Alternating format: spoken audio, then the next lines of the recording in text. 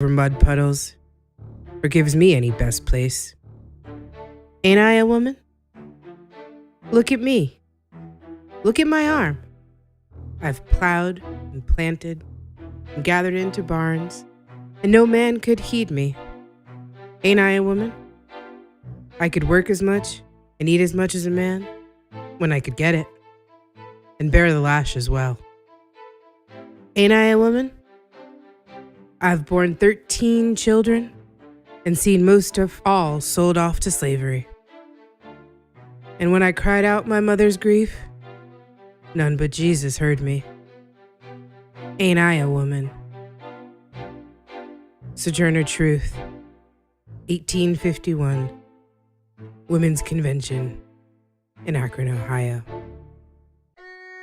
The history of Black motherhood in the United States has been marked by separation. From the time of slavery, the American Black woman has been viewed through the lens of the labor she can provide others. Her role as wife and mother minimalized by the expectations of her work outside the home. The legacy of these ideas formed during the infancy of this nation is still felt even today, as Black women experience motherhood differently than their white counterparts, even in the first few hours after giving birth. Subjected to tropes such as the mammy, who in almost comical irony is characterized as the ultimate caretaker for white children, while simultaneously being neglectful to her own. Black women have for centuries seen their motherhood and their mothering called into question. The modern incarnation of the quote-unquote welfare queen characterizes the Black mother as a dishonest materialist who only has children in order to game the system for more money. The lasting impact of such inaccuracies has been devastating. During slavery, Black women were called upon to be wet nurses to the children of their white owners, often separated from their own children, sometimes permanently, just after giving birth. This practice continued even with emancipation, as many families, especially in the South, continued to employ Black women in domestic capacities. In the first decades of the 20th century, as economic opportunity began to expand for Black men, many Black women were for the first time in a position to make the choice to stay home and care for their own children. The dwindling supply of domestic labor didn't sit well with many employers, and laws were passed in many places requiring Black women to work, even if they had other means of support. A 1918 article from Greensboro, South Carolina, is a prime example of one such ordinance. It read in entirety: Negro women to be put to work. Regardless of whether they want to or have to, able-bodied Negro women in Greenville who are not regularly employed are to be put to work, put in jail, or fined heavily. At its special meeting yesterday afternoon, City Council discussed the situation with regard to this class of loafers at some length, and it seemed that all members of the council were agreed that steps should be taken to compel them to engage in some useful occupation. It was decided that an ordinance similar to the one now in force requiring all able-bodied men to work at least 5 days a week should be passed with regard to these women. Such an ordinance will be prepared and voted on at the next regular meeting of the council. A number of complaints have come to members of the council of Negro women who are not at work and who refuse employment when it's offered to them. The result being that it is exceedingly difficult for families who need cooks and laundresses to get them. Wives of colored soldiers getting a monthly allowance from the government have a number of them declined to work on the ground that they can get along without working, according to reports. Others have flatly refused jobs without giving any reason whatever, while still others pretend that they are employed, when, as a matter of fact, they derive a living from illegitimate means. The proposed ordinance will require them all to carry a labor identification card, showing that they are regularly and usefully employed, and the labor inspectors and police will be charged with the duty of rigidly enforcing the law. To make this abundantly clear, in the 20th century, there were Black women whose husbands were gainfully employed, some even by the US military, who were told that by law they could not stay home with their families because someone needed a maid. The same 20th century in which most adults alive today were born. This assault on Black motherhood would continue. The 1940s saw a rise in the more widespread use of baby formula, and companies were quick to market their product to Black families. The combination of negative historical associations with being wet nurses and the reality of many Black women having to return to work very soon after giving birth made Black women prime targets for these advertising campaigns. By the 1950s, organizations such as La Leche League were formed. Their messages and campaigns were largely designed to encourage white women to breastfeed, while once again marginalizing Black motherhood. Images of white women breastfeeding their children began to be normalized, while one would only find an image of a woman of color doing so in the pages of National Geographic or the like. The Special Supplemental Nutrition Program for Women, Infants, and Children, also known as WIC, was launched in 1974. Women participating in these programs were more often than not encouraged to use formula, and to this day, Black women remain overrepresented in its participants. Historical wealth and wage gaps between races and genders leave Black women on average in the lowest income brackets. They are employed at a higher rate than any other group in the service industry, working jobs that often offer no maternity leave and almost certainly no accommodation for nursing mothers. A 2016 study found that Black mothers were 9 times as likely to be given formula than white mothers during their postpartum hospital stays.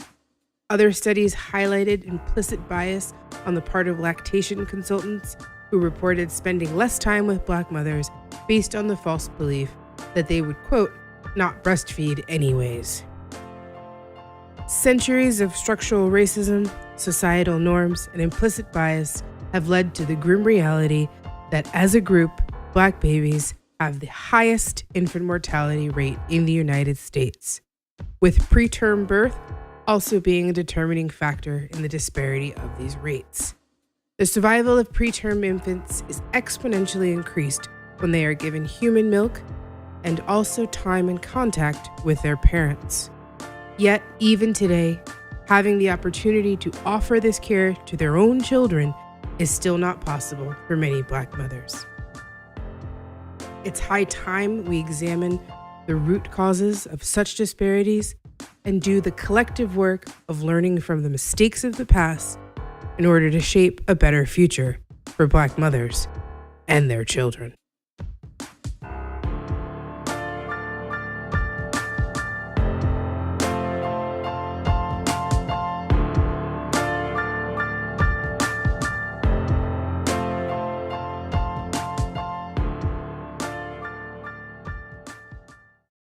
If there was anything I hated, it was investigating the organs of the female pelvis. J. Marion Sims, the father of modern gynecology. The legacy of the good Dr. Sims and the slave women he experimented on has been a topic of widespread discussion in recent years. Yet the true legacy of his work, still in practice, is all too often swept under the rug. Much like his infamous statue, which, to be clear, was not actually destroyed upon removal from Central Park, but quietly moved to the cemetery in Brooklyn, where he is laid to rest. There is a tendency in our discussion of the past to relegate the sins of these historical boogeymen to a bygone era.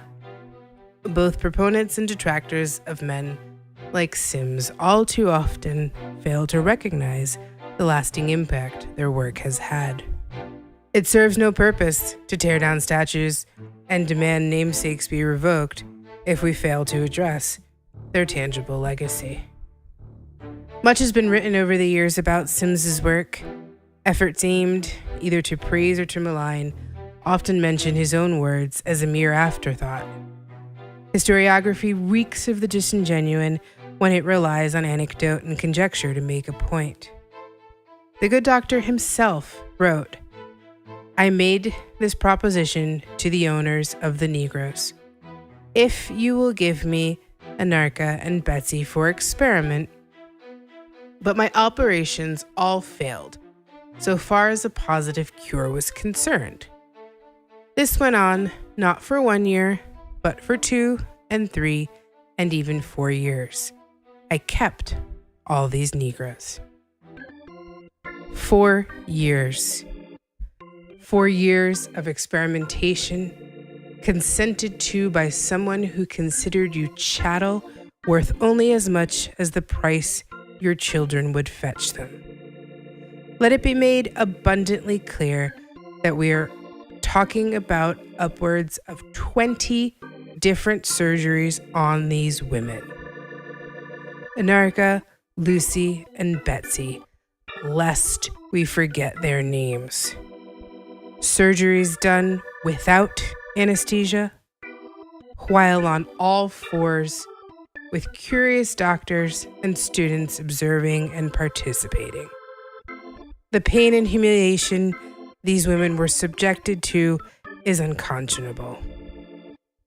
Sims's actions are all too often excused by saying the man was merely a, quote, product of his time. The problem with this excuse is that it belies the fact that in many ways, times haven't really changed. The 19th century birthed many of our most reputable fields of medicine, along with the journals that chronicled their so-called discoveries. It was a time in which medical training was cursory at best and often perfected in the form of apprenticeships or field experience. These journals influenced the practice and tools of the field much the way they do today. The works of such doctors as Philip Tiedemann and Samuel Cartwright, respected authorities of the era, are riddled with quote-unquote scientific evidence suggesting not only surface but actual physiological and anatomical differences between the races.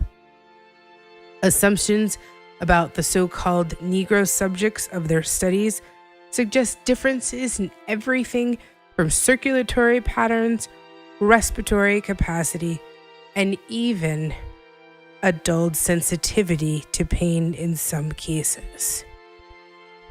We would assume that such absurdities would be relegated to a distant past, their assumptions long since disproven.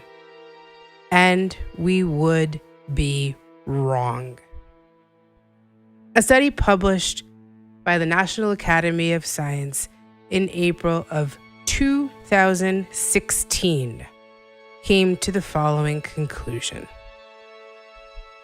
Many white medical students and residents hold beliefs about biological differences between blacks and whites. These false beliefs are related to racial bias in pain perception. Participants who endorsed more of these beliefs reported that a black patient would feel less pain, and they, as a result, were less accurate in their treatment recommendations.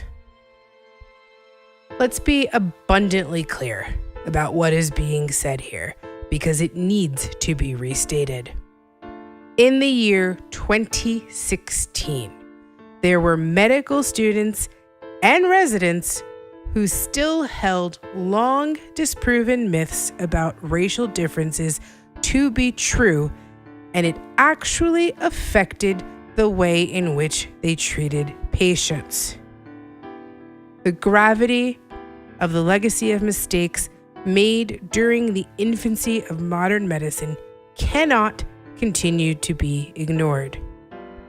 Removing a statue or renaming a building merely pay lip service to very real and often fatal disparities in this country. It's not enough to wrestle with the demons of yesteryear if we ignore their very real legacy in today's world.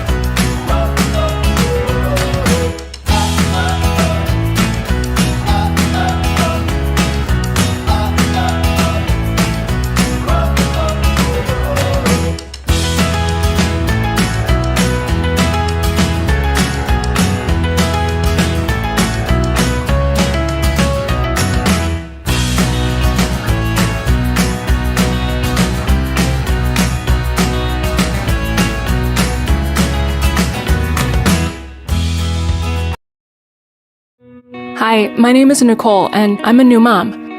When I was pregnant,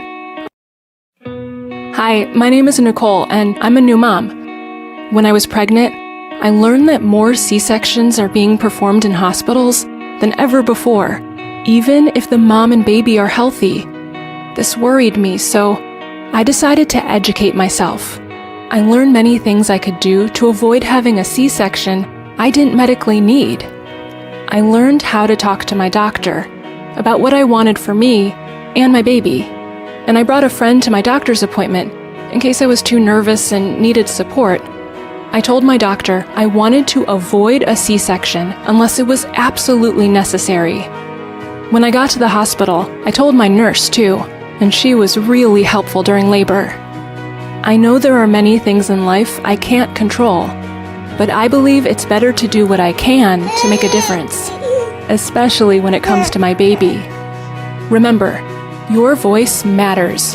Educate yourself and start talking to your team today. If I can do it, so can you.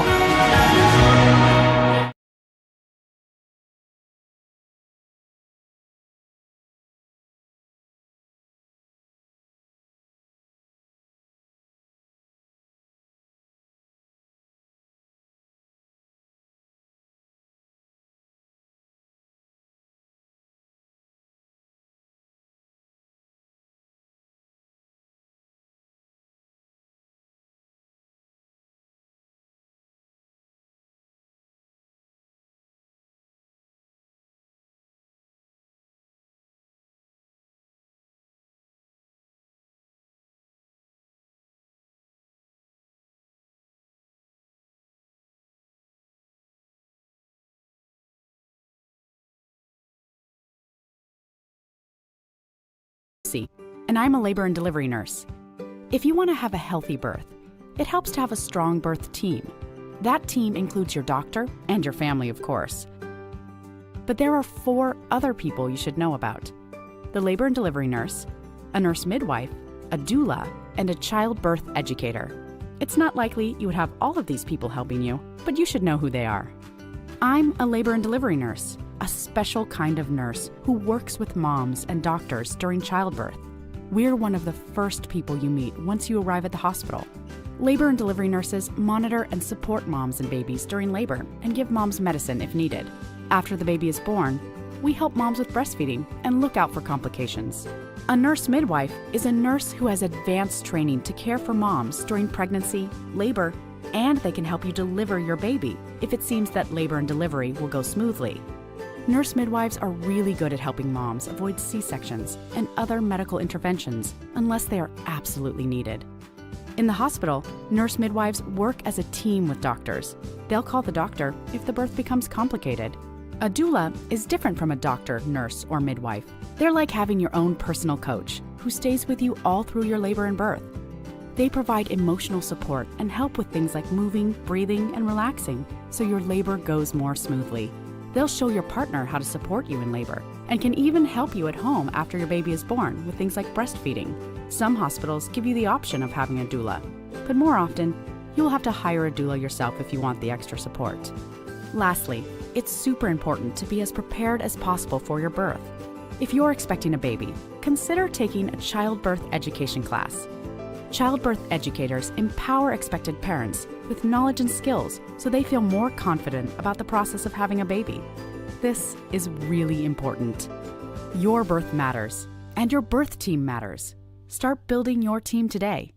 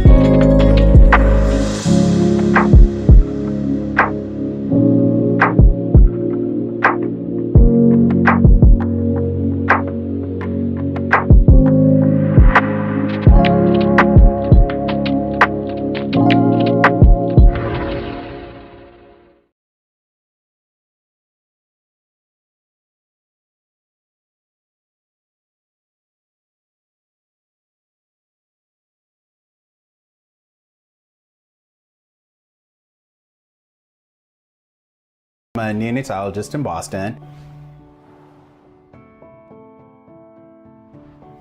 RSV is a virus that causes a respiratory illness or kind of like a cold. So RSV varies a little bit. If I was to get RSV, I probably wouldn't be able to tell the difference between having a regular cold and having RSV. For a baby who gets RSV, they get what they call bronchiolitis, and usually that presents as a kid having a difficult time breathing. Usually you see their little ribs popping in and out as they're trying to breathe. You see their little noses flaring as they're trying to breathe. Sometimes they turn blue because they're not getting enough oxygen. They tend to have a lot of secretions like coming from their nose and a cough. And so it can be pretty significant and it can change really quickly. They can go from being a little happy to suddenly being like really having a really hard time struggling to breathe.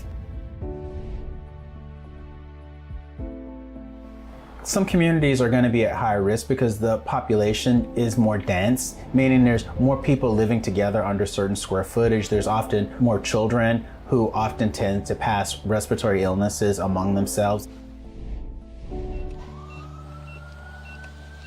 You see these families out of nowhere, they get this like right hook that kind of knocks them out. And these people are just devastated by this happening to them. And they're like, how much can this kid take? How much can our family take? It's incredibly hard.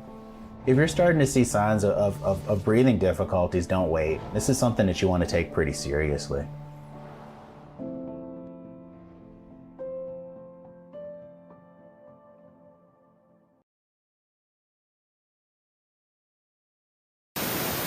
Hi, it's Jen. I just wanted to take a second and update you guys with what I've been working on this weekend. If you've been with Fortunate for a while, you might recall that we put together NICU kits shortly after the boys were home as a way to reach out to other families that were going through a similar journey that we experienced in the NICU. And we just put together a few things just to kind of make the NICU stay a little bit more homey and a more personal. If you don't mind, I'm going to show you a couple of things that we put together in the kit. I'm making one for a triplet family right now. So, my favorite thing in the kit probably is On the Night You Were Born by Nancy Tillman. It's a super book. Beautiful, beautiful illustrations, beautiful words. Just go out and buy it for the next baby shower you have. It's gorgeous. The next thing we have is like a NICU journal so that you can leave this with the nurse's station, and they can jot down some things that may have happened while you were gone. It's a good way for you to kind of keep things straight as they're giving you a lot of medical terminology you might want to keep track of. We have our schedules for the multiples moms. It has a feeding schedule and when you changed them, all that good stuff that you don't have the brain power for any longer. Some lotion because you're washing your hands constantly in the NICU and it leaves your hands nice and dry and chapped. We've got disposable cameras to put in close to each of the kids' isolates, so that the nurses can take pictures while you're away and you don't feel like you're missing out on as much. We've got preemie sized blankets. Just again, another handmade touch. It's kind of nice for that. Chapstick, gum, snacks. It's just been fun to put it together, and we really hope that it can be a blessing to somebody else.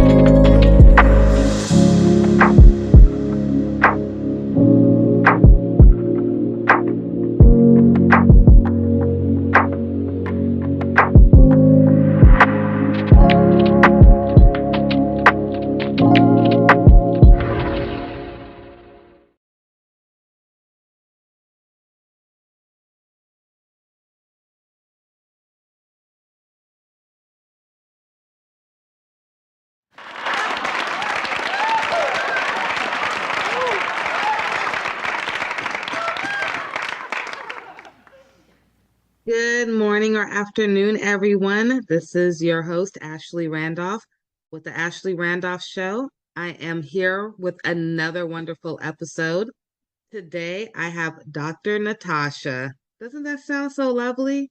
Dr. Natasha, she's wonderful. I'm so grateful to have her here, not only just for our families, but even for our healthcare professionals. So she's amazing. Dr. Natasha, thank you for being here with us. I would love for you to introduce yourself, a little bit about what you do, and then we're going to get started in this conversation that I've been dying to have with you. You're on mute, Dr. Natasha. Thank you so much for the invite. I am delighted to be here. I'm always delighted to have conversations with people who are doing dynamic work such as yours, right? So I am Dr. Natasha Wright. Dr. Tasha, that's it for short. I am a licensed clinical social worker. I am also a transformational coach. I work primarily with women in both arenas. I also run a group practice focusing on wellness for women. So my days are spent servicing women and helping women navigate life in all areas of transition and maybe some hardships and struggles, but really being a sacred and safe place for women. I'm a mom of 2 little boys. Well, not little boys. One's 22. So, right. And the other's 14. So I don't think he would think he was little either. Yeah, they're not little no more. Them your big boys now. Right, because I'm like, my little boys. Well, I guess they ain't. So that's me. In a nutshell, I reside in Connecticut. Ooh, nice fun fact. I'm across the way. Okay. I put myself on mute when you introduced yourself because you just have so much that's so good about what you do that I didn't want any interruptions in the background. Okay. Everyone, she does a lot of amazing work. I am so grateful to have her here, even if it was for 5 minutes. I mean, anything that she can give any of us is going to be of value. Dr. Natasha, or Dr. Tasha, I'm sorry. Whichever one. As long as it's not Dr. Wright, it feels so formal. That I'm the same way. So I tell all my interns and staff, just please call me Ashley. I can't do President Ashley. I know that's my title, but it's okay. Okay, so I'm a mom with 3 kids. Okay, so like you got 2 grown boys. I call my son, he's about to be 12. He's way bigger than me. So I'm like, okay, you my grown boy now.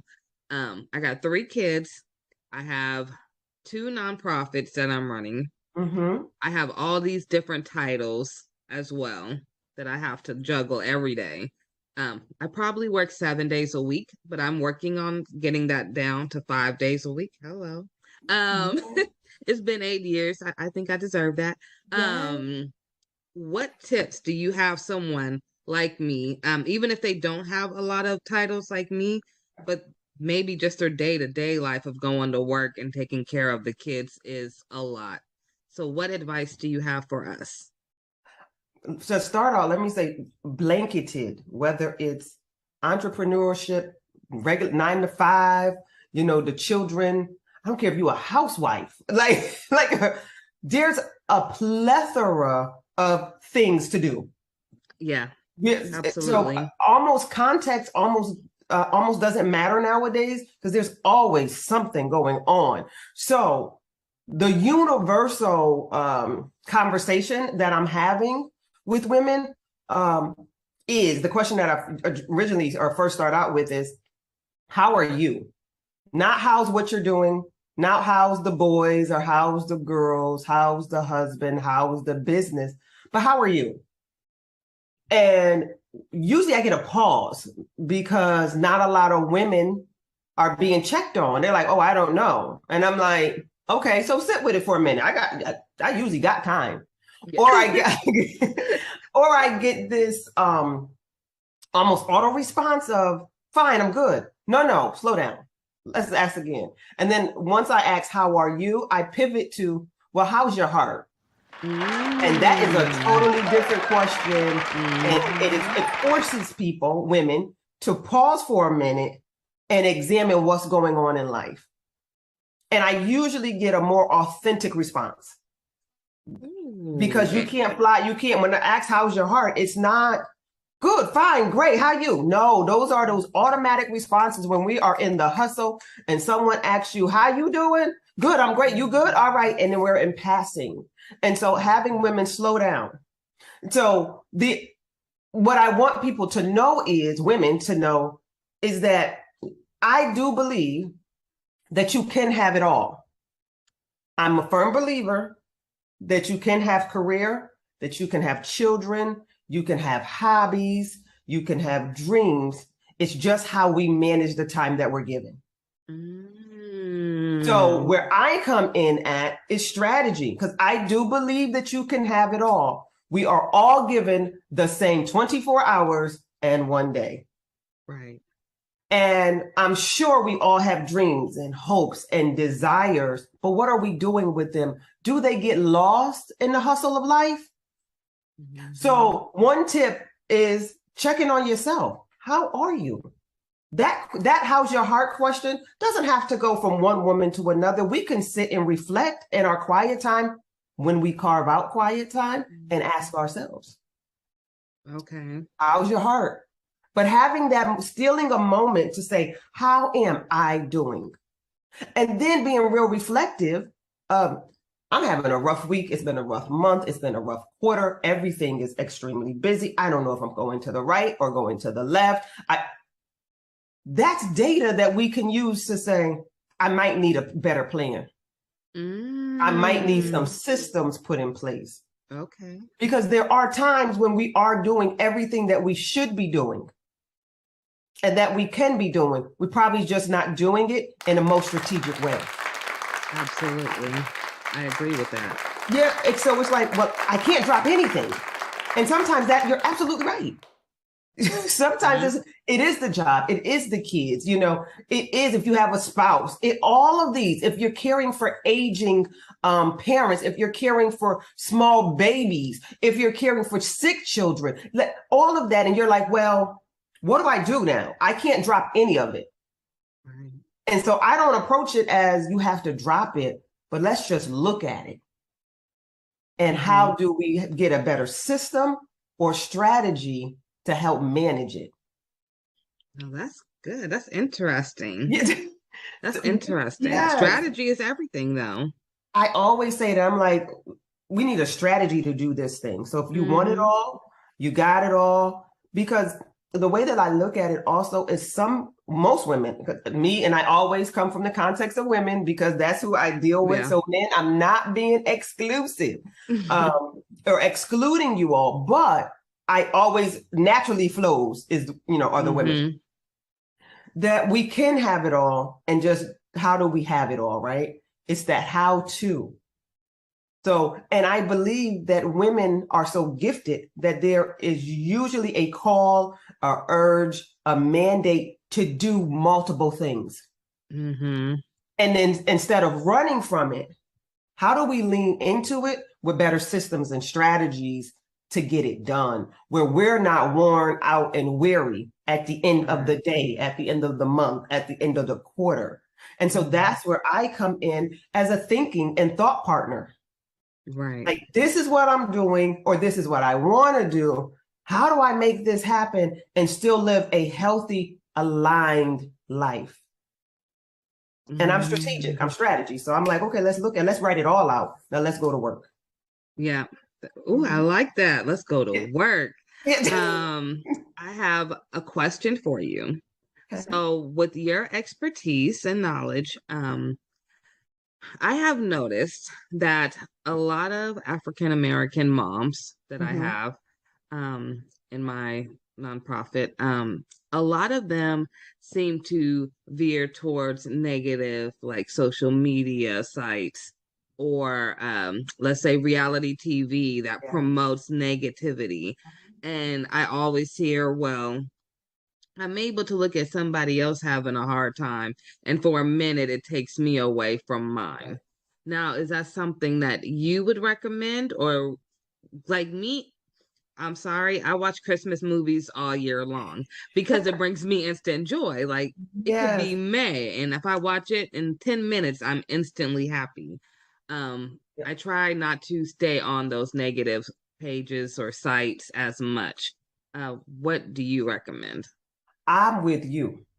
So I do not recommend watching these toxic shows, unhealthy. I do understand that some women find comfort in the craziness because one, they're able to detach from what's going on in their life. And then they're able, it's like mindless TV.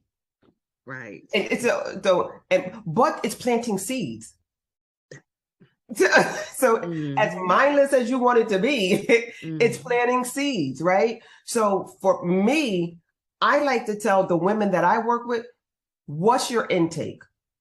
And then they be like, my intake, what do you mean? What are you seeing? What are you listening to? What is your intake of information? What are you watching? What podcasts or songs are you listening to? They have unconscious effects on your behaviors. I said so. Too. Yeah, I totally. That's why I'm like, turn the TV off. So I'm not a big promoter of watching television. Now, I do love a good movie. I do love sometimes mindlessly watching TV, but I only allow myself to watch TV on the weekends. I do not watch TV. I watch TV from Friday afternoon, because that's when my workday finishes, to Monday night. Sunday night. Monday through Friday early afternoon, my TV does not come on. Wow. Okay, so I always have my TV on, but I'm hardly ever watching it though. But it's background always noise. on. Now my kids, they're in school from 7 in the morning, 7:30 in the morning until 5:30 every day, Monday through Friday. They have a strict schedule to be home, to be in bed at 8 p.m. So when they come home, they do their routine, take a shower, start putting on your night clothes, homework, dinner. Then they get an hour of game time, usually right before bed. So they're not watching TV. Yeah. By the time they turn on the TV to put it on cartoons, it's 8 o'clock. They're laying down for bed. By 8:30, they're knocked out sleep. So without them even noticing, they're not even watching TV as much as other kids are. But I do notice that other kids are teaching them things at school. For instance, my son, he's never seen. So I'm one of those real strict parents, and I love it. So I don't care what no one says. The TV guides, and you know how it says the ratings TV 14. Oh yeah. Well, if you're not 14, I'm sorry, you're not watching it.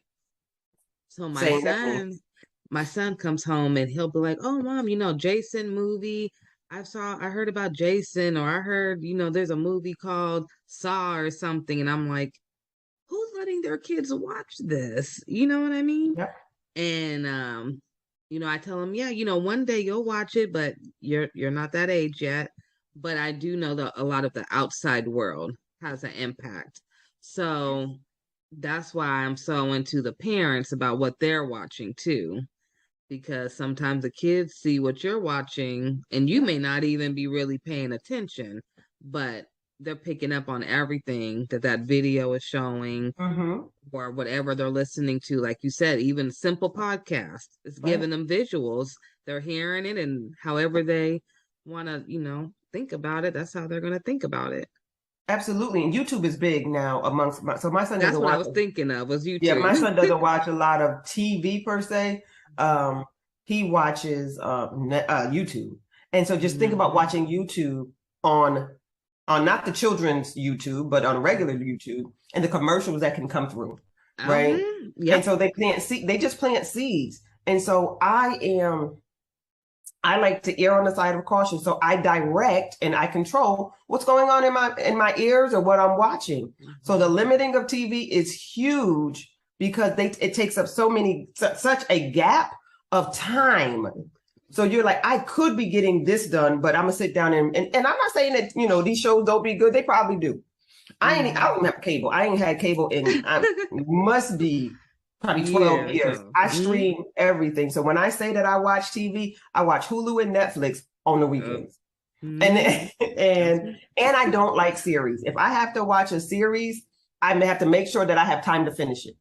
Ooh. Because it'll drag into my week and it bothers me. Yep. So I'm the same way. I don't have time to finish a series, I need a movie that's less than 2 hours. I'm in and out and I'm moving on to the next thing, because a good series will be on my mind all week and I'm distracted. Yeah. So like I said, what we do and being strategic with the time that we're given. And so I give practical tools on really how to order your day, to order your week, to order your month, and how to really get things done. Okay, now I like how you say that. So how can someone be a part of what you're doing? So for me, go right to my website. There is a discovery form up there. Yeah, you can go right there. I offer VIP days. So I'm for the busy person. I don't have no long program because I work with busy people. I work with ambitious, busy, motivated, but slightly overwhelmed people. Yeah. And overwhelm is not a negative thing. It could be like things are going, I have to do all of this and I just don't know how to do it. And so I'm a VIP strategist. So I'm a strategist. I strategize. I come to my clients or my clients come to me. We meet to make sure that we're just a really good fit. And then we begin to look at life. And so there's a discovery form on my website, drnatashawrightconsulting.com. And it's a quick questionnaire. Pop into my calendar. And then we begin to talk about what it would look like to partner together. Do you want clarity? Do you want a plan? Because I come to find out that people have dreams and goals, but they don't have a plan. They can't execute. So the dream the goals remain so abstract that nothing's getting done. Yeah. And to me, the dream and the goal, it's just something that's hidden and probably latent in your heart because there's no strategy to go along with it. And because we're busy, ambitious women, got a lot of hats going on here, right? That we don't even have time to think. So I am that thought partner to help you think and strategize. So working with me, I work in 3-month increments. So in those 3 months, at the end of a VIP day, you leave with a tactical strategy to execute for the next 3 months. Ooh, I like that. This is for the ambitious people that know they have something, they know they're ready, they just can't think. It's the first step. You hear so much. People don't know just the first step. Just show me the first step and I got it. And I make it clear. They actually leave with a tangible document that's like, listen, this is what you do next. This is how you do. And I'm there and I offer support for 30 days post the VIP day. And by the time you execute this 12 weeks, you'll come back to me for another VIP day because we're going to the next thing. Ooh, y'all take advantage of them VIP days. Yes. Okay. And the VIP days looks like me. It's either one-on-one, depending on how it's scheduled, or with a small group. No more than 4, because we're executing. Because you get me that day, and I'm thinking and rolling. Yeah. And we're executing, getting to work. And that's what I always say. I'm for the hungry. Ooh, I come for the hungry. I like that. Because I'm ready to feed. And if you're not hungry, I'm going to do nothing but give you a stomachache. Ooh. Because I'm going to have an opposite effect. I'm going to aggravate everything in you. So if you're not hungry and ready to go, then I'm not for you. Nope. Because I'm just going to aggravate you. Yeah. Just like VIP. You come prepared or you're not coming in VIP. I'm sorry. That's it. Right. So that's my life and my strategy and how I get women from point A to point B and ultimately to Z. Step by step. Step by step. 3-month program. drnatashawrightconsulting.com. Do you have any Instagram or Facebook? I do. Instagram, it is IAM_Dr.Natasha W. And Facebook is Dr. Natasha Wright Coaching Consultant. Do you have any books or anything, or are you thinking of writing? I do have ebooks that were coming out for the VIP day. So I walk through the workbooks. I'm producing 2 workbooks. Part of this is I have 2 VIP days. One's for business and one's for life. So there's a life edition. Ooh. That's the walking through life. What are we doing? How do we get this life together? And then another is a business edition. I kind of want to start a business. I don't know where. Let's get through some of this thought work. How do we clear the path so I can do this business? One last there's question. 2 different. So you said business days, and you said you have business and you have one for life. Yes, I do. Would the business one also work for NICU nurses? Because we have a lot of healthcare professionals in the medical field listening in too as well. So would this work for doctors and NICU nurses and social workers? Because, that's your your little background. So it does, because it's a day to help you get to strategize how to launch, strategize how to even get through the thoughts of what am I going to do? So remember, it's very tactical. And so afterwards, after they're up and running, then they probably go off to a business coach for the intricacies of the business. But I'm that thought partner that's cutting it out, saying, what is the mind doing? How do we get out of our mind? Here's your first step. Here's your second step. Here's your third step. Yeah. I'm so happy that you created this program. I am so happy that you're African American, first of all, okay? And your voice is powerful. I'm glad of all the work you're doing. I hope everyone takes advantage of these VIP days. Yes, come on, let's get this together. Yes, and if you ever have any days you want me to promote on our GLO Preemies website, wonderful. Send it to me, the flyer, we'll promote it for you, and we're going to have you back. Sure. Listen, I'm here. I love talking about strategizing and getting from point A to point B and getting clear. Yeah, to me, it's money talk to me. If you get your life together, everything else kind of flows. Right. So it's like wedding bells. Like, how can you not love to strategize? So, I told you I'm on a tight schedule. So I keep everything around me in a schedule and to the time. Right to the T. So I appreciate you, and I always appreciate your little talks that we have. They're always so meaningful. And I hope you all look at her website. I will post it below. Thank you for being here, and we will see you again, I am sure. Absolutely. Thank you for having me. This has been wonderful. Thank you. Okay, everyone. That is concluding today's episode with Dr. Natasha. She is amazing. Please, please, please go follow her, like and share and subscribe to her pages, and go look at her website. And we will have her again shortly, okay? Thank you, Dr. Natasha. Bye-bye.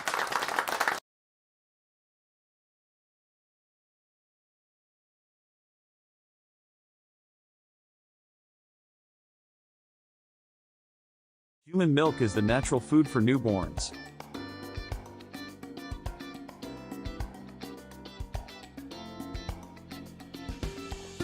It provides them with all the necessary nutrients to develop and grow strong.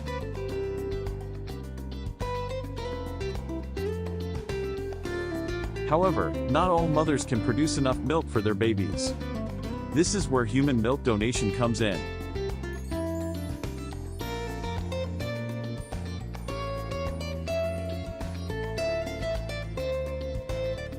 By donating breast milk, women can help provide premature babies and sick infants with the nutrients they need to thrive.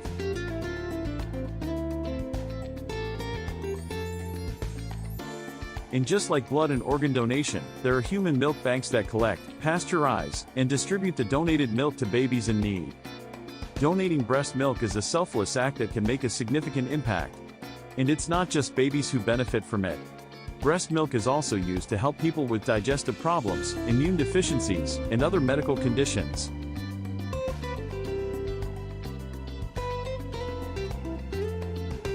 So, if you are a new mother with more milk than your baby needs, consider donating it to a human milk bank. Your milk can help save lives and make a difference in the world. Thank you for watching this video. If you want to support the cause, please subscribe to our channel and share this video with your friends and family. Now, welcome everyone to today's webinar entitled Marijuana and Breast Milk. This is hosted by the Maternal Substance Exposure Database, which we call MADEX, through CPQCC. If you have any questions for myself or for our speaker, please send that over in the chat. There's also a Q&A function that we're asking you to use, so that use the chat maybe for technical issues that you're having. As I've mentioned before, if you're just joining us, there is a link on the screen. You can type that in bit.ly/THC in breast milk, and that will take you to a really short survey that we're asking attendees to complete. We'll share the survey results with you later, so we promise it'll be interesting the more people that do it. But if you can go ahead and fill that out, we would greatly appreciate it. Here's a brief overview of what we're hoping to talk about today. So we'll do a welcome, a presentation that'll be about 30-35 minutes. We'll share those survey results and then have time for live Q&A. So as you're listening, if you have a question, please feel free to submit that in the Q&A box. The Maternal Substance Exposure Database, that's the group that's hosting this webinar today, is an optional and free database that's part of the California Perinatal Quality Care Collaborative. You might be familiar with us, CPQCC. A lot of you are from California. So we collect data on all maternal substance exposures. So those include, but aren't just limited to, opioids. And by doing that, we aim to improve healthcare for exposed newborns by focusing on treatment and length of stay in the hospital. And while the database is designed to capture information on infants who have been exposed to opioids, many of our members also use it to collect data on infants who have been exposed to other substances as well. So about 23% of our infant records in MADEX report maternal exposure to marijuana. We would assume that the rate for this data is much higher, since a lot of our MADEX centers do primarily use the database for opioid exposed infants. So this is an example of the MADEX report site, where if you join MADEX, which again is free and optional, you can compare your hospital to other MADEX participating hospitals. So we have 32 right now across California and over 500 infant records that have been entered to date.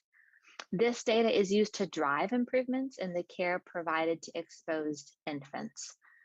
This is done through a range of reports designed to help you identify areas of high and low performance, monitor the effects of improvement interventions, and conduct research that advances the quality of care. MADEX is available and free to all CPQCC centers, but you do have to request access. So if you'd like more information on MADEX, send us a message in the Q&A or in the chat with your email. You can also submit your email in the evaluation survey for today's webinar. So again, this is, I'll say this one more time. So please take a minute to answer the following survey. You can type this in, THC and breast milk. The slides will be available afterwards as a PDF for download, and I'll send around that link. We are really excited today to welcome Dr. Christine Bixby as our speaker today. She is board certified in pediatrics and neonatal perinatal medicine. She completed both her pediatric residency and neonatal perinatal medicine fellowship at Harbor UCLA Medical Center. She attended medical school at the University of California, Davis, and she is a practicing neonatologist at Chalk Children's Hospital. She is an international board certified lactation consultant in IBCLC and the lactation medical director at Chalk Children's Hospital, where she focuses on breast milk handling and breastfeeding support in the NICU. She is a strong advocate for breastfeeding in Orange County through the Orange County Perinatal Committee and the Orange County Breastfeeding Coalition. She has published and speaks frequently on best practices in breast milk handling and optimizing breast milk production and breastfeeding in the NICU. Welcome, and I will turn it over to you, Dr. Bixby. Hello. Thank you very much for inviting me to speak. It is my privilege to get to talk to you about cannabis and breast milk. Let's hash it out. And I will do my best to minimize the number of dad jokes, but I had to put that one in there. It is quite the appropriate day. As you note on the bottom right corner, Cannabis 420. It is the most sacred and celebrated day for marijuana. And so it is very appropriate that we are talking about it today. Next. So my disclosures are limited. I am faculty for the Small Baby Care Specialist Program from Engage, Grow, Thrive, where I shockingly talk about optimizing milk supply in the NICU, the benefits of milk and human milk in the NICU, and how to handle human milk in the hospital setting. I'm also a consultant for Willow breast pumps as well. Next slide, please. So here's our big question, and it's the question I get asked as an MD IBCLC all the time is it okay for a woman who tested positive for THC to breastfeed or express milk for her baby in the NICU? And I think the easiest way to answer it is it's complicated, and I'm going to walk you through it. This question kept coming up a lot. In 2018, I decided to deep dive into the data to be able to come up with a comprehensive understanding of what is known and what isn't, and also to be able to give my colleagues and our group, of which is a number of NICUs, some education and knowledge and maybe a consistent message around the concept of THC and breast milk. So to answer the question, you get two more questions. So next slide, please. One, and this is for any substance that crosses or that you're seeing a breastfeeding mother use, is does it cross from the mom into the breast milk? And if it does cross, is there harm to the infant? So we're going to go after the next question, the first question, which is, what is cannabis? And cannabis is a plant, as you see it on the right up corner. It's cannabis sativa. It has over 150 known compounds.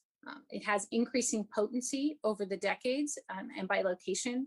Of note, between 1995 and 2014, the potency or percentage of THC has increased from 4 to about 12%. There are some products that are made in Washington State with flower products greater than 20% of it being THC, and with their extracts having greater than 60% of THC. And we'll get into what THC is in a little bit.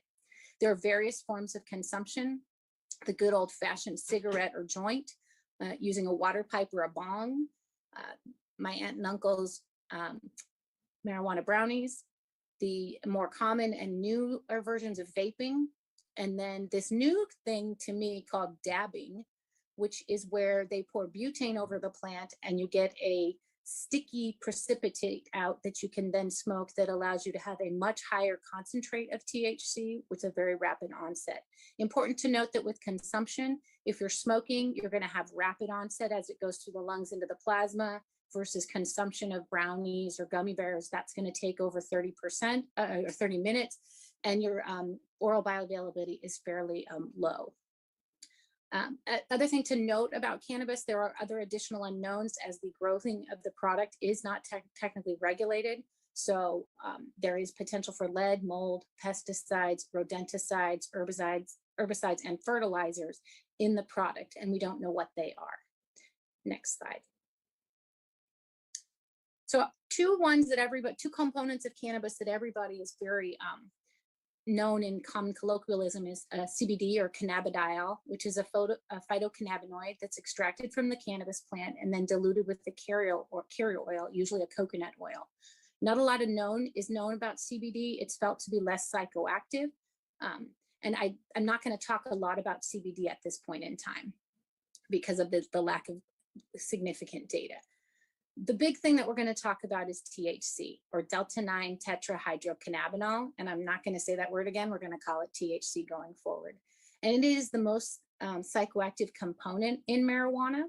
It has a very large volume of distribution, and it enters the plasma compartment almost instantly from the lungs and then redistributes to highly vascularized tissues such as the brain and the liver. It's highly lipophilic, so it likes to store in fat and can be there for weeks to months. And important to note, the half-life of THC is fairly long. In infrequent users, it's 20 to 36 hours. And in chronic users, it can be about 4 days. We'll talk about further data that's come out just in the last few months about even a longer half-life. Of note, it is present in an exhaled breath for 2 to 4 hours after one cigarette. And I think this is an important thing for those of us in the newborn intensive care unit where we're putting babies skin to skin appropriately for moms to smell the environment around their babies so they can have that IgA exchange into their breast milk. But it's important to encourage moms, if they are going to be using cannabis, to do that after they've done their skin to skin and to maximize the time from smoking to when they actually do skin to skin with their infant in the NICU. Next slide, please. So where does THC function? And THC functions in a lot of places. And I think the big area that everybody likes to talk about and where we have some information and some data in both human and animal is the endocannabinoid system. And I will admit that when I heard endocannabinoid system, I think I've heard of that, but it was not a strong system that I remembered from medical school, but it kind of works everywhere. So THC functions with the endocannabinoid system as an agonist to the cannabinoid receptors, where it impacts neuronal cell migration, proliferation, and differentiation, which impacts attention, cognition, memory, emotion, movement, and the peripheral immune system. So in particular, it's hitting in these executive function areas. And we'll see that as we go through some of the data that I'm going to highlight. THC also functions within the dopamine, opioid, GABA, glutamate, and serotonin associated symptoms, so kind of everywhere. But these are areas where you're looking at reward centers and emotional regulation as well. And then it's also seen to promote corticotropin secretion and preventing the secretion of gonadotropins, TSH, prolactin, one of our big breastfeeding hormones, and growth hormone, where there is some data on fetal exposure with concern for growth restriction, which I do not have time to go through at this time. Next slide, please. This is just a quick review of the uses for cannabis. I'm not going to read through it for you. Of note, recreationally has become a very important and significant area of cannabis use in the current times. Next, please. So let's talk about THC in breast milk. And so we're going to now get into the weeds of, does it transfer or not? So what factors increase the likelihood of passage into breast milk? And it's important to note that certain things pass very easily and others do not. You have a low molecular weight, so less than 300 Dalton, and marijuana in particular is a 314 Dalton chemical, so it would pass in that regard. Low protein binding facilitates transfer, although THC is more commonly protein bound. Weakly basic, being lipid soluble, which we know THC is very fat soluble, that's that lipophilic. High oral bioavailability. THC is about 4 to 12%, so that's not on the high side, but there is some oral absorption. And that's where we get into that question of, if it gets into the milk, is it enough that it is actually causing getting to the baby? And we'll talk about that in further slides. And do we get a high maternal blood level? I would argue that in some of these situations where mom is smoking something with a 60% THC, we could see very significant maternal blood levels, or if she's a chronic user and has significant stores, and we'll go over some of that data. And then is there a long half-life? And like we talked about, 36 hours, 4 days, that's a pretty long half-life. So there is good argument that THC could pass into breast milk. So this is a review from Moore in 2017, looking at data, looking at THC transferring into breast milk. And then does that breast milk, once it gets into the milk, actually result in positive findings of THC in the infant? And this is a 3-page slide. I'm not going to show you it all for the sake of time. The other 2 slides are mostly animal data. So if you want to explore that, you can look, pull up this paper. It's quite easy to find. The red boxes are pointing out some of the interesting things. And when we talk about it over the past many years, the argument was that it's an 8-to-1 and that you get an 8 times dose of THC in the infant relative to the maternal plasma level or the milk level. So this first paper, the Perez, Reyes, and Wall paper, which is from very recently, called 1982. I was 10 years old almost. So it's been a while, it's old data and it's small data. It's 2 women one woman who used every day for 7 months and breastfed, and they did demonstrate that there was marijuana in the breast milk. The other one is the reason why we had this 8-fold increase in THC that got everybody very concerned. And this was a mother who smoked marijuana 7 times a day for 8 months. And in this sample, we did see that there was 8 times more THC in the breast milk than the blood plasma of the mother. And that we were actually concentrating THC in the milk, and it made for significant concern. And that, are we giving a really high dose of THC to babies? And then they did evaluate the baby's stool and found that there were metabolites that showed that the baby actually was receiving the THC and metabolizing it and excreting metabolites. No, it wasn't just metabolite because it was in the breast milk itself. So that paper told us that THC can cross, and it's potentially crossing at a very high concentration, and it's sequestering in the milk, which made things very concerning. The Ahmad and Ahmad paper from 1990 was an interesting study of buffaloes that apparently ate marijuana about 5 to 10% of their diet, and then looking at if the children who drank that buffalo milk, did they have THC in their in their urine samples, and 29% of those children do. So the argument there was that yes, you did even have it from animal milk exposure. You can see THC. Next slide, please. So the good news is we have more recent data that conveniently came out. The first time I did this deep dive was in 2018, and very kindly, the 2 studies, the Hale and the Mommy's Milk studies, came out right when I was looking at the data. And they were, we've known about the Colorado study for a while. And Thomas Hale, who is a pharmacist and is kind of the resource for what is safe in breastfeeding when it comes to medications and substance exposure, he had started enrollment on a study in Colorado after marijuana was legalized. And we were all so excited about this study and hoping it was going to give us so much information. And it was kind of a letdown in some regards because they were only able to enroll 8 mothers, even though it was an anonymous study, and only 5 of those mothers actually completed the questionnaire. But this study was, the women abstained from using marijuana, then went to a very specific dispensary and picked up a very specific marijuana that they knew the dose of THC, and had them pump, smoke, and then pump over interval periods of time to see if there was THC in the breast milk. There is no serum data for this study. And the RID, which is the relative infant dose, which is the daily infant dose in milligrams per kilogram of infant weight over maternal dose, which is milligrams per kilogram of maternal weight times 100. In general, the relative infant dose, or RID, if it's less than 10%, when you're looking at medications, it's felt to be safe. I will note that even though he did see this 2.5%, it was based on 150 cc's or milligrams per kilo or milliliters per kilogram per day of intake.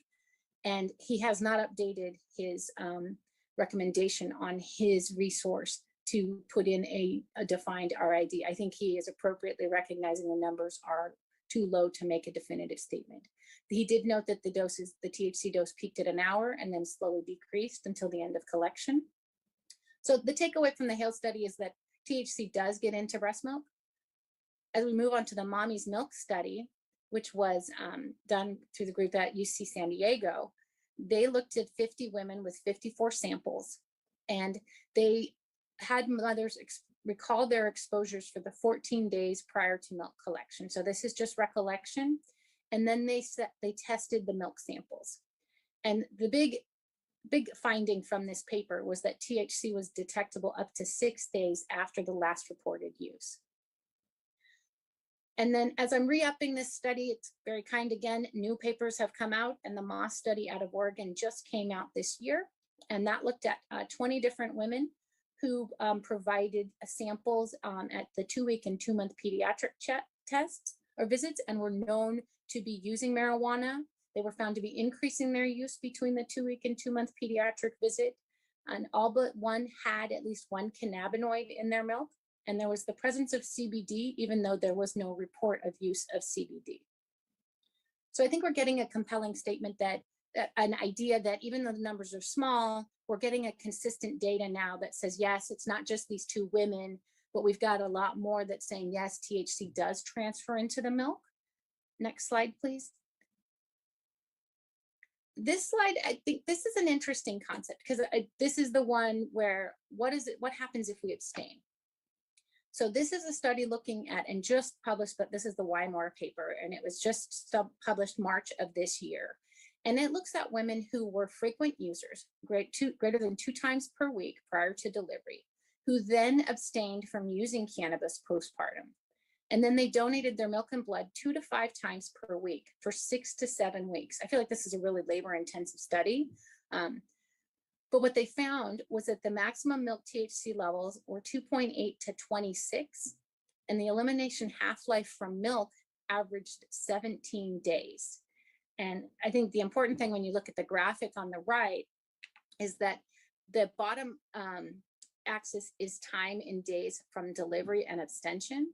And what you're seeing is you still have a milk level of THC at 40 plus days.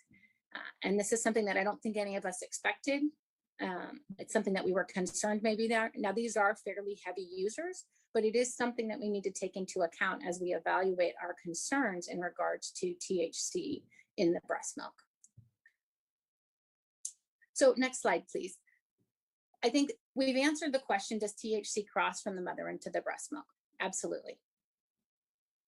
Now it's time to go, okay, if it crosses, does it get to the baby? We think it does. There is some amount of oral bioavailability, but does it cause harm to the baby?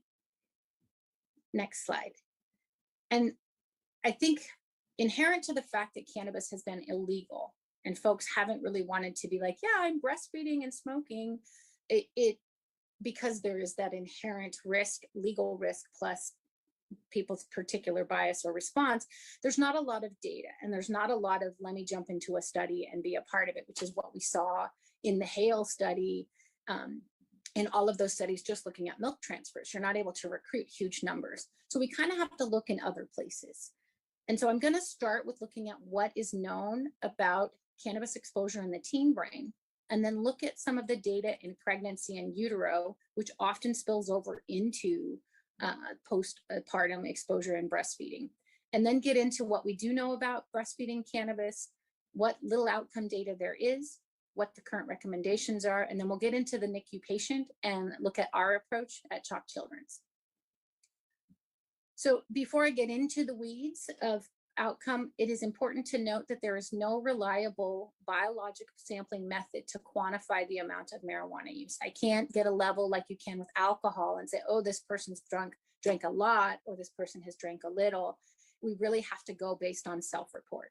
And self-report is inherently biased. Some want to report more use than they actually are to have that perception of them. Others don't want to report their use at all.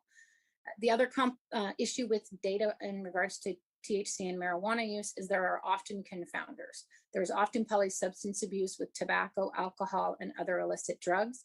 So the likelihood of a pure study with no exposure to other agents, I think, is exceptionally low. Next slide. So what do we know about the teen brain, and why do I want to talk about the teen brain? And the rationale for the teen brain is really that there's still changes going on and maturation of axonal tracts and networks in the teen brain. So we have a developing brain. And so does THC affect that brain? And in telling folks I was doing this talk, I said, oh, I was going to talk about teens. And in my mind, when I think about teen and marijuana use, I think of Spicoli from Fast Times at Ridgemont High, which then they all look at me like I don't know what I'm talking about, because apparently I've become old. So let me walk you through some of the things that we found that kind of go inconsistent with that meme type of that person in that movie. And that is that we do see short-term declines in attention, executive function, and memory. With regular use, they noted an 8-point decline in IQ when you evaluated a teen marijuana user at the age of 38, and that would persist even if they stopped using. Chronic use in the teen years, you can see reduced brain volume in memory centers like the hippocampus and amygdala. And that is also seen in the chronic adult brain, where you see decreased volumes in the amygdala, hippocampus, and parahippocampus. Chronic users also, when you do functional MRI, show impaired axonal connectivity in the white matter, and that is worsened if they have earlier age of onset of use. So we do see attention, executive function, and memory affected by their exposure to marijuana, as well as changes within the brain itself. Next slide, please.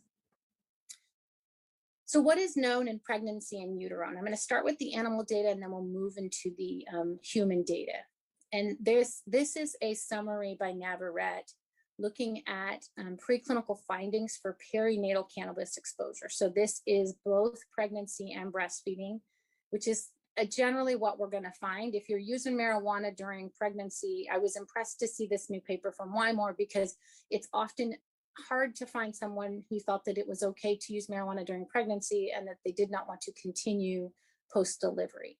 So they go through in this graphic, kind of summarizes things that, since we don't have time to get really heavily into the weeds.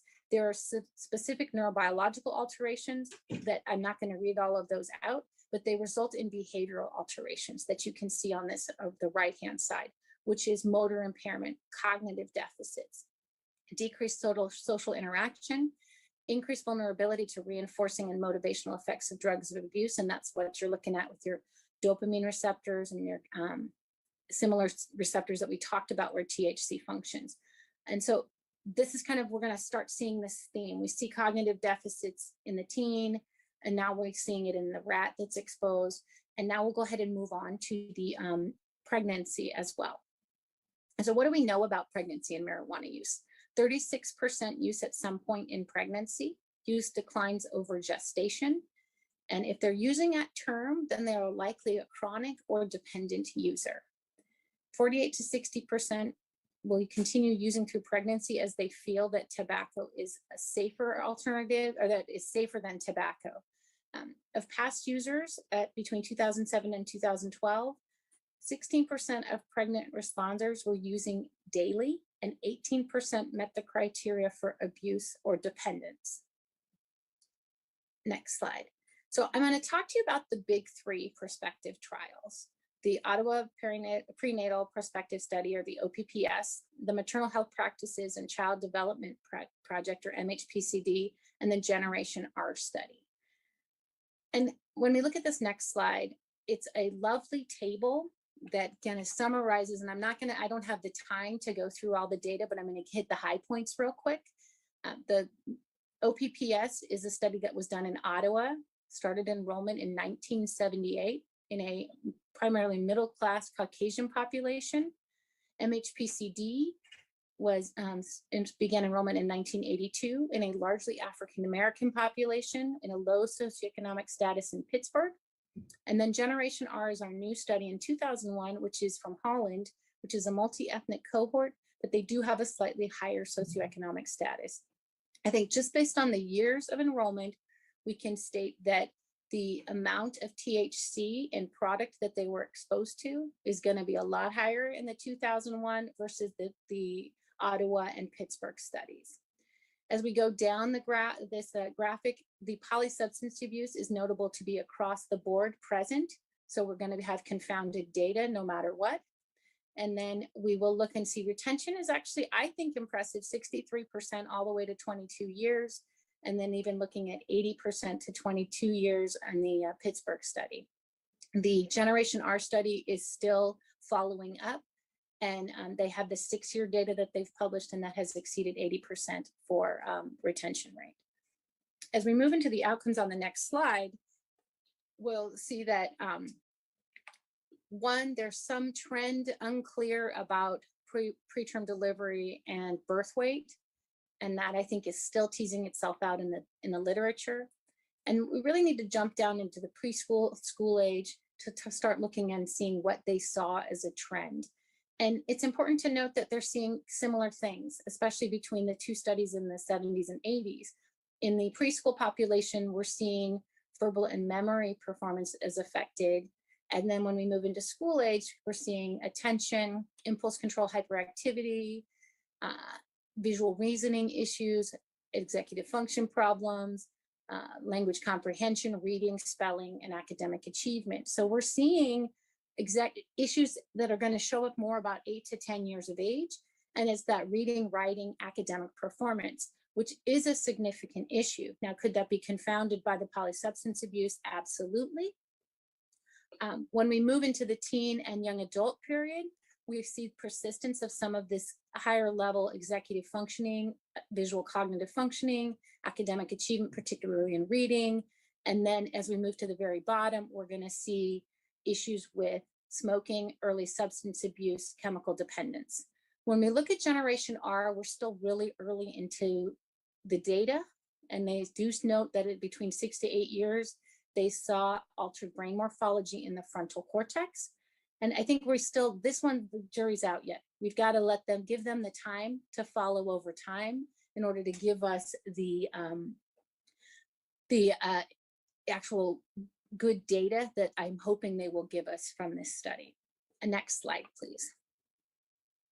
So now I'm going to actually look at breastfeeding and cannabis, because I've looked at the teen, we've talked about the pregnant, and then subsequent potential breastfeeding exposure there. But what do we know specifically about cannabis and breastfeeding? So as we saw in the Wymore paper, maternal use does increase in the first 6 months postpartum. What also is important to note that THC and cannabis absolutely has a potential for affecting lactation, as we see a decrease in prolactin levels and a decrease in the oxytocin levels. These are the two big hormones of breastfeeding. Prolactin is your make and milk hormone, and oxytocin is your letdown hormone. And if we're seeing those, there would be concern if those are lower that it would impact your breast milk production and your ability to maintain a milk supply. So what we do know is that women who smoke cannabis, it does not affect whether they will initiate breastfeeding. They have the same initiation rates as the general population. But when studied at a greater than or equal to 9-week postpartum, you see a statistical decrease in breastfeeding if mom is using marijuana. And it's unclear if that is due to the decrease in the hormones, which one could argue it could be, or if it's due to other things such as social stigma, etc. Next slide. When we get into the weeds of the logistics of breastfeeding and THC, it is important to note, especially if mom is smoking her marijuana, that there is an independent twofold increased risk for sudden infant death syndrome. And I think that's an important point. It's not part of smoking cigarettes. So cigarettes we know has an increased SID rate. This is on top of that. And so it is very important, I think, to educate mothers that they should smoke outside if they are going to do it, to minimize that risk. When we look at the data on breastfeeding and THC, there are no isolated studies without in utero exposure.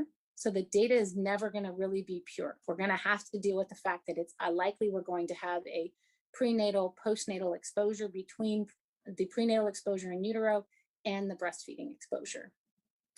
And the evidence that we have, which is very small currently, on the effects of THC on infant development is sparse and conflicting. And I'm going to run you through that now. Two papers that are referenced, if you look at any review, LactMed, et cetera, you're going to see these papers referenced. But again, this is data that's not too recent. The tennis paper was from 1985. It looked at women who were using marijuana while breastfeeding and compared them to controls. There was no comment on whether marijuana use was occurring during pregnancy or not. They assessed the babies at 1 year with the Bailey scales of infant development. And for those who don't recognize the term Bailey scales of infant development, that is a assessment of an infant done about 6 months on onward until about 2 to 3. We use it in the high-risk infant follow-up clinic to assess fine motor and gross motor development, as well as psychosocial development as well. So it's one of the tools that we use consistently to evaluate infant development. In the tennis paper, they saw no difference in motor and mental development. When we moved down to the Astley and Little paper 5 years later, they had a little bit larger cohort of 68 babies in each group. Both groups, mothers used marijuana during pregnancy. The exposed group continued to use marijuana after in the first and the third month of postpartum while breastfeeding. They assessed at 1 year of age using the Bailey scales of infant development. They noted that at higher exposure, you saw a lower psychosocial developmental index, and as well as you saw a decreased motor developmental interest on the Bailey as well. So there's no difference, there's difference. And it's small data, so it's hard to really hang your hat on it. And it really hasn't been able to be reproduced, partly because I think it's very hard to recruit into this patient population. Next slide, please.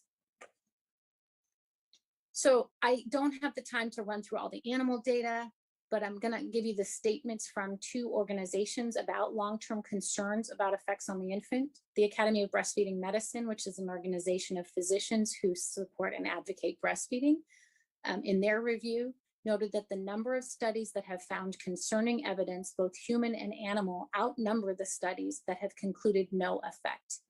A conservative approach is suggested until evidence can strongly support otherwise. The AAP, or American Academy of Pediatrics, in their clinical report, noted that their current understanding of the ECS, or endocannabinoid system, and its role in the development of neural circuitry in early fetal life also provides theoretical justification for the potential of marijuana substances, particularly THC, to affect neurodevelopment. So there's concern. Next slide, please. So what are the current recommendations? And I'll start with Hale. He's the guy out of Texas with the Infant Risk Center, or Mommy's Meds, or Milk and Medications. And he has the rating scale of L1 through L5. I'm imagining that many of you recognize that scale. And L1 means that there is no risk, or there's perceived to be no risk, and there is some data potentially that is supporting its use. L5 would argue that there's significant risk and you should not use that substance while breastfeeding.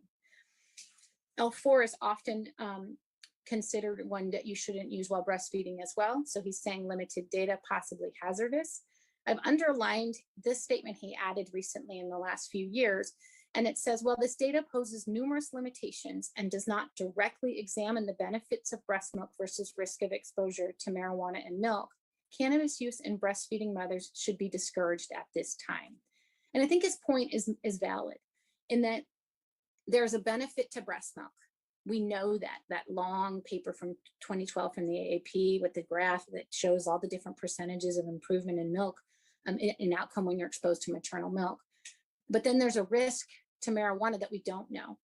And we don't, I worry that it's going to be hard to find this pure data where we're really able to analyze the benefits of breast milk and the risk of exposure to marijuana. Next slide.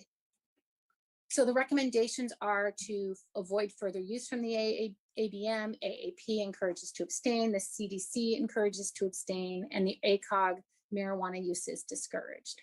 So where do we go from here? In summary, we know THC crosses into breast milk. There's concern for marijuana exposure in all ages, particularly in the developing brain, but the data are imperfect. Realistically, excellent data sets are not likely coming, at least in the near future. And we're looking at if we think impact is of an executive function, we have to wait until these babies reach an age where they're actually utilizing executive function, which is going to be closer to 8 to 10 years, and then seeing what that looks like in fallout. And then one must recruit. So it's kind of similar to the Generation R. They recruited in 2001. We still don't have great data on how if there is impact on executive function. And our recommendations aren't particularly helpful from the organizations. Discourage, abstain. It's not a definitive moment where it tells us what to do, particularly in regards to the preterm population. Next slide, please. So again, we're back to the question, is it okay for a mom who tested positive for THC to breastfeed or express milk for her baby in the NICU? And I think the answer is it's complicated, but how do we approach it? Next slide. So there's none of the data and none of the recommendations really discuss the preterm or the NICU patient population. And I think it's important to note that most of our infants who are admitted to the newborn intensive care unit have an inherent risk of neurodevelopmental delay due to their underlying diagnosis and subsequent need for neonatal care. The AAP, of course, supports human milk in the preterm and NICU population, but has not given us any guidance on how to address marijuana-using mothers in the NICU. Next slide. So how do we develop a recommendation in the NICU? And I do think it is each unit, because the data isn't definitive, there's a lot of concern, but it's important that we look at what the patient is bringing to us and what we have as options as we evaluate our potential recommendation in our unit. So first, how frequently is mom using? When was her last use? Is there polysubstance abuse? Is there maternal willingness to discontinue use? Is there an ability to develop a trusting and therapeutic relationship? Is there availability and reliability of donor human milk? And what's your NEC risk in your unit, particularly when dealing with your higher NEC risk populations? Next slide, please. So there's 3 possible approaches, and I think that you could argue, based on what your availability of and ability to answer the questions previously, how to approach it. So number 1, you could just say, you know what, we're going to use breast milk for all marijuana users and go with the belief that breast milk is really going to mitigate any potential risk that we don't know is coming from use of marijuana and getting into the breast milk. We could also, the second approach would be to pump to establish supply while mom abstains and utilize donor milk until some time that the THC level in milk may theoretically be low to 0. And then finally, you could say, you know what, mom's used marijuana, we're not going to use her milk at all, and we'll just use donor milk because we have such easy access, and we really feel that the risk of marijuana is significant, and we don't think it supersedes the benefit of what is concerned, what we gain from being exposed to mother's own milk. Next slide, please. So I'm not giving you an answer, unfortunately. I'm going to give you our answer at the Children's Hospital of Orange County, which is our chalk stoplight approach. And I'll walk you through that. Next slide, please.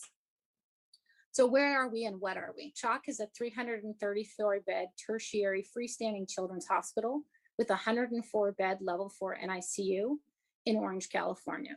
We have a robust and liberal donor milk policy. We will give donor milk to anybody in our NICU. A part of that is because we are very successful in establishing milk supplies in our mothers, and so it is a small portion of our population that doesn't have mother's milk in large volume, and so it's often a bridge, but it's available to all comers. And then we also have a strong lactation team where we are able to support moms and engage with them in establishing milk using a pump. Next slide. So our approach is multidisciplinary.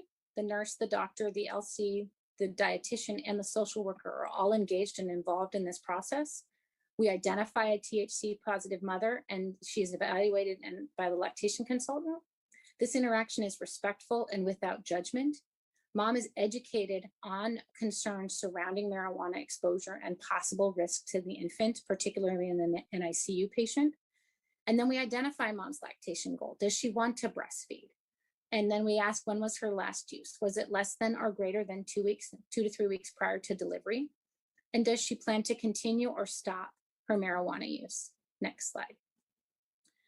So our approach, the easy ones, if mom plans to continue to use, we prefer to use donor milk, as the unknowns we feel is too risky to use in our NICU population. And we will use donor milk throughout the NICU stay and transition to formula prior to discharge.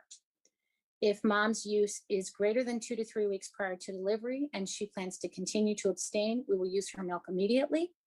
If mom's in that middle zone of having used within 2 to 3 weeks, but she does take the education and she does plan to stop using, we choose to go with using donor milk for the first 2 to 3 weeks, have mom pump and fertilize.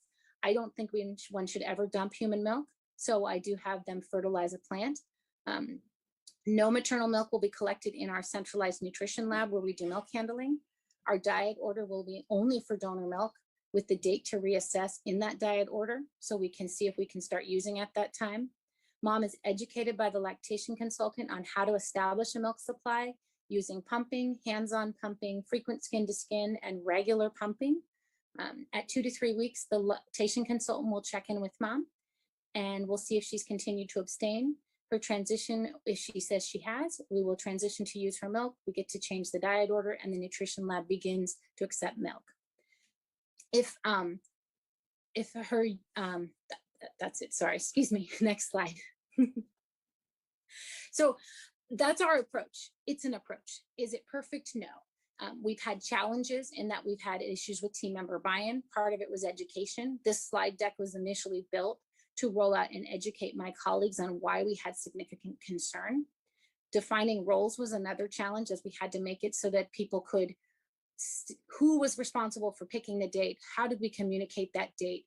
And then when did we go forward with changing the plan, and how do we communicate that plan? And then what are the exceptions? And the exception's always there, and it's a challenge and a success. And the mom who's got a trisomy 18 who wants to do palliative care, we're going to let her use her milk in our unit, and we don't want to confuse the message, so we message around that exception correctly.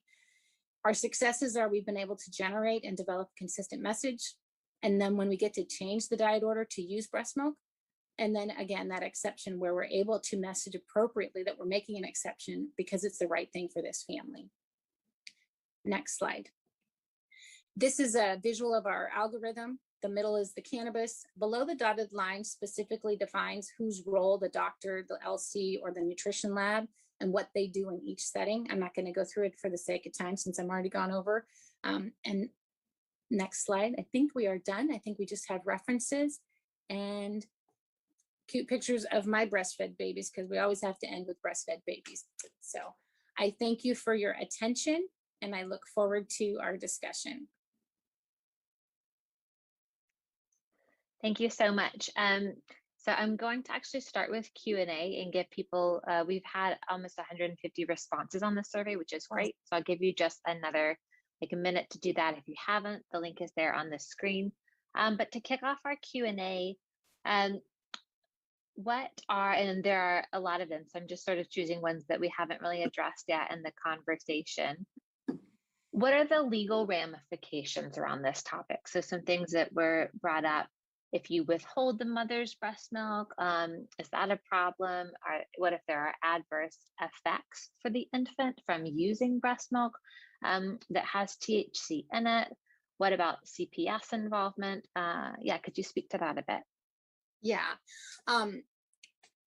I actually I've had this come up from colleagues saying, well, you know, the recommendation, do we have legal exposure because we refuse to use the mother's milk?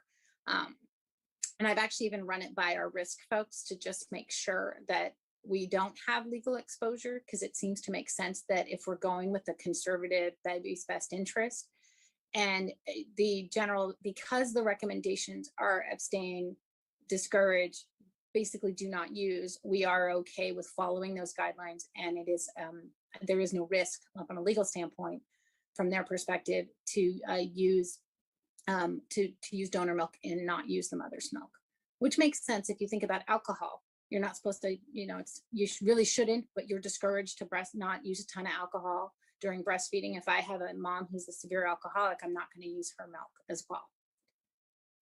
And when we look at things like allowing moms to use, I think the important thing is that if your unit needs to proceed in that fashion because you have low, you don't have availability of donor milk and you have a 24-weeker and a high neck rate, you're probably going to choose to use that milk. You're going to educate the mom extensively saying we need to use your milk to decrease the risk of death or severe complication from necrotizing enterocolitis, but we really think you need to stop, and here's the reason why. So I think as long as you disclose and educate, I don't think there would be liability from allowing use if your unit is in the situation where it makes more sense to do that. Referring to CPS, I think tends to be more social work and unit practice. I think that there's often, if there's use, that referral will happen, often more just to check into to whether there's a file on the family and to make sure that it has been communicated if there's concern. It's often more than just the THC use alone that gets a call to CPS. Thanks. A couple questions about CBD oil. You mentioned that at the beginning. Do we know anything about CBD in breast milk? Not really. And I think part of it is we're still getting just the minimal teeny amount of THC data. So my hope is that we will see that coming as CBD has become a very popular product that people are using for almost anything at this point in time. I think it is important to note in my review of all the literature, and I will say this talk was very narrowed down. I could have gone on for 4 hours. So there are things that I didn't go into, but in looking at CBD, oftentimes when you look at the product of CBD, it's still, even though they're trying to purify it out, there still is THC in that product. It may be a small amount, it may be more depending on how pure, how good their process is, but inherently there is THC with the potential to test positive as well.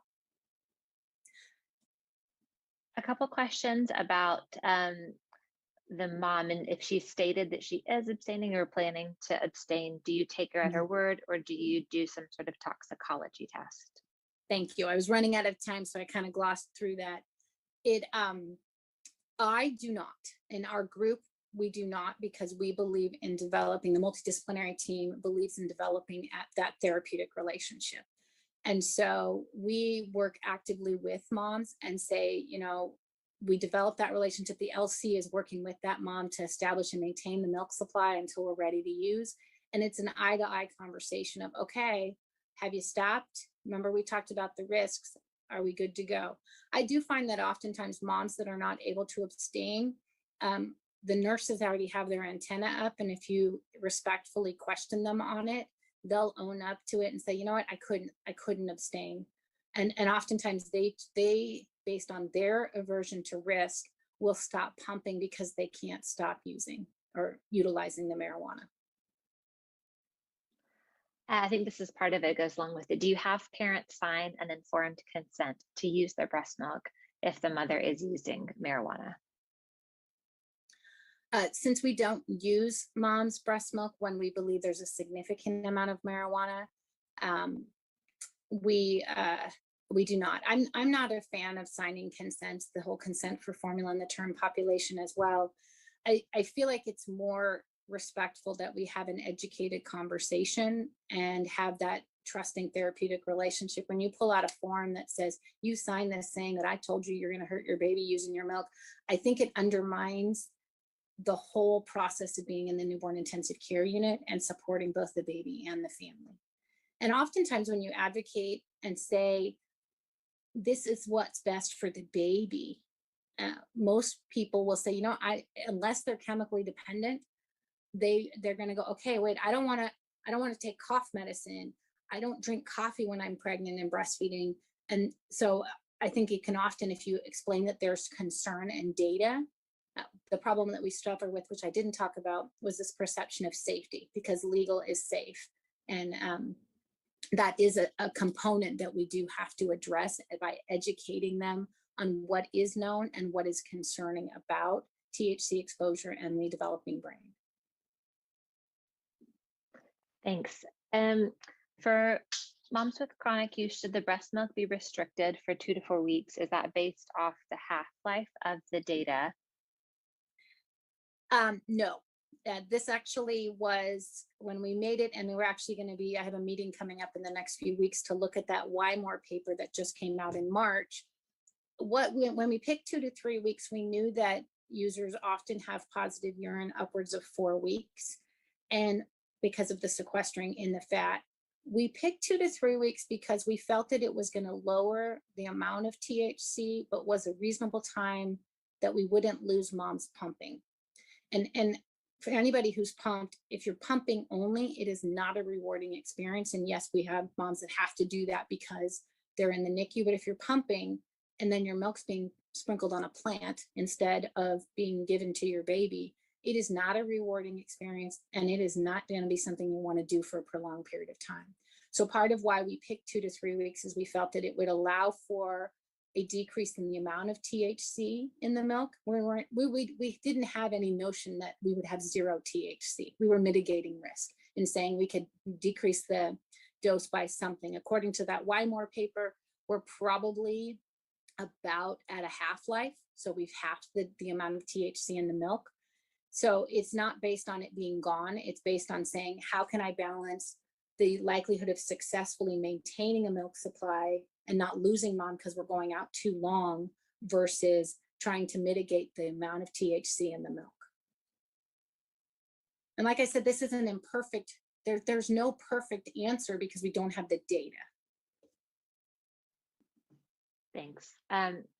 A lot of questions about for a newborn nursery or for a well baby nursery, not the NICU. What approach would you recommend? What if you don't have donor human milk available? Yeah, the term population is different, and it's one that I am highly unsatisfied with my options because they're going to go home. They're going to go home fast, so they need to be fed, and they're going home into an environment that may be having THC smoke. And there you're looking at, wow, I'm going to have a potential increased risk for sudden death. And so breast milk is probably the best approach. I believe that mothers should be extensively educated in the nursery and really given the understanding of, okay, there's risk to your baby, and taking it into you're advocating, we're doing the right thing for the child, and really educating on, hey, in your pregnancy, what did you, and I think the approach needs to be, in your pregnancy, what things did you not do because you were concerned about it potentially affecting the baby?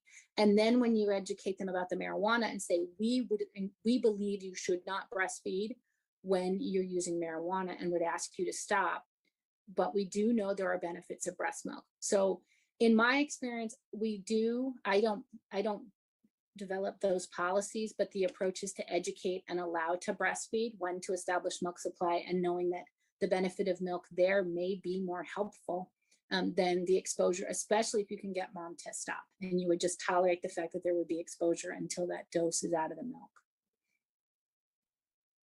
Thank you so much. We have so many questions coming in, but I do want to make sure we have the time. So this is out of 168 responses. So I'll just go over this and then I'll turn it over to Bob to give us a wrap up. So what is your role in the hospital? Obviously, it's really varied. Lots of, looks like RNs and MDs and lactation consultants are the top. Does your NICU have written guidelines regarding breastfeeding or the provision of breast milk? It's really split here. You can see yes is about 40%, no 30, I don't know is 30. Does your hospital test for THC? Pretty much yes. In both the infant and maternal toxicology screens.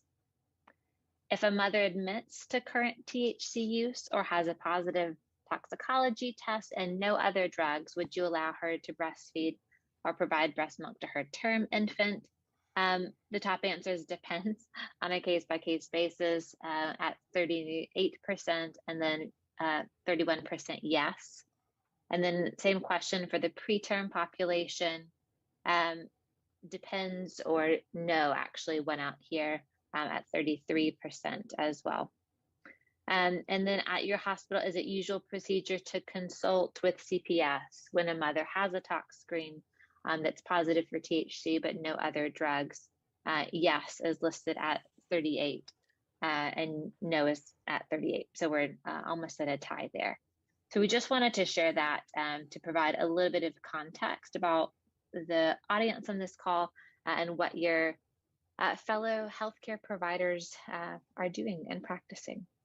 So Bob, I will turn it over to you. Thank you, Caroline, and this is Bob Castro. I'm the NICU Medical Director at Salinas Valley Memorial Hospital and one of the maternal exposure or MADEX co-chair. Thank you, Christine. That was a wonderful presentation. It's great to hear from a fellow colleague who also has trained at Harvard UCLA. You remember that, Christine? Also glad to hear that you were only 8 years old in the 1980s and appreciate the Ridgemont High reference. Thank you to all participants for completing also the pre-webinar survey. Please remember, we are still hoping that your center, if it's not already participating, will participate in the statewide MADEX database. My and other centers who are participating have learned so much on how we can better care for infant exposed to substances in utero. We have started focusing on opiates, but as one of the MADEX co-chairs, along with Lisa Chai, Angela Wong, and Pam Aaron Johnson, we are discussing expanding the database in the future to include other substances exposures, including marijuana and amphetamines. But this can be done already at your specific center. So please reach out. We would love to hear from you. You will receive a link to an evaluation survey for today's webinar. Take a minute and complete it so that we'll know what you appreciated and what you would like to see in the future. Thank you for prioritizing and participating today. And a special thank you to Caroline, Tony Nolan, along with their CPQCC colleagues for all of their services, making the Maddox database a progressive success. So thank you, everybody. Caroline? That's all, folks. Thank you so much. The slides, I don't think I showed this, the slides can be available here. They'll also be sent around in a follow-up email link. So be on the lookout for that. Thank you, everyone. This is Ashley Randolph, the host of the Ashley Randolph podcast show right here on Glo Preemies podcast. I am so happy today to have Bridget Baker with me. And hey, Bridget, thank you for being here. Yeah, we are so excited. We've really been looking forward to this. Yes. I cannot tell you how many times I have gone over topics like the one we're going to go over today. In case you guys are wondering, she is from Booked, Bagged, and Tagged. And not only is that a great podcast, but they're all about crime stories and safe havens for babies. And I mean, you guys are going to love them just as much as I do. Oh, thank you. Bridget, do you want to tell everyone a little bit about you and your husband? Because you guys are a duo, which is like so perfect to me. And we are. Your podcast. So we started the podcast, honestly, we wanted something that we could do together as a hobby. And we have both always been very into the whole true crime world and the different cases of it. I'm always been very intrigued with the psychology behind all of these people in these cases and kind of like why they do what they do. And with true crime being such a hobby with both of us, we've used it as a teaching tool, if you will. Like our 3 kids, they know what to do and how to do it if they're ever somewhere and something happens, and we've got them like trained on how to react, just from different cases that we went over. And with each case, we try to give out resources, like different things with babies. We've talked about safe havens, or when we have a domestic violence case, we always let everybody know the different resources around us that they can have. Now, that is interesting. Something that you said just made my eye twitch a little bit. You said that you use the stories to help educate your children. I do. That is something that you don't usually hear, but that is actually a great way if you really think about it. So that's actually a good tip. And it's really about the perspective. It is. And I mean, you have to keep in mind, like we have 2 younger ones and then we have an 11-year-old. We do not tell them all the scary things that can happen. But with each case that we've done, I've learned something from that in ways of just like, say, we're out in town and I've listened to a case before. I'm like, okay, well, I know that if, A, B, or C happens, this is how I can react. And so I've made sure that even our youngest knows their address. They know our full names, not that we're just mommy and daddy. And they can, do what they can tell somebody what they need to tell them if they're ever in a situation to where we're not there. So we've used that to just make sure that, we are keeping our kids as safe as we possibly can, because I mean, it's 2022. This world it's a lot now. Yes. Way different than 10 years ago or 20 years ago, I will say. Absolutely. Now, that actually brings into our topic today. So we're going to talk about safe havens. And I know that that's something that is truly, truly, really close to your heart. Do you want to go ahead and lead the conversation on that? Yeah. So every state, it's a little different, but for the most part, the idea is the same. So what they do is a safe haven is basically a place to where you can take your baby, and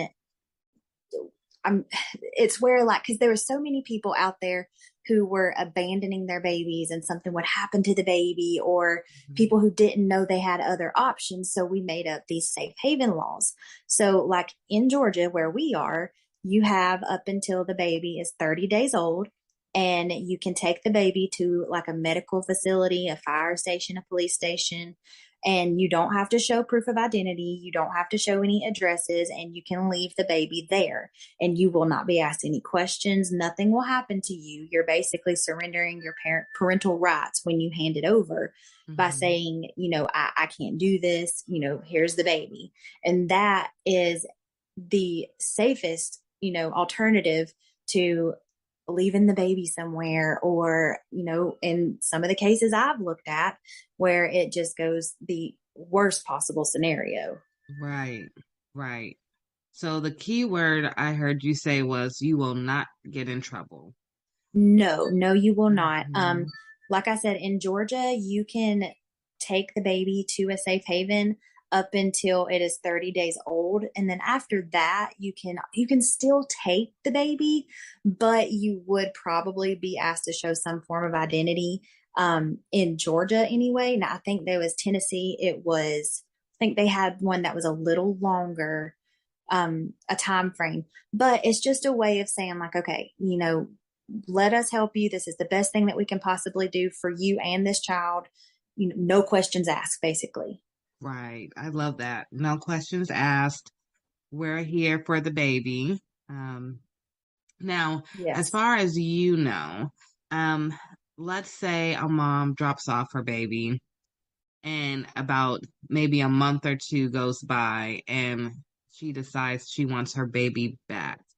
Do you have any resources or educational tips or anything you can give to those parents? In that situation, what happens when you surrender your baby? Basically, you're saying, I cannot be this child's legal guardian anymore. So it is a form of you handing over your guardianship or parental rights. Now, to get that baby back, you would have to work with family services and things of that nature, just because, you did surrender your parental rights with it. Right. I'm not saying that it's impossible, but you probably it would take some time for you to get the baby back if that's what happened. Okay, so thank you for that. For any parents who do have that in mind, just keep that in the back. It's not hard. Well, it's not a hard no, but it will be a fight. Yeah, it's just but like they said, they want have what's best for the options. baby. Yes. Right. The baby's in mind. Thank you for sharing that. As far as are there safe havens in every state, or are you not sure? I'm not 100% sure. I do want to say there's some form of a safe haven law in every state. Okay. I know that I think it was in 2020, there were 4,422 babies that were saved that year, which was almost tripled from, a few years ago. So it's something that sadly it is working. And I say sadly because that is a very hard situation, but I would rather a baby be surrendered and find a loving home and family than the baby struggling and also the mom, Right. And I agree with you. If mom's already struggling, I love the fact that they have options. So if they're not comfortable going to the hospital, you can go to the fire department.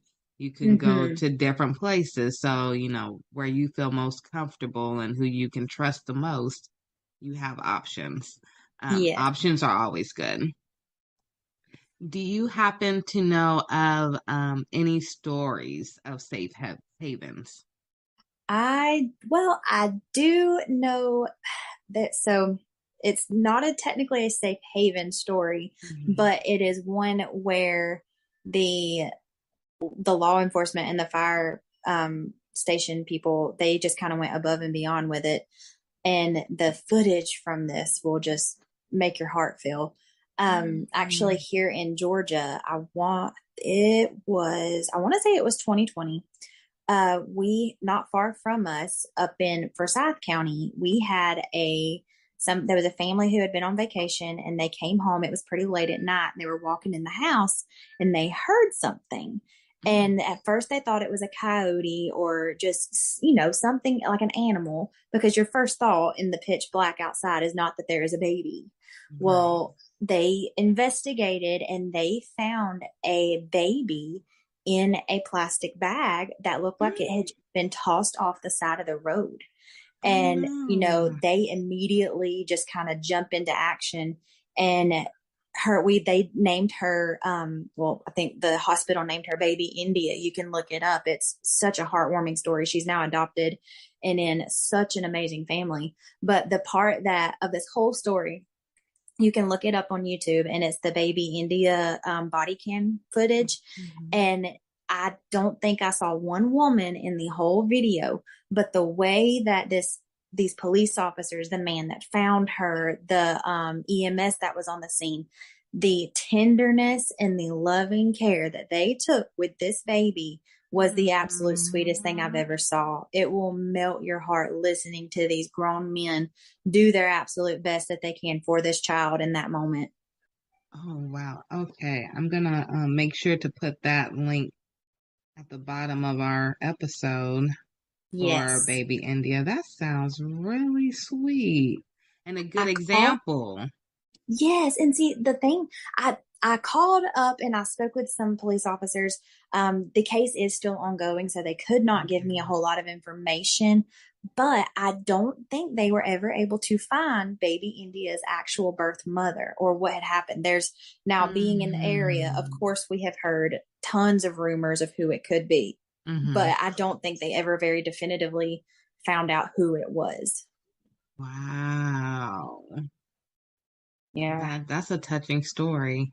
It is. It is so nice to see like how good she's doing now, because the way that the community came together in that time, they posted a picture of the baby on social media, and basically they were trying to find anything out, like, who could this baby possibly belong to? And the amount of people who were offering to foster her until they could find something more permanent, it was overwhelming. It was so sweet to see all these people just giving anything and everything they could for this child. We need more of that. We do, especially in a world like we live in today. Yes, that's a real village. That's a really, really good village for that baby. Yes. How old do you think baby India is now? I want to say she is 3 years old. Oh my goodness. Yeah, I'm pretty sure. Yeah. No, that's a good story. I can't wait to watch the video of baby India, and I hope that one day she makes a video at maybe 18 or 25. That would be cool to see, as an update with all. Maybe the staff may not be around, but maybe the same, like fire department or the doctors, hospital. That would be so cool. Testimony. Yeah. Yeah, that's a huge testimony for sure. It really is. Is there anything else that you wanted to cover about safe havens, which is very, very important, especially this being NICU Awareness Month? Yes. And preemies come out pretty early, and I have been in the NICU where I have seen parents who had their baby preemie. I've seen this once. They had twins, and the parents never came back. Oh, and so the godmother, she was coming in to see the babies, and she was there like she was the mom. And I remember the nurses always asking, where's mom and dad? And she was saying, I don't know.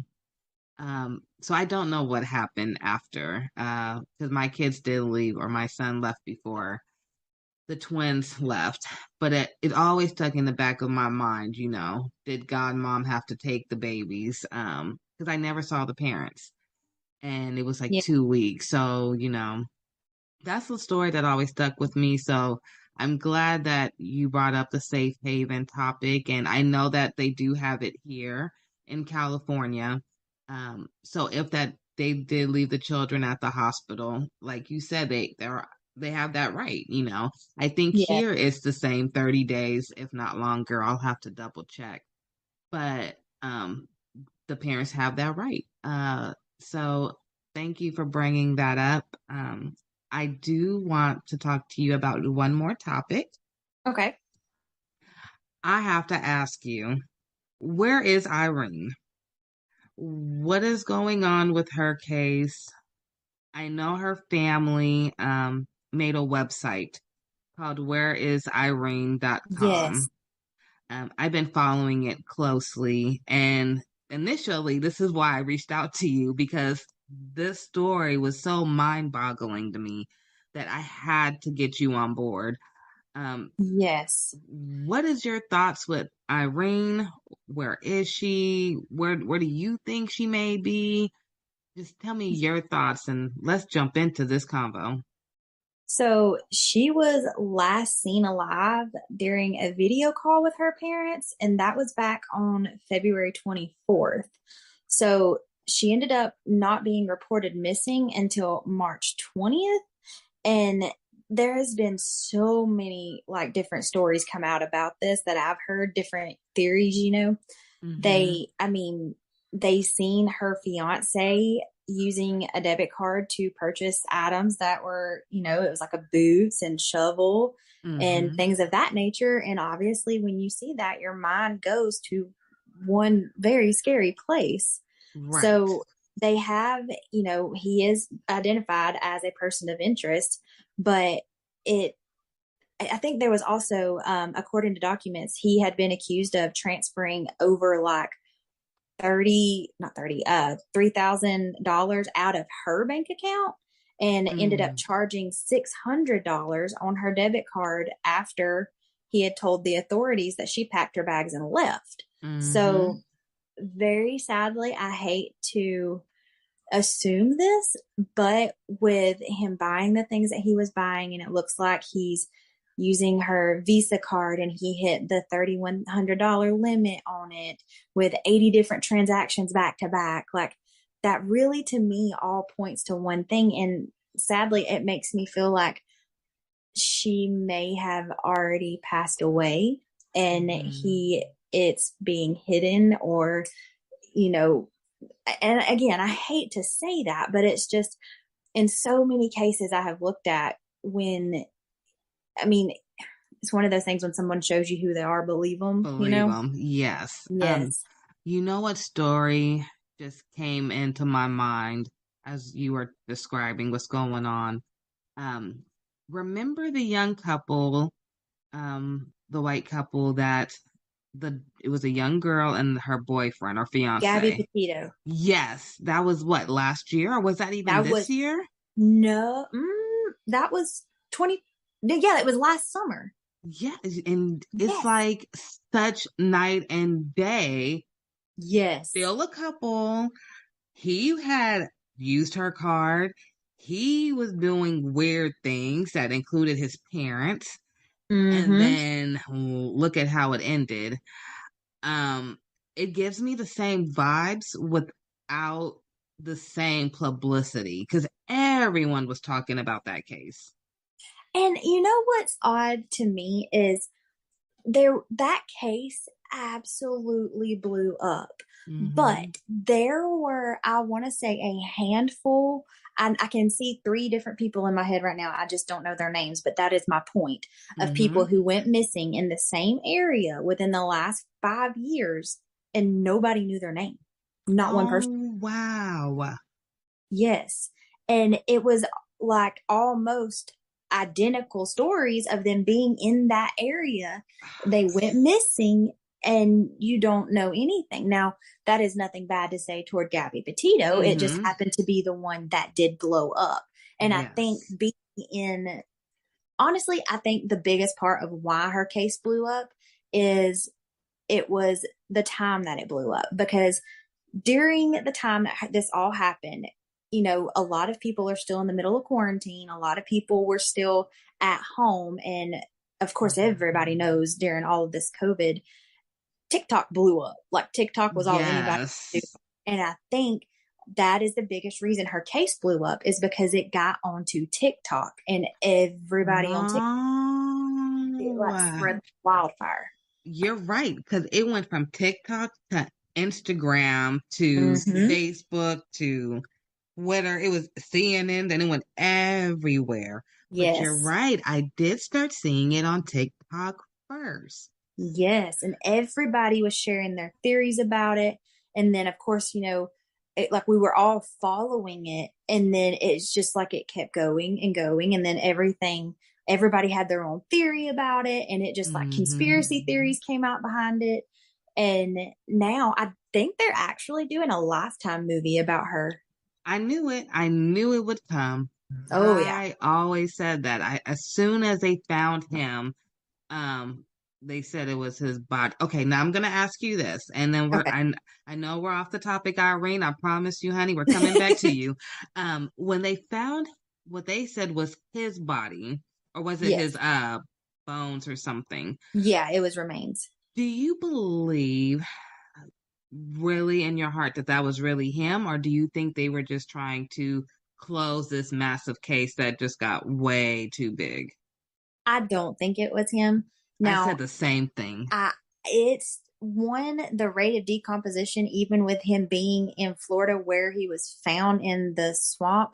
I do not think they would have actually found anything. He was in Florida in the swamp. That's just somewhere. Hello. Like you're not gonna find like the elements and the wildlife down there is unlike anything else, I really don't. And also they found skeletal remains, and he returned home on September 1st of 2020, and then he goes missing, and I think they found him on September 9th. And he had just went missing on September 1st. There's no way all they found was skeletal remains. That at the rate of decomposition, even though being out in that hot Florida weather would, exacerbate all of that, it's not going to be just skeletal remains. That's what I said too. I said there's no way. No, not at all. But now, the case disappeared just that fast. But I just knew that no, there's something still not right. No, I agree 100% with what you said at first, it being something that it got too out of hand and they had to shut it down. Yes. I think, he definitely killed her. He ran home to his parents, and whether it be them or whoever helped him try to get away from all this. I don't think what they found was Brian. Yes. I don't. Ironically, I kind of feel like it was a coincidence, like a wacky coincidence. I know they found some of his items, they said, in the area. Yes. And I believe that he did go through that area possibly, and he may have dropped something. Absolutely. It just happened to coincidentally be where somebody's remains were, unless they planted it there. But and didn't they say they had found like a notebook of him confessing to everything? And I believe that's what I was referring to, because I remember them saying it was like a book or something, and it happened to be in the area. And I'm like, that's just too close. And I just couldn't figure out, like if an alligator or crocodile or something was to eat him. I assumed they would drag him somewhere. So it was just weird that it would be right there in that swamp, right there. And there is wildlife in the Everglades and all that where he was found, that there are animals that would and can very possibly swallow him whole. Yes. So I just don't think it was. I just think it was very convenient how it was found and how it was just presented. And I 100% agree. I'm glad I'm on track. See, I told you, we were talking before this, you guys, and I said I've always had a second life, if you would say, where I've always been into crime stories and following, things that happen and the facts and what makes sense and what doesn't make sense. But I've never talked about it really except to my dad. So this is really fun for me. Like this episode right here, the whole episode is like pure joy. So bringing it back to Irene, I see the same thing because you know the cops didn't arrest him, and then he got away. I really feel like he got away. Yeah. Um, Now I know the guy in Irene's case, her boyfriend. Um, he went to jail and bonded out, Yes. even though all this evidence, just like Gabby Petito's boyfriend, all their evidence is like almost similar. Both use Oh bank yeah. accounts. Both, you know, they're He staying with deleted them. her email. Yes. Mm-hmm. And then there was a fake text messages, they believe, that came to the family. I think it was right after they last talked to her. And then that Yeah. reminded me so much. Like right now, I'm thinking of, I think Gabby Petito, like they were saying her Instagram wasn't the same caption and writing that she would use. And so Yeah. it's like things to throw people off. And it's like, how can you let someone else walk away? Especially for Irene, because you Yeah. know she was going to be a nurse, I know, and Yeah. um, she was I only mean, it's just 32. one yeah. And it's just like, this is, like you said, it's almost identical. And it's like, are we really going to do this again? Yeah, and it's like you know, I hate to say it, but it's like a slap in the face. Like, yeah, we know what happened the first time, but this time it's not as big. So you know, we'll just let the facts roll out however they come out, and if they ever come out. Mm-hmm. Um, Now, something in me tells me that she may be somewhere close to where they lived. I don't know Yeah. why. I don't have no evidence to prove it. But I always go back to, and you may know this story. I'm gonna call you my crime partner now. Um, in Sacramento, I want to say like 20 years ago, or maybe even longer than that, there was a lady, and I'm from Sacramento. There Okay. was a lady who lived downtown, and she had a house, and she was having people come in who had like SSI checks and government checks. Dorothea Puente. Yes, and she Yes. killed them all and got all their checks. And I almost have like the same mindset for him. Like he used her and then he obviously took her money and Mm-hmm. then nobody knows where she is. And I almost feel like she has to be somewhere by that house. She has to be. Yes. I mean, in Dorothea Puente's case, it's funny. We actually did a case on her recently. So Oh, this is very fresh in my mind. you got to send me that link so I could post that too. I will. I will. Like all of her, well, most of her victims after they were killed were just in her backyard, you know? Yes. So it was, I mean, very close. And it's not like he has really ran. I mean, I agree. I feel like he's very close, or she is very close to where they are. Yeah. I just have that real strong feeling. Because he bought the boots. I know he bought a shovel. Yes. Um, there was nothing hinting at the fact that I saw, maybe you did, like any extra gas to carry with him. So like no gas cans or anything. Because I Yeah. assume if you're driving with a dead, you know, deceased body, that you wouldn't be stopping at gas stations to refill. Um, I I just, you know, there was like not a lot of planning, obviously, Mm-hmm. but it had to be somewhere close to him. And I know they live in I believe was it Wyoming or Idaho? Wyoming is where they were staying. Yes. Now, Wyoming has a lot of wooded area, I believe. A lot of Yeah. wooded area. So she could be there. Um, I just really hate that she's been missing for so long, and I really feel for her family. That's the thing. I mean, in any situation, it is absolutely devastating, but I feel Hmm. like not getting the closure in the end is what hurts the most, because it's like, okay, I'm obviously grieving because this person is not with me, but am I grieving their death, or am I grieving just their disappearance? Like, how long do you hold out hope? Yes. Oh, yeah. That's so true because you're grieving, but you don't know what you're grieving for. And that alone has to be giving them nightmares. Yes. And I know that they were yeah. talking about like neighbors had told police that they noticed him burning a 55-gallon drum that he had purchased the day of that final video. Yes. So the shovel, the boots, him burning something in this 55-gallon drum. And it was the same day that it was that February 24th that she had talked to her mom and dad. So, I mean, it really makes you think like, okay, was she killed that day? And that was him disposing of the remains.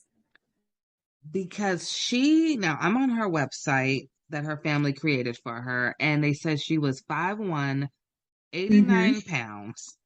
Very, very petite. So she definitely could have been in that size of a 55-gallon. I think she would be able to fit in that if. Absolutely. No, I did not know that part. Yeah. And that's just what's devastating about it is there's really not much in this case that gives you hope other than just, praying that it turns out well. But it's just such a sad situation because, she hadn't been in America very long from what I believe. I think her family was from Kenya. Is that right? Yes. And they said she came May 2019. Yes, that's right. So she hasn't even been here long. No. And what all of the things are saying is, so she met this man on Craigslist. So there really there's no telling what he had told her beforehand. And she meets this man. And then, what kind of nightmare was she living before this happened, Yes. Okay, so let's see. Looking at the timeline now, let's see. So, she moved, I see it now, February 24th. Nate buys a 55-gallon drum. March 3rd, some unusual texts were sent from her phone. That's what I was saying was so similar to the Gabby Petito case. March 8th, her WhatsApp account is deleted. Oh, that's ironic. Oh, yeah. March 10th, her phone number is deleted. Oh, my goodness. And then the 20th, they file a missing persons report. Yeah. They had 24 search warrants, but they really just didn't see much. Other than they found that he was charging all kind of stuff to her accounts. He had deleted her email, her WhatsApp app, and all of those things. But it was like in the Mary Catherine Higdon case, in the Casey Anthony case, it puts you in that mindset of both of those women. It's very obvious that they probably did it, but you could not charge them with murder or whatever beyond a reasonable doubt. Like I can I can have all of my theories all day long, and like the Casey Anthony case, like we know, but I cannot prove beyond a reasonable doubt that she did that. Just like it puts you with him, unless you have like very definitive, concrete, evidence. That's where the jury has that gray area in which it would be awful to be a juror on a case like this because you're kind of put in a situation of like really life or death. Because a lot of times, it's either a death sentence or life in prison. And it's, if you make the wrong choice, you have somebody's life in your hand. So they take it, which you should take it very seriously either way, but you know what I'm saying? And it's just one of those things. That's why those women got off, because beyond a reasonable doubt, they could not prove that they did that.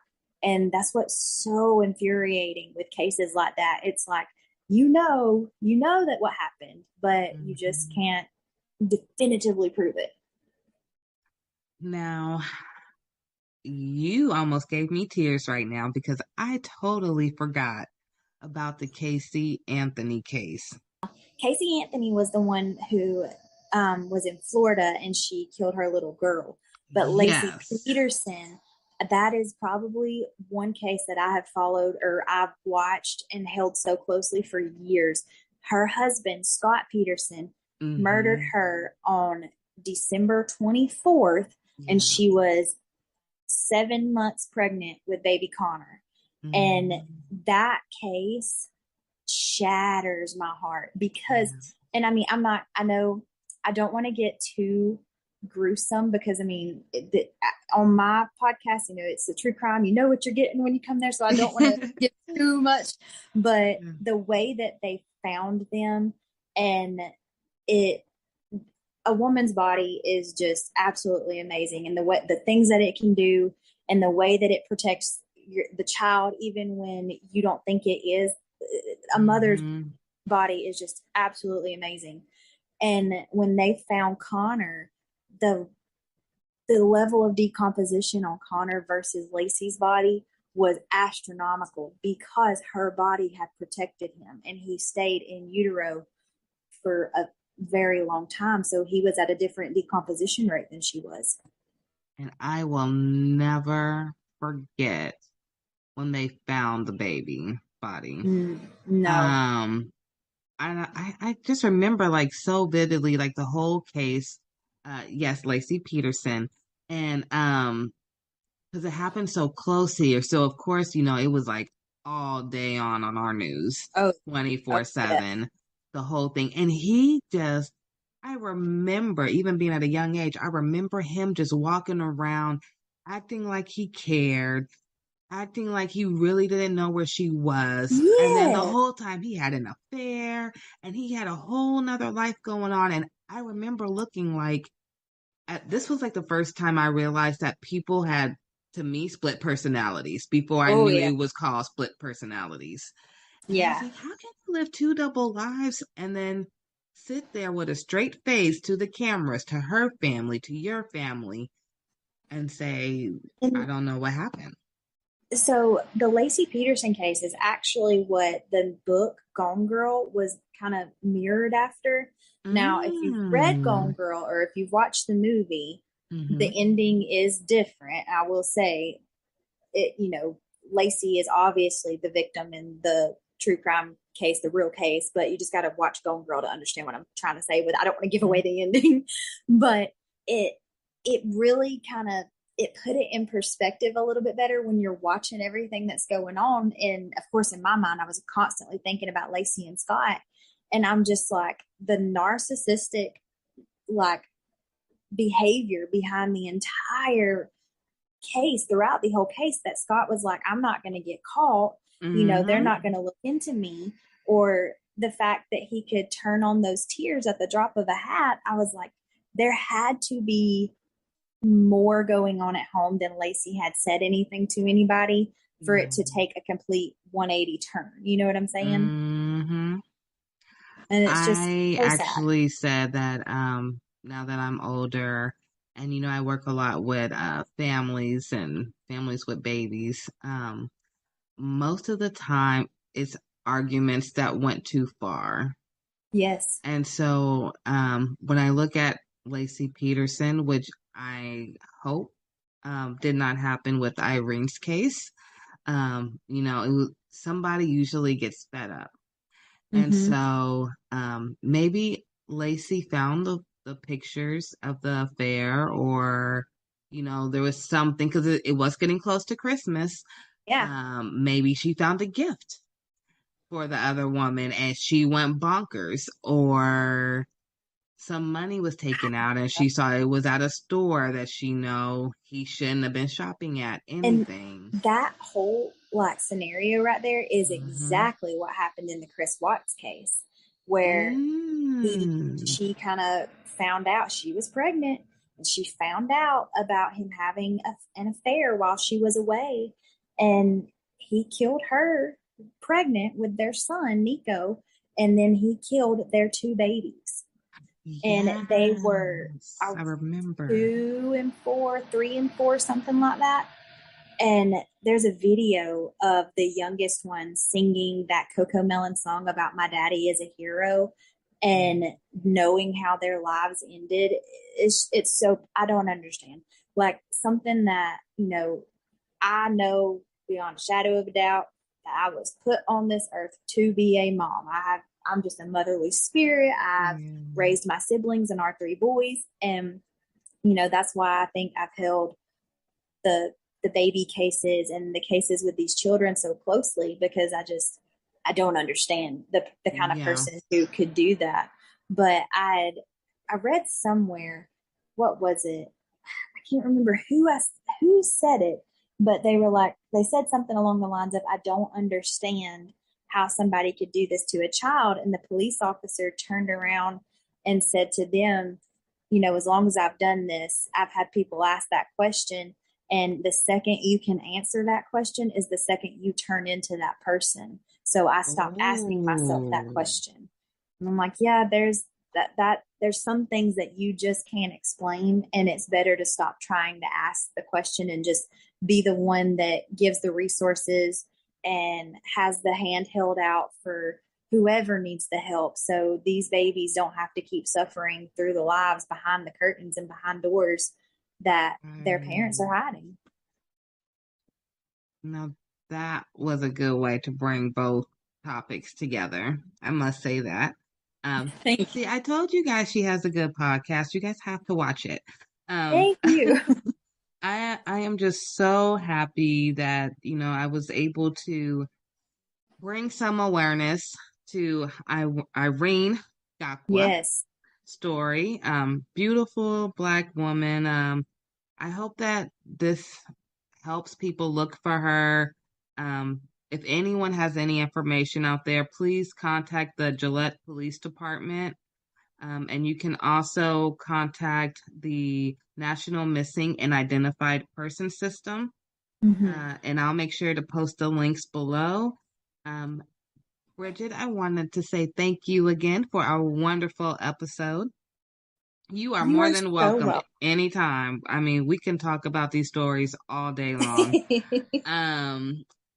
I would love to have you back. I would love to start doing a series with you. Absolutely. Even if it's once a month. I know you have your own things going, but we'll talk more. And this was really, really powerful. You brought us safe havens and information and even a good story. And then we spread awareness about not only Irene, but we talked about Lacey Peterson. We even brought up the name Casey again, Casey Anthony, so people remember, you know. We talked about Gabby Petito. So there's all these spaces. So we all have to come together to help one another. If you do see a sign of any type of stress, you know, there's a common trend now that says, you know, if a couple is arguing, stay out of it because they'll be the one getting back together and they won't be talking to you. But then you also don't want to end up with a situation like what we have in front of us. Exactly. And you have to remember, like, domestic violence, it is not always black and white. There's a lot of gray in there. But at the end of the day, you have to say, you know, do you want that person maybe a little angry with you that you stepped in, or do you want to get the phone call that you never want to get? Exactly. Another good resource is the Crime Stoppers USA. And it's just like, it's a 1-800 number. You can add the link for that, of course, but they are always taking any tips or anything out there for any cases. Yeah, thank you for that. Please use these resources, guys, if you need to. Crime Stoppers is amazing. I do know that. And hopefully we can find Irene. I do have one more question for you before we leave here today. And I hope we don't come back on another episode. And I said, oh my God, you were right. The 55-gallon barrel that they found. Yes. From now we know you're not exactly, you know, forensics or anything, but from what you have went through with your stories and background, if she was in there, do you think they would be able to possibly find some DNA on that barrel proving that she was there? They can. It's absolutely possible that they could. It just really depends on what condition that the barrel is in now. Like blood and different things like it depends on the surface. Like with cotton or, fibers of that nature, it's near impossible to get anything out of because of what it is. But as far as like a barrel, you can bleach that, you can clean that, but then that changes it would show something completely different that they could kind of detect if there was bleach in there or not. Mm-hmm. But I would say that it would be very, very hard to keep absolutely everything off of that, or to clean everything off of that. So I think that you very well could still find something in there. Well, thank you, Bridget, for answering that. Before I let you go, I had that burning question. No, it's okay. Before I let you go, do you want to tell everyone where they can find you and your husband? And yeah, go ahead. So we are on Instagram. It's Booked, Bagged, and Tagged, and we post like after every episode that we do, we'll post like pictures of like who the victims were and things like that. I'm a visual learner. I have to see faces after I listen to a case. Yeah. And we also have a Facebook group, and it's the same name, Booked, Bagged, and Tagged. And in there, we do a lot of polls and things. Like after each case, it's like, okay, what do you think? And stuff like that. We're on every major platform as far as podcasts go. Apple Music, Spotify, Amazon, Google, things like that. So it's pretty easy to find us. Well, thank you, Bridget. I hope you guys get 1 million subscribers after this. That would be amazing. This was a wonderful episode, and I will make sure that we talk again very soon. Absolutely. All right. Thank you.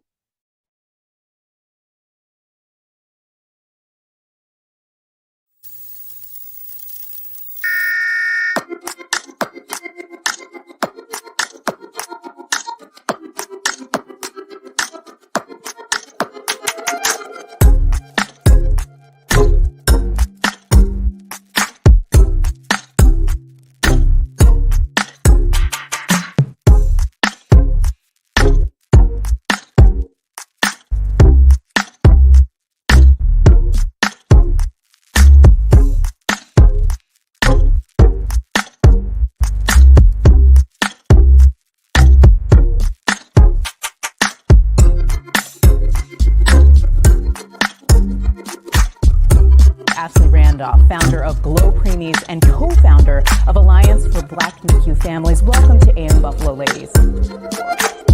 Ashley and Beth, thank you so much for joining me on this great day to talk about Ashley Randolph. Join us now. Ashley Randolph, founder of GLO Preemies and co-founder.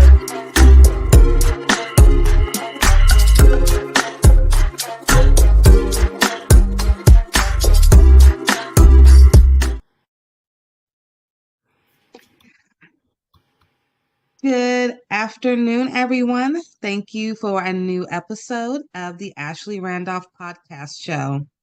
Today, I am so excited because I have someone very special for a very special topic that you guys have been kind of seeing me talk about on TikTok lately.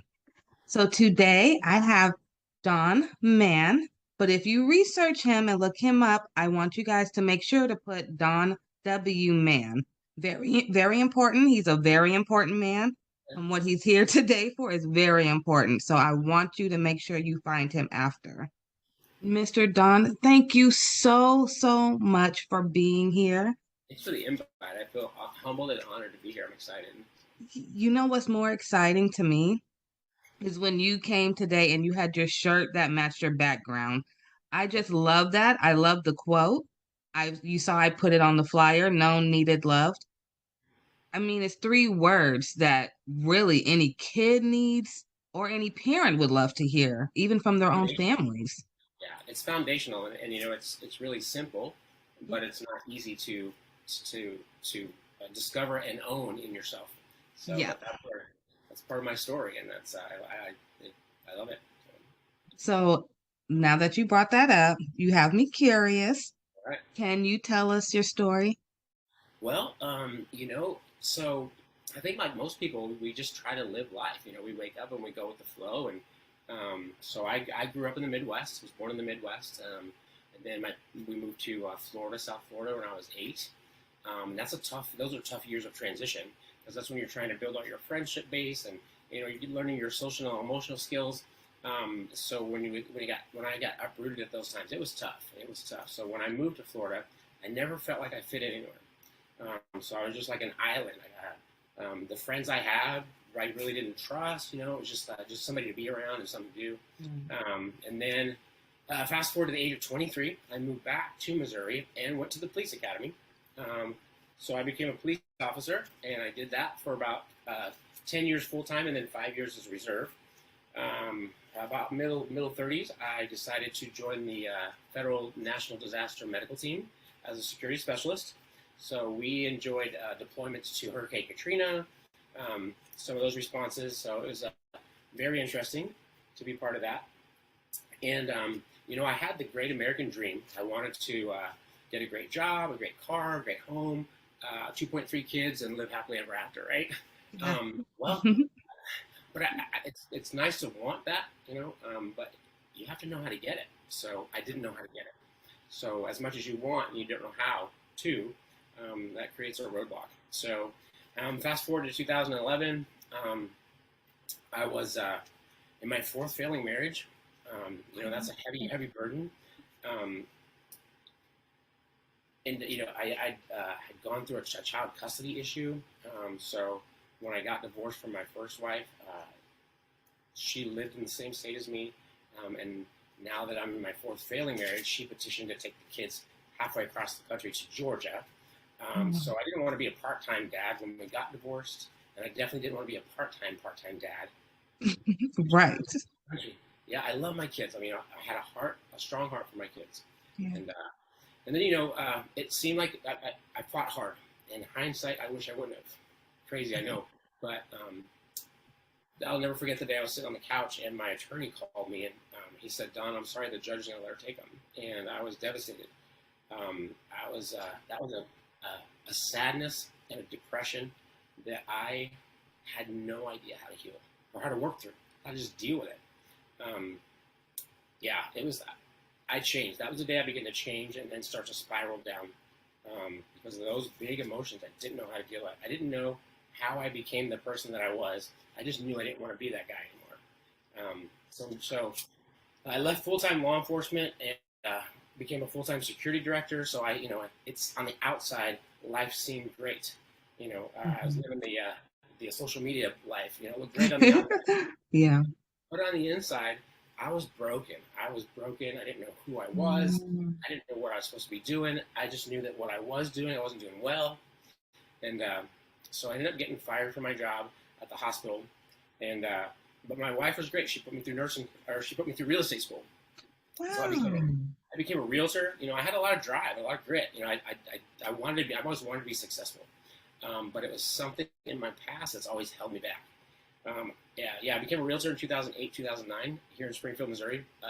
I won a Rookie of the Year award. But in the background, again, it looked great outside. I began to drink because those big emotions that I didn't know how to deal with. Alcohol is a great emotional number, negative emotions. But the problem with that is it also numbs out all the good times in your life too. And it often comes with legal battles, and so that's kind of what happened to me. And the crazy thing is so my ex-wife ended up sending the kids back because it didn't work out with her. So in March of 2011, I had all my family there. I was making great money as a realtor. We had a 5-bedroom, 3-bath house with an in-ground pool. I just bought my wife a Mercedes. So on the outside, it looked like it was perfect. But on the inside, I was so tore up and so lost and broken.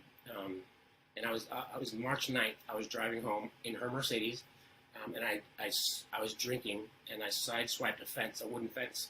And when I got home, I looked at the damage, and that was the day that things got really dark. I just took this analysis of, you're a horrible father, you're a horrible husband, you can't keep a job, you're drunk, and the world would be better off without you. And so I was convinced. So I went inside and I grabbed my service weapon that was meant to protect me, and I shot myself at point blank range in the stomach, and I tried to take my life that day. Only by a miracle did I survive. I will say I'm glad that you did survive. I am too. You know, it's and because this is Mental Health Awareness Month, I wanted to add this little part in here. Yeah. I think it's important for people that are experiencing depression and maybe suicidal ideations, and thinking about suicide and thinking that that's the only way out. What happened to me is I knew in one moment that I wanted to die, but the moment I pulled the trigger, I knew I wanted to live so bad. Like I never wanted to live so more. I think it's helpful if if you think about that. Like, yeah. You don't really want to die. You just want the pain to stop, and that's where I was. But then it was fear. You know, it was like I may have just taken my own life, and I didn't want to. Right. So, Right. And I love that you said that, because there was so much going on the inside that a lot of people didn't even really see what was going on. But like you said, you had this 5-bedroom house, you had the Mercedes, you had everything, but it wasn't what you needed to fulfill you. And, when you said, wait a minute, after everything, it was a fear. You didn't really want to do it. It was just, you just wanted the pain to stop. yeah. I found myself in a deep, dark place, and I didn't like it. And I didn't know how to get any other way out. It seems like the only answer, but it's not. It's not. And the answer comes in hope. And I can share that a little bit later about the power of hope. Even in our darkest moments, we just get a little bit of hope. We can find the strength and the courage to go forward.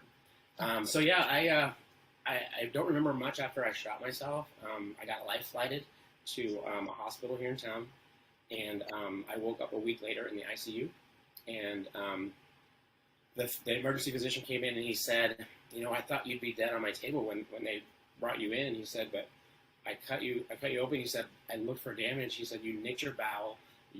I had to cut out about 6 inches. You'll have a colostomy for about a year. It'll be reversed and you'll be fine.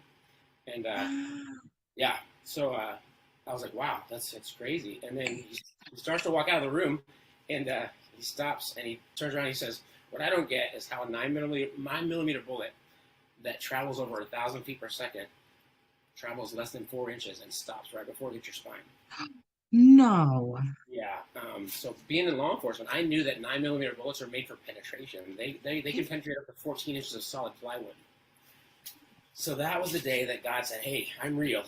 This is me. This is who I am. I had no doubt that I was here for a reason. Yeah. It's funny, the first picture that popped into my mind on that hospital bed that day was, I used to see a little picture of an old, dirty little girl in a dirty dress, but underneath it said, God don't make no junk. Wow. I was like, you know what? That's true. That's true. So, see, and it's moments like that you can't deny that he was there. Yeah. Can I tell you my little miracle story? Absolutely. I didn't even tell you about this. Yeah, I love that story. My little miracle story is with my second child. I was in Houston, Texas. I'll fast forward all the bad stuff, but the doctor who I had in Houston, she told me she was a new doctor and that her mom was already an OBGYN. So I was comfortable with her. Yeah. So when it came to my delivery, of course, all my kids were premature. My daughter was born and she had her cord wrapped around her neck. No, yeah. But the doctor was so calm. She never even I didn't know until my daughter was like 4 years old that had happened to her. My husband had to tell me, like no one told me. She just said, oh, stop pushing. And I just stopped. And it was like a real calm in the room. I felt no anxiety at all. My baby came out and everything. Everything was fine. Of course, she went to the NICU. I went back to thank the doctor. Nobody at the hospital knew who the doctor was that delivered my baby. They have no idea who she was. They said the only thing that was on the papers was that the general MD for the day was on the paperwork. They have no idea who it was. Wow.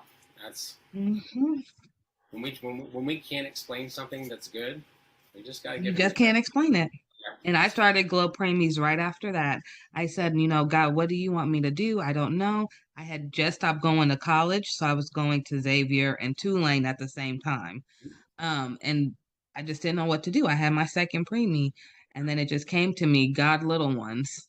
And Glo Preemie's been with me ever since. I love that. That is so Such a great cool. story. Such a great story, and all significant lives that I know of Yeah. are foundational on amazing God stories. So when you got out the ICU and you got out, what was the first thing you did when you walked out them doors knowing you just had a miracle? Well, probably not what most people would do. I went and got a drink. Wow. You would That's think, honestly though. yeah, you would think that that God showing up in my life like that would have like smacked me into reality, right, and just chase your purpose. No, I still had all that unhealed, unfaced internal pain, emotional wounds, and the crazy thing about pain and emotional wounds, we try to beach ball it. We try to stuff it. You know, it's kind of like stuffing a beach ball under the water. Sooner or later, it's going to pop back up. Well, that's what our emotions do. When we stuff them, I say they go into the pit of our stomach and they lift weights. And then when they come out like, "Urgh." And so, yeah, the pain came out. And so I had to go, or I felt like I had to go and drink. So I continued to drink for a few months. And then, well, it was actually a couple of years. Then December 28th, 2013, I was driving home from a bar, intoxicated, and I rear-ended a pickup truck of firefighters at low speed. Nobody got hurt, thank God. Okay, good goodness. But I got arrested in the same jurisdiction where I used to be a deputy sheriff. Oh no. So, yeah. So the thing about being arrested in the same jurisdiction where you work is all the people that are in jail know you, and yeah. Even worse. So I got put into protective custody, which means I was locked down in my own cell by myself for 23 hours a day. I would get out 1 hour a day to take a shower and to hear all the other inmates scream death threats at me. But it was usually like 2 or 3 o'clock in the morning. I couldn't call my kids. I couldn't call my family. So it magnified the isolation. So I was in jail for about 7 months because I burned all my bridges with the alcohol abuse and just my life was turmoil. So I was in jail for about 7 months, and it was pretty lonely, just me and my own thoughts in that jail cell. I've never been a reader. I didn't like to read. I've always been a disciplined reader. Like, I'll read a book in school if I have to get a grade off of it, but I'm not going to sit at home on a Sunday afternoon and just read a book, right? Yeah, it's not your forte. Yeah, not then. I do it now because I appreciate it. But anyway, you've seen the movies where the guy comes around with the book cart? Yeah. Yeah. So it's real. They do that. So I was in my cell, and the guy comes around and he asked me. He says, "Do you want a book?" And I said, "Give me the smallest one you got." So he hands me this little. He just picks a random book. He hands me this little white book, about 300 pages, and it's called The Shack. I don't know if you know the movie or the book, but The Shack is a book written by a Christian author. He wrote it. It's fiction, and he wrote it to his grandkids just as a gift. Well, anyway, the story, I don't have to spoil it for everybody, but it came out a while back. It came out a while back. Anyway, in the story, a father takes his 2 teenage kids and a 4-year-old on a camping trip. Well, the 4-year-old gets kidnapped, raped, and murdered. Yeah, pretty harsh. And of course, the father blames himself, and the children blame themselves. And anyway, fast forward to the middle of the movie, and back up a little bit. So he ends up having this whimsical journey where he meets God, Jesus, and the Holy Spirit.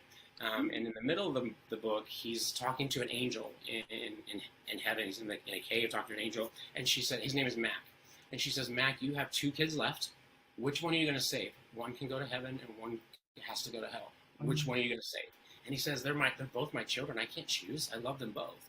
And she says, "No, you have to choose. You have to send one to heaven and one to hell." And he starts to break down and cry, and he says, "I can't choose. I love them both." And she says, "Neither can God." So what she was saying was that the guy that did that to his daughter, he loved him. God loved him too. And that was beautiful. And then something clicked for me that day. God showed up in the hospital room that day when he saved my life. He decided to show up in that jail cell too that day, because I thought, wait a minute, hold on. like everything just stopped. I'm like, you mean to tell me that with all of my mistakes, all of my mess ups, my unfabulous life, I mean, I'm in jail. You mean to tell me that God loves me as much as he loves the pastor behind the pulpit? That's crazy. That's big love. That's crazy. I want to know that, right? Yeah. So I dropped the book on my bunk and I said, God, this is your life anyway. Take it and do what you will. And that was the day I fully surrendered. And life has been, you know, I didn't get zapped and like get released and life happened. You know, I actually stayed in jail for another couple of months. But here's the crazy. I love this part of the God story.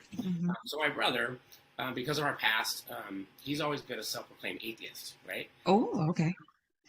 So I'm in my jail cell one day, and the jailer comes by and he says, "Man, get your stuff. You're bonding out." And I was like, "Who's posting my bond, right?" Because I burn all my bridges. I said, "Who's posting my bond?" He said, "Your brother's posting your bond." Yeah. And so I get out in the truck and I said, "Why did you post my bond?" And he says, "It's a loan. You're paying it back."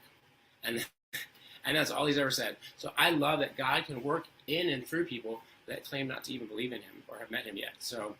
I had to put it myself on mute because I was making so many noises. Yeah. So after all that time, your brother finally came through for you. Yeah. And it was like you seeing these little miracles almost that were happening for you out of nowhere. Yeah. Yes. After the little small book. Yep. Yeah. It's like God will he used that little book to show me how big he was and how much he loved me, how much he wanted me and his family, right? So it was that spark of hope that I needed. A little mustard seed of hope, literally. Yeah. But then, you know, life is hard. We go from in that moment, I went from feeling great and feeling amazed, feeling like I had a zest for life, to I had nowhere to go. I got out of jail, but I had nowhere to go. I couldn't go to my family. Oh my gosh, yeah. So I ended up I had my brother drop me off at a homeless shelter in Springfield, Missouri, and so I lived in a homeless shelter for 4 months until I was able to get a job and get back on my feet. But it was just one foot in front of the other. Just the determination to know that that I'm here for a purpose. I may not know it right now, but it's going to get revealed not by staying where I'm at, but by taking one step at a time and trusting God to get me there. So, and that became the journey of finding out if I'm known, if I'm needed, and if I'm loved. So, okay. So I have a question. So you're at this part of your journey. Okay. Now I have to know, were you talking to your kids at this point? Because I know a lot has happened to you. It's like a year now, maybe. Yeah. So I have 2 older kids and then 2 younger kids. So the older one, my oldest daughter was probably 14 when I attempted to end my life. And I remember about a week before that, because I drank all the time because I was in pain all the time. Not an excuse. That was just where I was at. But I'll never forget her little face. She looked at me with tears and she says, "Daddy, you chose alcohol over us." Oh. And even though that wasn't the truth. That was her truth. That was her reality. And I had that hurt. That cut deep, right? So yeah, my kids, they knew they wanted Dad, but Dad was just not part of their everyday lives because I didn't even know who I was and what my role in life was. So yeah. What a strong story you have. Yeah, and you'll get people that tell you. So when I got out and I started making better choices, they're like, "Well, you don't need permission to go be their father. Go be their father." Well, that's insensitive because I made some poor choices. I can't just rush back into their lives because I'd made some choices that left some scars on them. So, yeah, and that's when I learned one of the biggest qualities. And one of your questions you're going to ask later. One of the biggest qualities I think a parent can ever teach their kids is a good one. So, yeah, humility. Humility is perfect. Humility. It's so inclusive. Like it comes with it has collateral other characteristics that set your children up for success with the characteristics. So. Oh, okay. So I guess we have to hurry up because now I want to get to the good tips. Okay, so we know your kids, they really do want Dad. So I'm so glad you said that because that's what I wanted to hear. So I know dad still has room to come in, but like you said, it doesn't just happen overnight. You can't just wake up one day and say, okay, I'm perfect dad, and they don't expect you to just walk out the door one more time because they've seen it so many times. So, and it's a reality. And I do hear a lot of families that have that. Either the parents saw the same thing you said growing up or the kids. So, very, very relatable. I'm glad you brought that up. Yeah, I was asked on a recent podcast, they said, well, how did you restore your relationship with your kids or your other relationships? And I said, well, I didn't. And here's why. Because when you think about restoration is repairing the whole thing. We don't have all the parts. I don't have all the parts. They have some, I have some. So what is the goal in reconciliation? The goal is no regrets. So I had to take those steps to do what I needed to do to apologize, ask for forgiveness, admit my wrongs, my mistakes, and then that's where I had to leave it. No regrets. I did what I could do, right? And then that creates that safe space for restoration. But it has to come from both sides. So. And wow, you need to go into counseling. That was actually great tip right there. And I think that works even for relationships too, just for a husband and wife or, sister and brother, all relationships. So it has to work both ways. Just communication is key. So thank you for that extra tip. I told you, everyone, he's very good. If you want to see him afterwards, remember, it's Don W. Mann. You're going to want to look him up. Okay. So I'm going to ask you what's your favorite quote, but I'm going to assume it's what you are wearing. Actually, no, believe it or not. Okay. I thought about this one pretty hard. So this is foundational on I always say the comeback is greater than the setback. And so this is my foundation on the comeback. But my favorite quote that spoke deep into me when I was in the dark, deepest despair it's a Bible verse. It's Genesis 50:20. And it says, you meant it for evil, but God meant it for good, to do what it's doing now, the saving of many lives.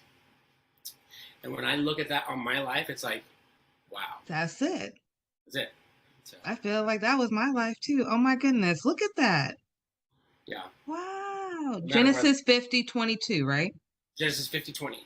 50:20. Oh my goodness. I'm going to look that up. I may print that out and post it in my house as a reminder. That was beautiful. Thank you for sharing that. That's a wonderful quote. Really, really is. Okay. So we're going to go to the next question. What are the best resources that have helped you along the way? So when I think of resources, I think of so when I burned all my bridges, when I made those poor choices, and basically I was an undesirable person to be around, right? Mm-hmm. And when you're undesirable, you don't have access to very many resources. So number one was my faith community, my faith-based community, because I'll never forget the day that I walked back into church. And you think that everybody knows your story and everybody knows the junkiest things you did, and they're going to look at you and they're going to talk to you about it. But that's not the case. In my experience, that wasn't the case. I walked into church and they said, Don, we're glad you're back. So glad you're here. So good to see you. And it was that non-judgment that allowed me to breathe, relax, and walk into that journey of healing. So my faith-based community, and then piggybacking off that is that they created a safe place for me to find out, for me to figure out who I am, right? Okay.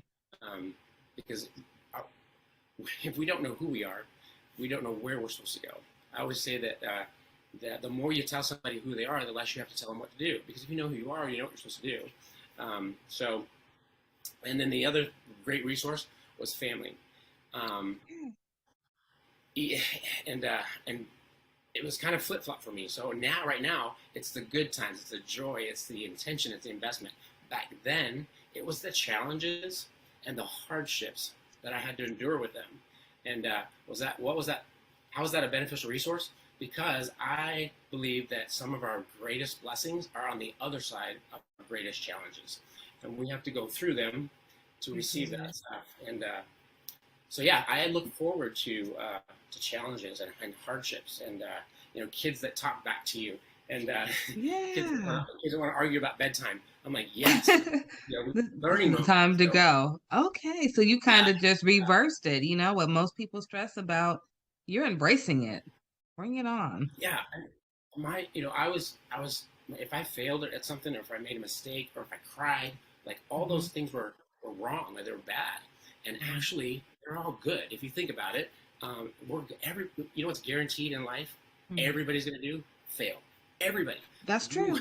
Sooner or later, you're gonna fail at something. So instead of finding yourself in the middle of failure and decided to take a heavy weight of a loss or something negative, no, fail. I think Will Smith said it. Fail forward, right? Find out. Don't ask yourself, why is this happening to me? Ask yourself, what am I supposed to learn from this? If you reframe it, there's no such thing as a loss and failure. It's just a learning. And it's going to work perfect. Yeah. I love that. Kind of the same tips that I give my son and my daughter. So just reworded a little differently. So that's amazing right there. So yeah, I love those resources, especially the family one, because I know that you said earlier, there was a lot of tension between everyone, and now they're your best resources. So I love that. Always depend on your family. It may be some hard moments. Nobody said there won't be, but there will always be something brighter at the end.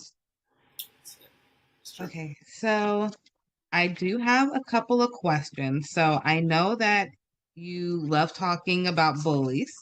Yeah. And our youth. So I actually had a son that I had to change him schools twice last year. Straight A student, National Junior Honor Society, smart kid, skipped a grade. The school that he originally was, he was getting bullied by the older kids. I believe because he was younger and he do wear glasses. Yeah. So then we switched him to a different school. And then last year he's a new kid. So it was a whole different type of bully, and he had to prove, who he was. Yeah.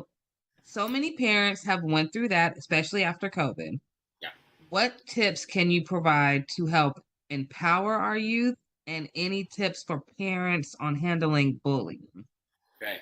So initially, this is going to sound like a very unpopular opinion, but if you notice, a lot of parents whose child has become a victim of bullying, they want the school to do something. They want the bully to change. They want the bully's parents to change.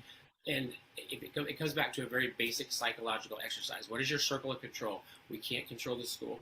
We can't control the bully. We can't control the bully's parents. So what do? It's not a hopeless situation, right? We empower our kids to be bully-proof. What does that mean? It sounds like a great claim, right? Well, I think it is a great claim, and it started for me way back in high school. I knew this kid named David Williams, and this kid was untouchable. Like, somebody would come up to him, and they would just, try to make fun of him or bully him, and he was just like, what? It was just untouchable. Like, he would step into his truth. If they picked on him for had a bad hair day or something, he'd be like, yeah, so? Okay. But, yeah, he just owned his truth, right? And I'm like, wait a minute, that makes a ton of sense.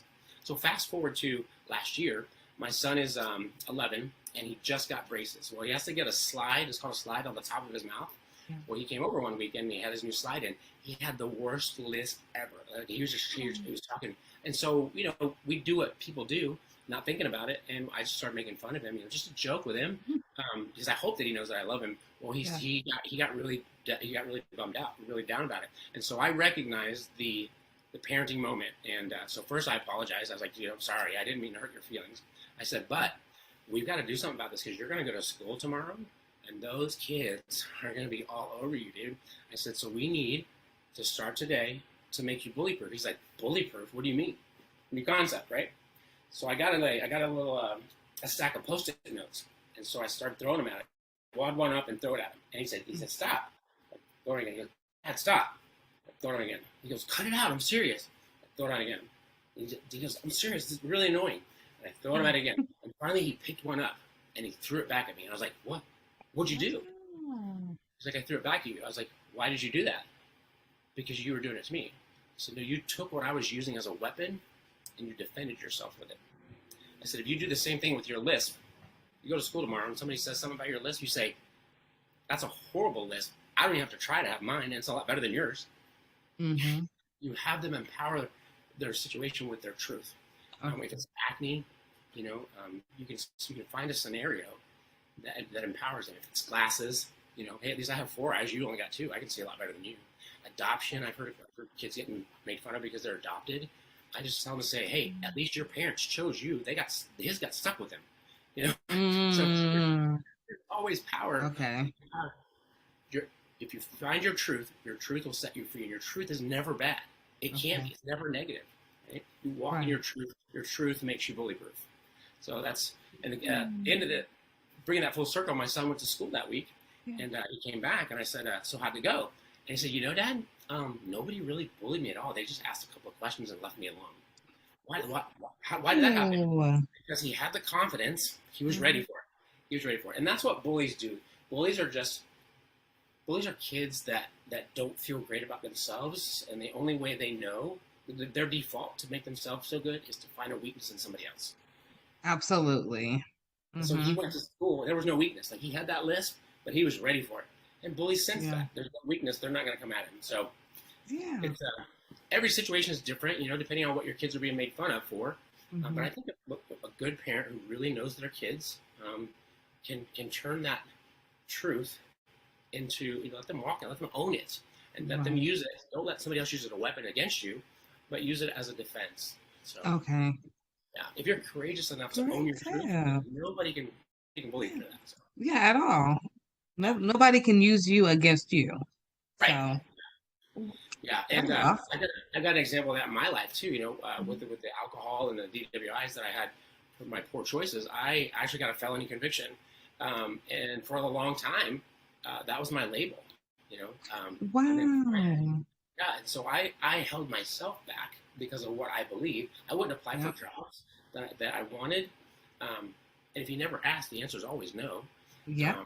So somebody was saying something, they were calling me a felon one day. I said, look, I'm not a felon. I committed a crime that's a felony. I have a felony conviction. That's not who I am.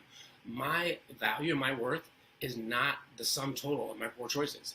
So that's it. You're more than just a title. That's what I always say about myself too. Yeah. Labels. I don't like labels. No, I don't like labels either. I have to agree with you on that one. So I have a question for you. And I don't think you talked about this, but I wrote down, did DARE make a huge impact for you? So, I don't think I mentioned it, but when I was in law enforcement, I got training to be a DARE officer, and DARE stands for Drug Abuse Resistance Education. So I got certified, and I started the first DARE program in a little town called Sarcoxie, Missouri. It absolutely had an impact, and here's the impact it had. It started to bridge that gap between a 30-something-year-old man and 6th graders. Even though I'd been through it, I ran from it, so I didn't know what they were going through, and it also it helped me translate adult information into youth knowledge. So it was helpful in that area. It was definitely a foundation for a speaking career, for having a passion and a heart for youth. So absolutely. Do you think that it also helped you with your No Needed Loved? Because DARE, the acronyms, and they're so straight to the point. And so is like everything about you so far has been straight to the point almost. Yeah, I think the message that it sent me was, I went to school. I went to an adult training to teach kids how to stay off of drugs and alcohol. And then in my worst moments of life, I found myself neck deep in alcohol. So if I knew it, if I knew all that information, why didn't I apply it? Why didn't you apply it? It's not about knowledge. You know what's interesting? There was a nurse who wrote on, she was advocating on TikTok, and she said families need more in the NICU than just education, because everybody can get the education, but if they don't know what to do with it, then it's just wasted information. Yeah, books on a shelf don't make you a smart person. Right. You can take in all the knowledge. It's knowing when to apply it. Right. the difference between knowledge and wisdom is, knowledge is knowing that tomatoes are fruit. Wisdom is knowing not to put it in a fruit salad. So Absolutely. You gotta know. yeah, you gotta know. And I think it also the other side of that is you can have knowledge, but if you don't feel like you're in a safe space to apply it, it's not coming out. Definitely not. Definitely not. So you did give us some tips earlier. Did you want to review the tips that you wanted to give to parents to help with their children, or did you want to add on? So this is what I was talking about before. So how do you help your kids, right? The first thing we can do as parents, right? And I'm coming from a guy who made a lot of poor choices as a poor parent. I'm not saying I'm like the greatest parent in the world, because I'm not now, and I definitely wasn't. I made a lot of poor choices, but making those poor choices caused me to dive in harder and become better, not for me, but for them. That's what they deserve, right? Kids deserve that. They deserve the best chance. They deserve for us to set them up for success the best we can. So how do we do that? Well, the first thing we can do is we can become the best investigators we can of our kids. Yeah. Because we didn't create them. We didn't set them, on this path. They were created on purpose, with purpose, for purpose. We just have to help them figure out what that is, right? As much as I want my son to grow up to be a NFL football player, because that's what I wanted to do. If he doesn't want to do that, I'm not gonna force him into that and ruin his life, and take him away from his purpose. So become the best investigator you can of your kid, and be bold and be brave and be humble to walk that out with them.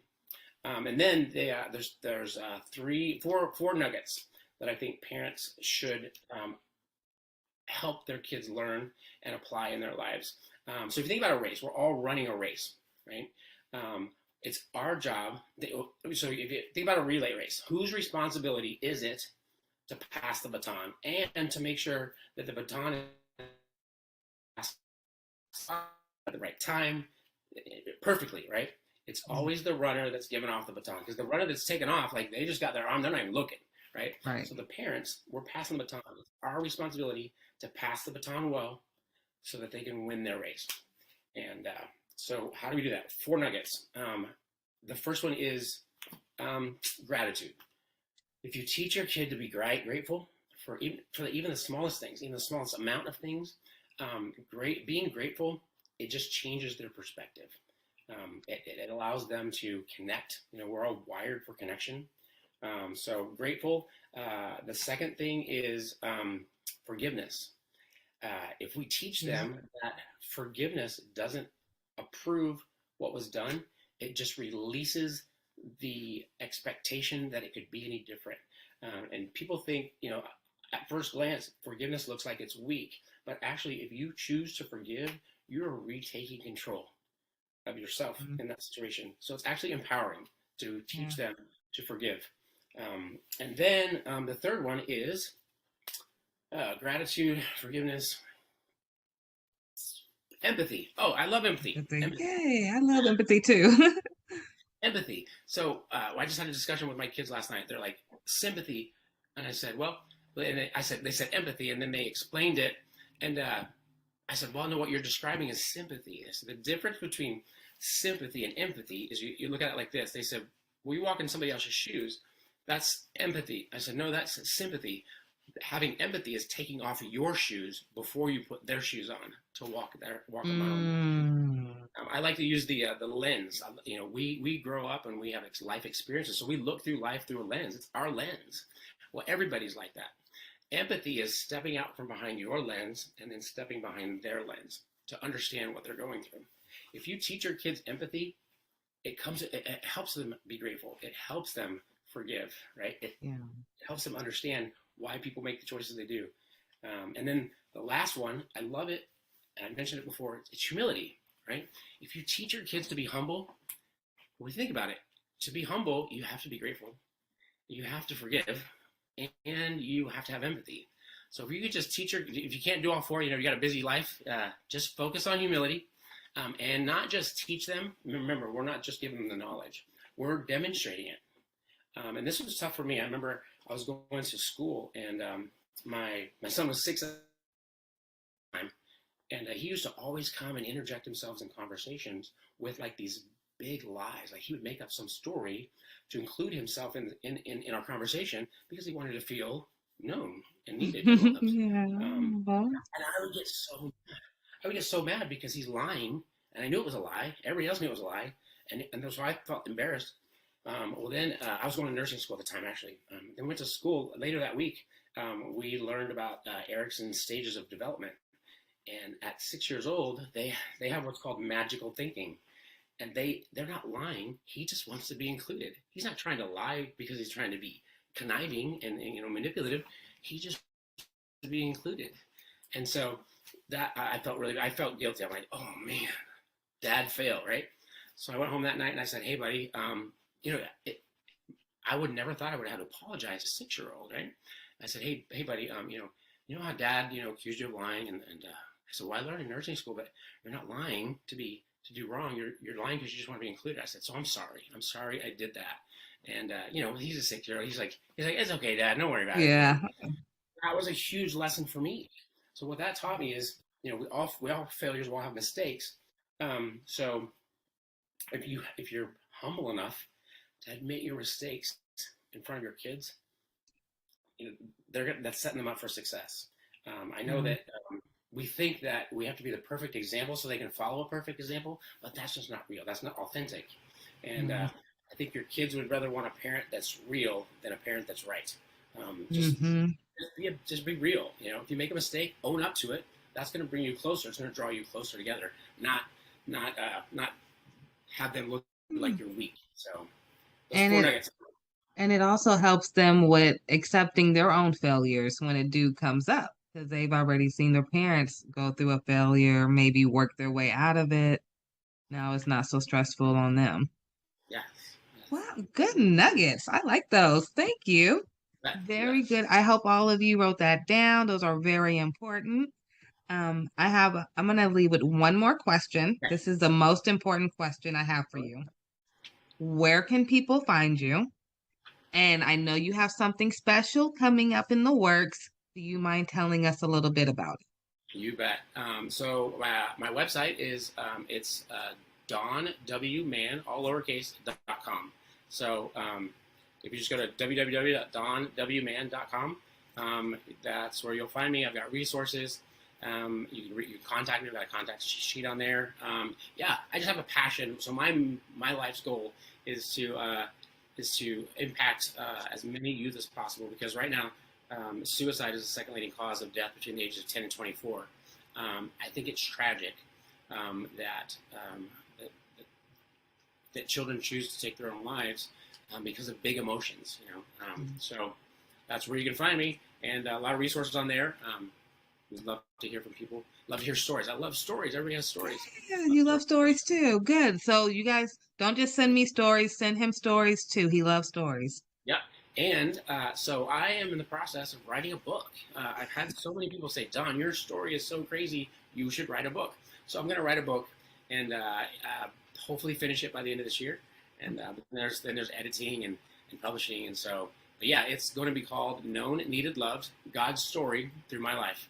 So I am so blessed to be able to give my kids a second chance for the father that they almost lost. So What a story.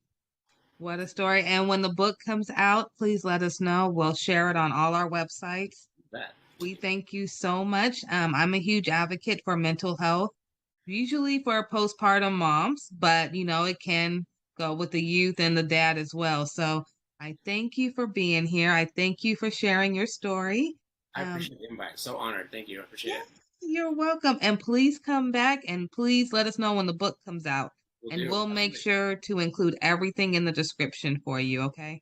Thank you so much, Ashley. I appreciate it. You're welcome. Thank you, everyone. See you next time.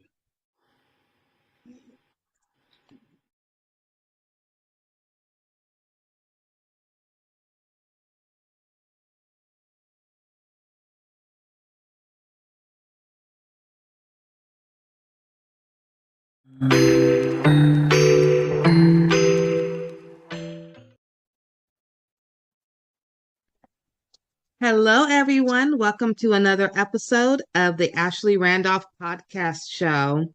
I have a lovely guest today, and I'm so excited. I've been planning this for maybe 2 weeks now for Miss Marie Mosley. She is the author of Pretty Divorce, which is a very touchy topic, which I am absolutely so excited about sharing with you all. I know we do get some questions to our case managers about do they have any resources for when going through a divorce or how to find a lawyer and things like that. So this is a little educational for you guys. She'll tell you about her book, but most importantly, you have to hear her story. Thank you, Miss Marie, for joining us today. Thank you for having me. Yes, thank you. I can't tell you how excited I am to have you. I have been putting your flyers up for 2 weeks now and telling anyone who would listen to me to make sure they watch today. So, Okay. incredible story that you have. I want you to, if you don't mind, introduce yourself to the audience and let them know who you are. And please tell us about when your book will come out. If you want to start with that, and then we'll go to your backstory. I think that will be phenomenal. Okay, perfect. Yes, I am the author of Pretty Divorce, how to sever a toxic union and create an illuminated future.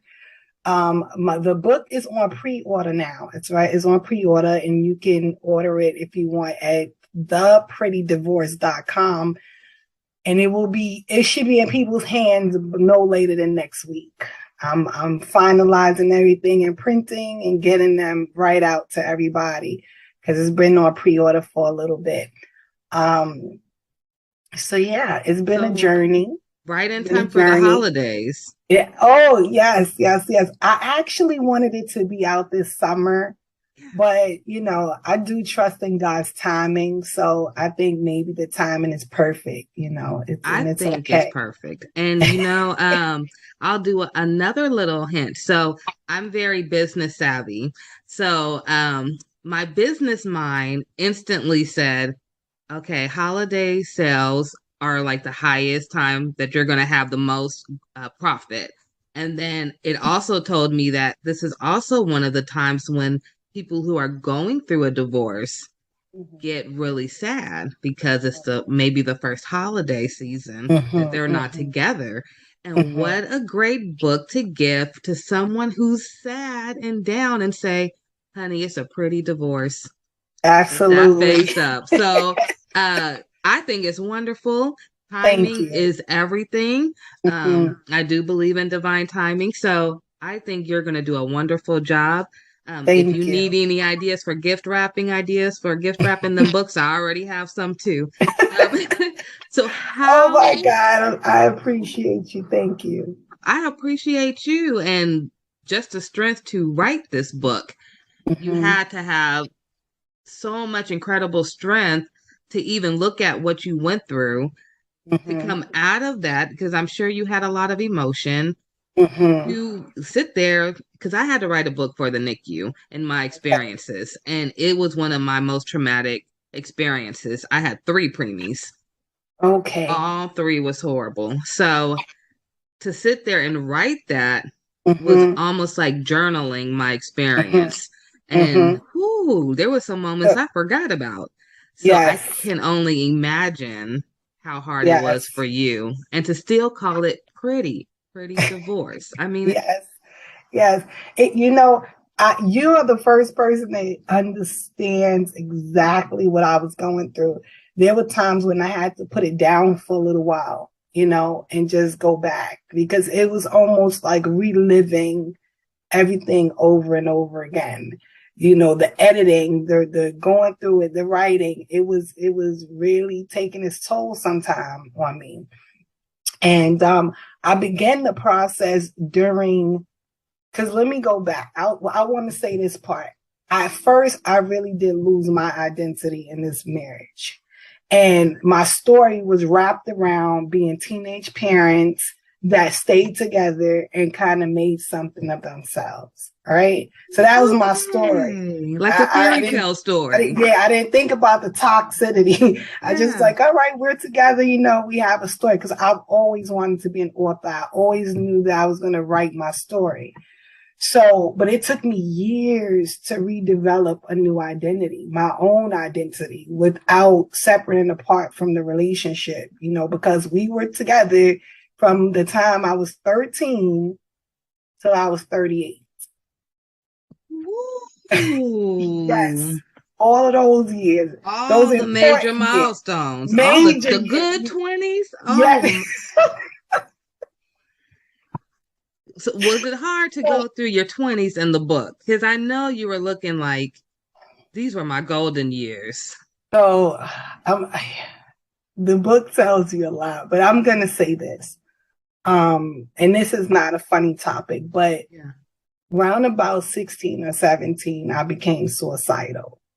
It had gotten that bad. It had gotten that bad. And I talk about it in the book. My girlfriend introduced me to her boyfriend's friend, and he kind of became an outlet. So yeah, I don't advocate side relationships. However, I have to say that my side relationship kind of saved my life. You know, so that moment it worked. Yeah. So my 20s were horrific at home, but they were glorious somewhere else. If that can, you know. So I don't know why, you guys. I'm sorry, but I have to say this. I am getting the song Khalees Milkshake Bring All the Boys to the Yard stuck in my head when she said, you know, it's like this at home, but outside. Oh my goodness. But it worked for you. You're still here. Absolutely. So, absolutely. I'm not advocating for it, but not at all. And I'm, you know, and I don't take, because I was an educator for so many years working with kids, I would have a lot of children with suicide ideation, attempts, different things that I've gone through. So I don't take that lightly. But as a teenager, you know, becoming a mother at 14, you know, I was a good student. I was a really, really, really good student. I started to fail in school. Like all of the things that made me who I was beginning to change. And it's like I deviated from the plan and I was spiraling out. So, so it became a little bit rough for me around that age. But finding another outlet, you know, albeit it was a side relationship, it really did help me. It helped. He helped me a lot. You know what I mean? Like I'm married to a different man right now. my girlfriends, some of my girlfriends, they were like, "Wait a minute, what? Like you're not with him anymore. How are you not going to be with this guy?" Because that's how like that's how it was forever. Yeah, we really, really fit. But you know, things happen, and I'm in a new relationship. He's in a new relationship, but I definitely know for a fact that we both still have a really high regard for one another. You know, him and his family were my solace. They were my peace, you know, so I can never forget that. Like I can never forget them, you know, and what's awesome is my husband now, he knows all about it because him and I were best friends. So he got to know and understand how crazy I was about this guy and how indebted I was and how, you know, I hold him in a really high regard and stuff. So, and he's okay with it. He's an alpha. He's an alpha and he's confident. So absolutely. Yeah. So he's not intimidated by it or anything. So I can talk about it. He knows about it. So, but that's a good thing too, because he knows what he's coming into. Mm-hmm. You know, I hear a lot about baggage and people coming into new relationships with extra baggage. But for him, he already seen your baggage, so you're really not coming in with no baggage because you already knew each other. So that actually, do you think that you guys are more on like a soulmate type of plane now? Because my husband, let me the one be you're with now. because you know what, my husband was like, tell your story and be honest. I really felt like the other guy was my soulmate. I really did. And there's some amazing stories about our journey that I'm even thinking about putting into a book. Like, I used to be able to feel his pain. Like, if something happened to him, I would know, you know? And so when I think about my soulmate, I don't know. My husband right now, me and him I guess because we were best friends or something, we fit.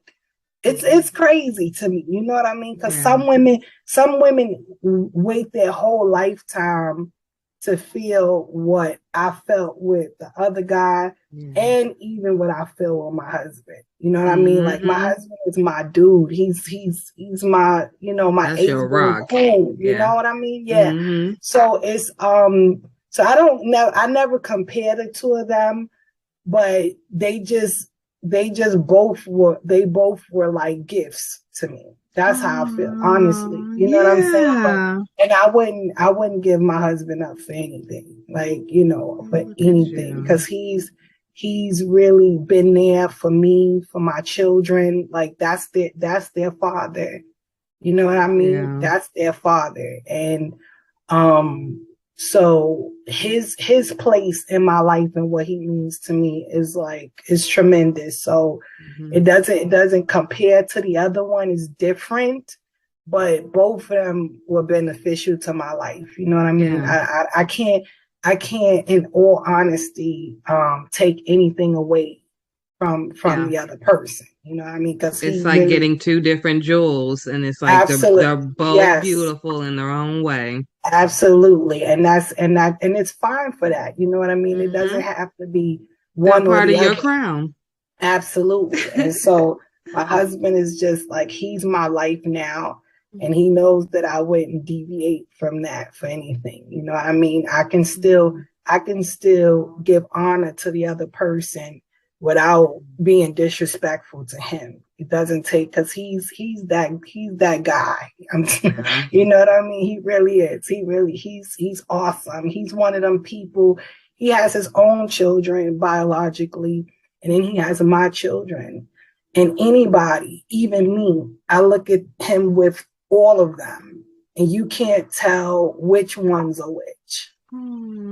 That's how savvy he is and how much love he has to give, that he's willing to spread it. You know what I mean? He's willing to spread it. And so, but yeah, we both have a really good understanding. A lot of people think that you shouldn't talk about your past relationships, but we were best friends, so we told each other everything. Everything. Yeah, I feel this way, and this person did this, and I feel this way about that.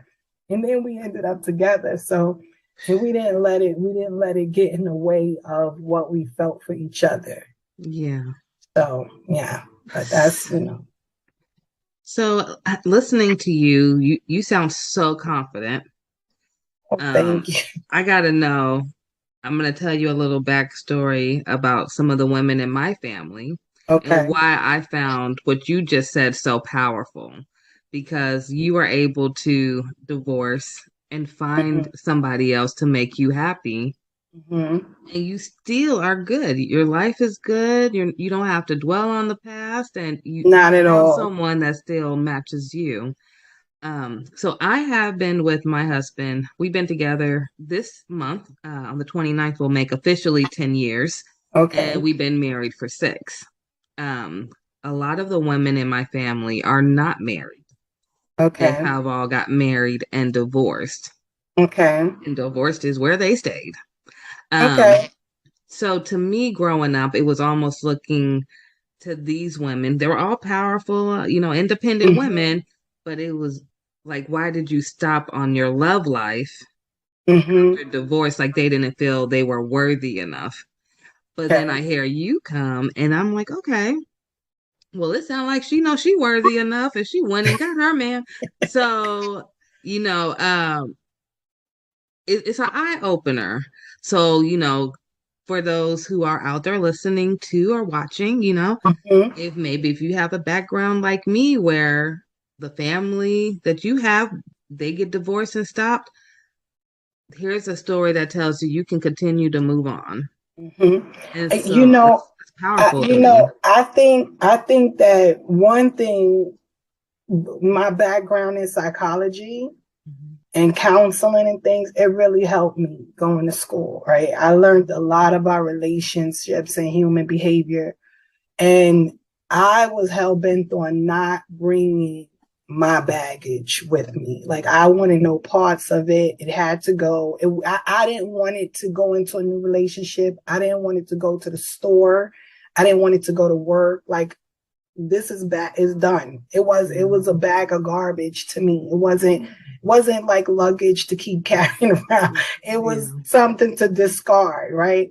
And I also did not want my husband to pay for what someone else did to me. I think that's completely unfair.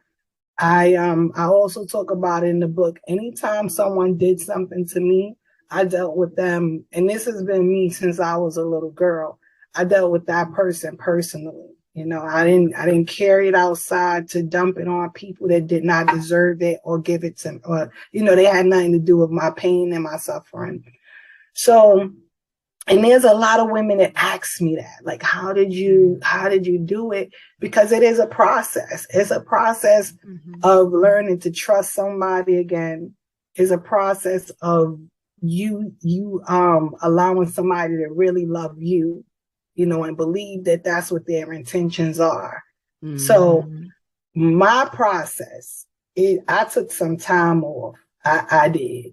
I wasn't, because a lot of us, where we make mistakes is jumping in and out of relationships, back and forth. Like, we get the revolving door and we never take our time to really heal, process what happened, reflect on what happened. What did I do wrong? Because everybody's not perfect. You didn't do everything right. What did I allow myself to be involved in? What do I not want to be involved in? And you used the key word earlier about journaling. It's really important for women to start writing down what's going on. I have 5 million notebooks. Okay, so I do too. All over the place in this house, but they're good because you get to get your feelings out. You get to act. And you also said something before we started. We talked about girlfriends, right? Yeah. Girlfriends are good. Their intentions are good.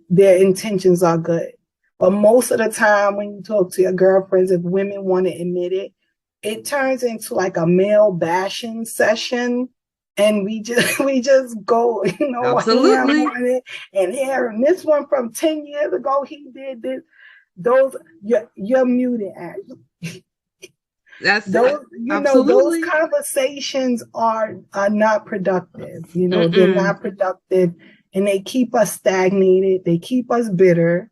They keep us resentful. And those are recipes for never really going on because now you're not really open. You're not open to having love come to you. Yeah. And you're not willing to give love because somebody already trampled all over it. But that saying about the $1 bill or a $10 bill, you can crush it up, smash it, kick it all around, and you drag it through the dirt. And when you open it and take it to the store, it's still worth $10. Still $10. So if we can understand that our value is not diminished because of the stuff we've gone through. And life does go on after whatever his name is. It's okay. You don't let one monkey stop your show. You keep the show going. You have to, because if not, they win. I don't like to reduce it to that, but the truth is they win. Yeah. They left you a shell of a woman, while they're out enjoying their life with whomever, and you're sitting around and you've not really find yourself, and that's only if you want to have another relationship. Some people go through so much they don't want to be bothered anymore. Yeah. But even in those places, I think that if they went through some healing and, mindset changes and self-development, reinvent yourself, turn things around, it can work for them. They don't have to be alone. I don't think that we're designed to be alone. I agree. I don't think we are either. We are not. I think we were designed for companionship, and to have someone that genuinely loves us in our lives. And because one man didn't appreciate it and didn't understand the treasure that he had, that's his problem and his loss. Yep. And you have to shift your mindset. You have to. Because if we sit around pondering what we went through, why, if I shoulda, coulda, woulda, why didn't I, we're wasting more time. Yeah, I agree. And we don't have that much time to lose. Every day we get older. Absolutely. I have to ask you a question. I'm here for it. You have this accent. You got to tell us about your accent, where you come from, and if you don't mind, I know we talked a little bit offline about some of your family and some of your family stories and how they are in the book. You don't have to say it all if you don't want to, because we do want you guys to get the book. So, but if you want to, just touch on it a little bit, just to invite everyone into your life and how you were able to get this beautiful mindset that I hope we all can have after meeting with you today. Thank you. So I was born and raised in the Bronx in New York City. Right? Growing up, people thought I was Southern for some reason.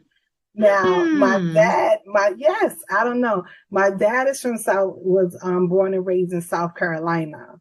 So I didn't know, maybe his genes were that powerful that I got his accent. But I'm originally from Bronx, New York. We just quickly, my dad died when I was 5. And we came from a quaint little neighborhood. And after his death, we had a fire. Really? So no, I shouldn't leave my precious dog out. After my dad died, maybe like 2 months later, we lost our dog that was there when I was born. And then we had the fire. And then we moved to the projects in the South Bronx, which were a bit intimidating, but we had to do what we had to do. That's where we were placed. And so we lived there for a while, after getting used to all of that. Around about when I was 12, my sister passed away. And I don't want to say, well, my sisters, both of them are my favorite siblings. I'm going to say, my brothers, I got my oldest brother that I'm like in love with, my oldest brother. But my sisters were my sisters. They never treated me like a pesky little kid. I was like their life, anything, like, what do you want to do? Take me shopping, doing my hair, everything. So I love my sisters. But my middle sister, she was 22 years old and she had a preemie. Yes, she had a baby. She was born 1 pound and 7 ounces. Ooh, little warrior. Yes. And she fought through that. She came home on Valentine's Day of 1983. She was born in 82. Oh wow. Okay. Yeah. So a long NICU stay. And my sister, they gave my sister the wrong medication. Oh no. For an allergic reaction. And she ended up, oh God, I've never told nobody this. I wrote it in my book, but I didn't never utter the words. Well, you're in a safe place, so know that. Yeah, I know, but it's still difficult. It's still hard every time. I know. Oh, God, so she ended up because she was hallucinating from this medication, and she and the baby went out the window. Oh no. Yeah. And I'm so sorry. it's That's been why a you're minute, such but a fighter. Man. so the baby passed away that day, and then my sister was in the hospital for 2 months. And the day we told her, because we didn't tell her for the whole 2 months. She was in the ICU, unit for 2 months, and the doctors suggested, because she couldn't really remember what happened, and the doctors suggested that we didn't tell her, because it would be detrimental to her healing and her health and everything. And once she got herself together and she was in the regular room and she was asking, like, now I'm out of the ICU, I can see the baby. I need to see the baby. They got a psychologist, my mom, the clergy, we all were in there, and we all told her what happened. And she was gone the next day. No. Yep, she was gone the next day. The doctor said she went into some sort of cardiac arrest, and she had this pneumonia that they didn't detect in her system. And I was like, yeah, no, I don't think that's it. Like, my sister adored that baby. You know what I mean? Every single day at the hospital, for as long as sit there and wait till she go back in and visit.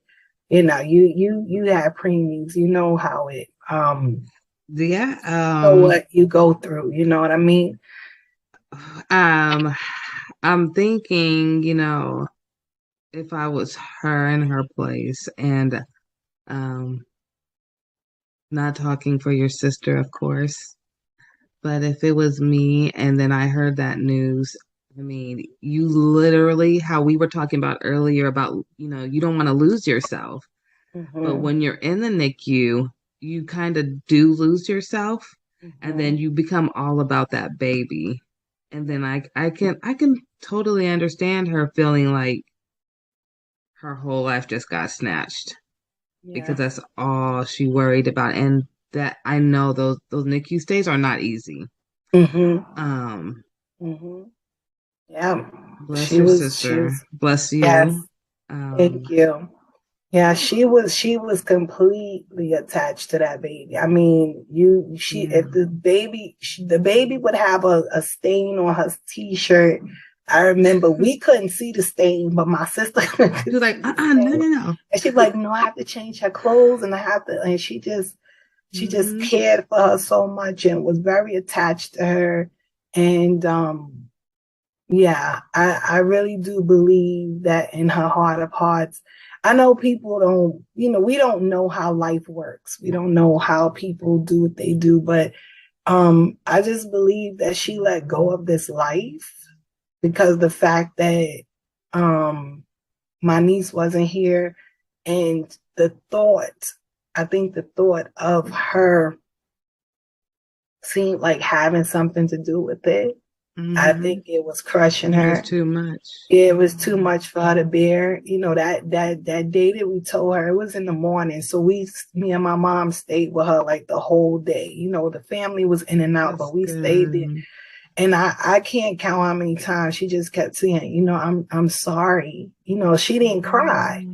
She didn't cry. She just was like, I'm so sorry, Denise. Do you forgive me? And I'm like, no, like mommy said, it wasn't your fault, that they gave you the wrong meds. It's not your fault. Like it's nothing for me to forgive, you know what I mean? But, she was in shock. She was just, she was over it, So I ended up losing my niece 6 days after my 12th birthday. Oh, you were so young. Yeah, I think after my 12th birthday, and then my sister passed away in 2 months after that. And I literally had to go back to school. Like,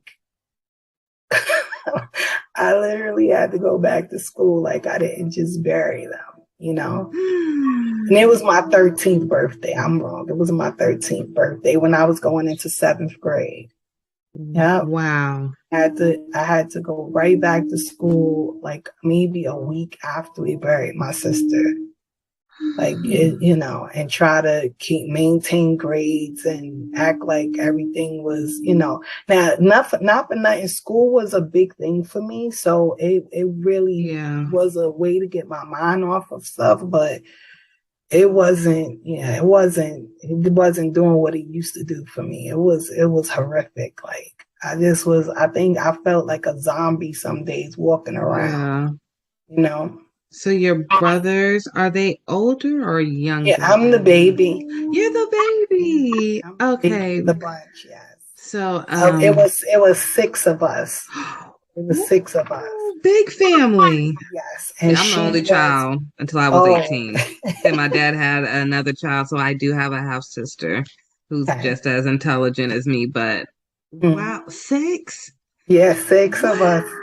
Yep, and she was the 3rd oldest. It's my sister, my brother, my sister, my brother, then me. Okay. So you had a lot of brothers. Did they during this time, because you're talking about going back to school, and obviously you went through something very traumatic. Do you think your brothers was very consoling to you at that time? Because you're the baby, so I'm gonna be completely honest with you. My sister was like the glue. Yeah. And we realized something very, very weird. My oldest sister says that my other sister was my mom's best friend. So my sister was born February 1st. My mom was born February 20th. Oh, okay. My mom passed away August 28th. My sister passed away August 31st.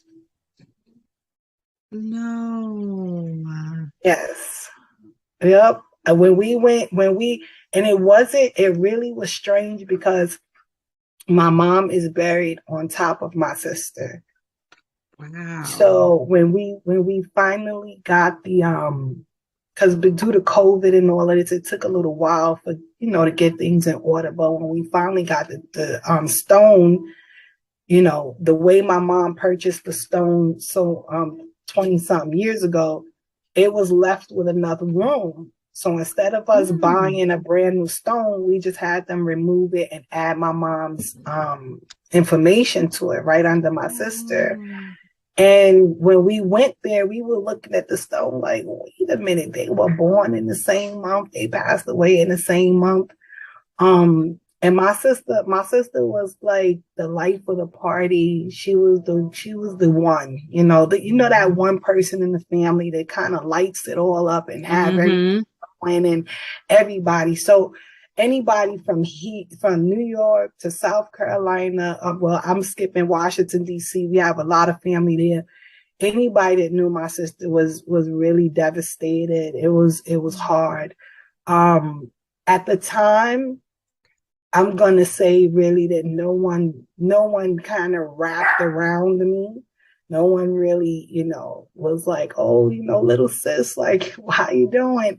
And as I was writing the book, I realized that we all were in the daze. We all were traumatized. It was so tragic. My brothers thought that her boyfriend had something to do with it. They were on the warpath. They were thinking more about that. Really, yeah. Yes, because she was at our house. She had left her house in the pouring rain with the baby. That's how we knew something was wrong. So, and she came to our house for like shelter. And then her boyfriend showed up around 3-4 in the morning trying to get her to go home. And so she went home. And then the next phone call we got was that she went out the window. So my brothers were on the warpath. We didn't know what happened. She couldn't really remember too much.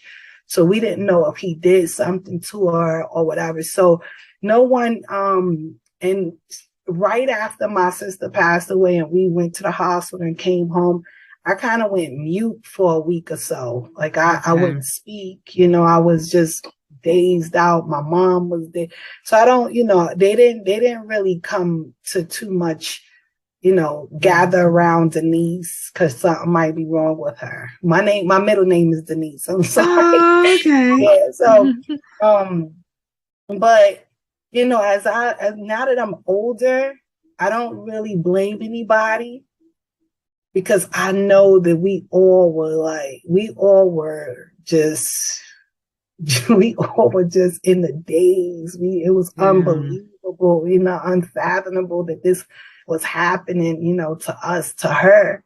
Yeah. And so I don't blame everybody. Everybody, went into their own corners to try to figure out how to process it and deal with it and get their lives together. So I can't even imagine, like, just visualizing everything you're saying right now. It almost feels like a bad dream that's never going to stop. Yeah. I mean, from the age of, I think you said, what, 6? 5. You're 5 when your dad passed away, and then the fire, and then you had to move to an area that was a little different. Very different. Then you had to, I'm assuming, learn all different type of skill sets to live in this new environment. Absolutely. And then this you have with to your learn. sister. Let's just call it what it is. I had to learn how to fight. Yeah. And I had to learn how to survive. I did. And I talk about it in the book that, I was just starting to get my bearings straight. Like I finally started to feel a little bit of stability. Yeah. Like things were normal for a little bit, and then my sister, it just literally pulled the rug from under me. And then after that, so that happened when I was 13. Yeah, I was gonna ask. So you met your first husband around that time, right? And by the time I'm 14, I'm having a baby. What? Yeah. It just, I'm telling you, my sister dying really just threw me off. It threw me off completely. Like it just threw me completely off my game. I'm telling you. Okay, wait. I'm telling you. Okay. This interview is getting so good. Okay, I have one question. We got to 13. Okay. And then we're going to have to get you a documentary, okay? You get to 13, and I'm just so curious. You were talking about going back to school and your grades. Mm-hmm. Like, did your grades at this point just completely fall, and then you met him? And so that summer, while I was dealing with everything with my sister, we went into we went with my girlfriends were always talking about him. We're talking about girlfriends again. Yeah, they knew him. I didn't. Mm-hmm. And I'm not for nothing. My brother was a part of the Nation of Islam. And he used to teach me a lot of stuff. And he used to teach me a lot of stuff about being a Black woman and, a female. And, how it's because of women that we populate the earth and how important we are and our contribution to society and stuff. And so my brother was he was a very integral part of me being almost as powerful as I am. God had a lot to do with it. My mom and my sister, but my brother, young, that's the type of time he spent with me, teaching me who I am, teaching me to look at people's character, and not just taking them at face value or what they said or material things. People had to show me who they were, not just, So I didn't really like this guy, which makes matters a lot because I didn't really like him at first. I didn't like him. He was not a good person. He messed around with a lot of girls, different stuff. So I ended up, we ended up getting to know each other, and I gave him, I let my guards down and gave him a break or whatever. And by the time I turned around, I was in a serious situation of peer pressure. And yeah, no, really, it was peer pressure because I knew better. Yeah. I knew better, and you know how hard it is years later to look at look at your life and know you've made these mistakes or going down this path, knowing that you knew better. I'm working on that with my son who's about to be 12 this year. Right now. Absolutely. You know what I mean? You have to tell him that, because my husband, my new husband, he has a saying: decisions, decisions, decisions. And your decisions can change the whole trajectory of your life. Like it really, you could think it's minute, you could think it's small, one little decision could just change your whole path. So we have to be, because life is life. Yeah. And life is not playing with people. There's no redos. It does not care that you're 12. It does not care that you're 13. It does not care. It doesn't care that this is your first time. The sperm met the egg, and guess what? You're having a baby. See what I mean? Life is for real. One time. That's all it takes. And it was my first time. No. Even more traumatic. Let me tell you something. I was just like, I was like, what is happening to me? Like, why? Wow. You know? And it's so many years later that I can say that it's okay. You know what I mean? Because now that life has given me so much lessons and so much experience that I can help other people. You know what I mean? So they say that God gives his the toughest battles, to the strongest soldiers. So if he saw fit to say, like, you know what, she can handle it. She's gonna make it through it. She's gonna come through and she's gonna glorify me and let people know that I do exist because I brought her through. Then it's okay. But in the process of it, it's not. In the process, it wasn't okay. I know you were just wanting to throw in the towel so many times. What's going on? I was like, what is going on? What is happening? Why is this happening? All of these things just keep happening. And I'm in the center of it all, What a testimony. Yeah. And we haven't even got to the end yet. We're only at 14 years old. Oh my goodness. I have to ask. Yes, ma'am. I won't get into so many because you do have this in your book, right? Yes. Some of this. So I won't ask too many questions. But I am so curious to know, when Mama Baby came in and said, Mama, I'm pregnant, what was Mama's response? Because you the baby. We got to remember. Yes, absolutely. I'm glad you realized that. I can't wait for you to read this book because I'm glad I can't wait to read realize that I'm 13 and pregnant. And as a woman, you can say, she's still a baby. Because some people didn't treat me that nice. Yeah. Some people didn't care that I was 13. But you'll read about that. So my mom, my sister, the person that didn't treat me well, was on the warpath against me, and I had to get to my sister. I couldn't think. I couldn't take time to think about anything, so I had to call my sister. My sister is my rider.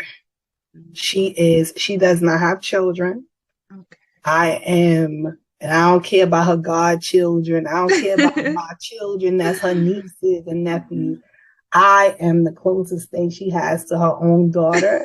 You claiming that right now? Oh, absolutely. And you can ask her. She'll tell you.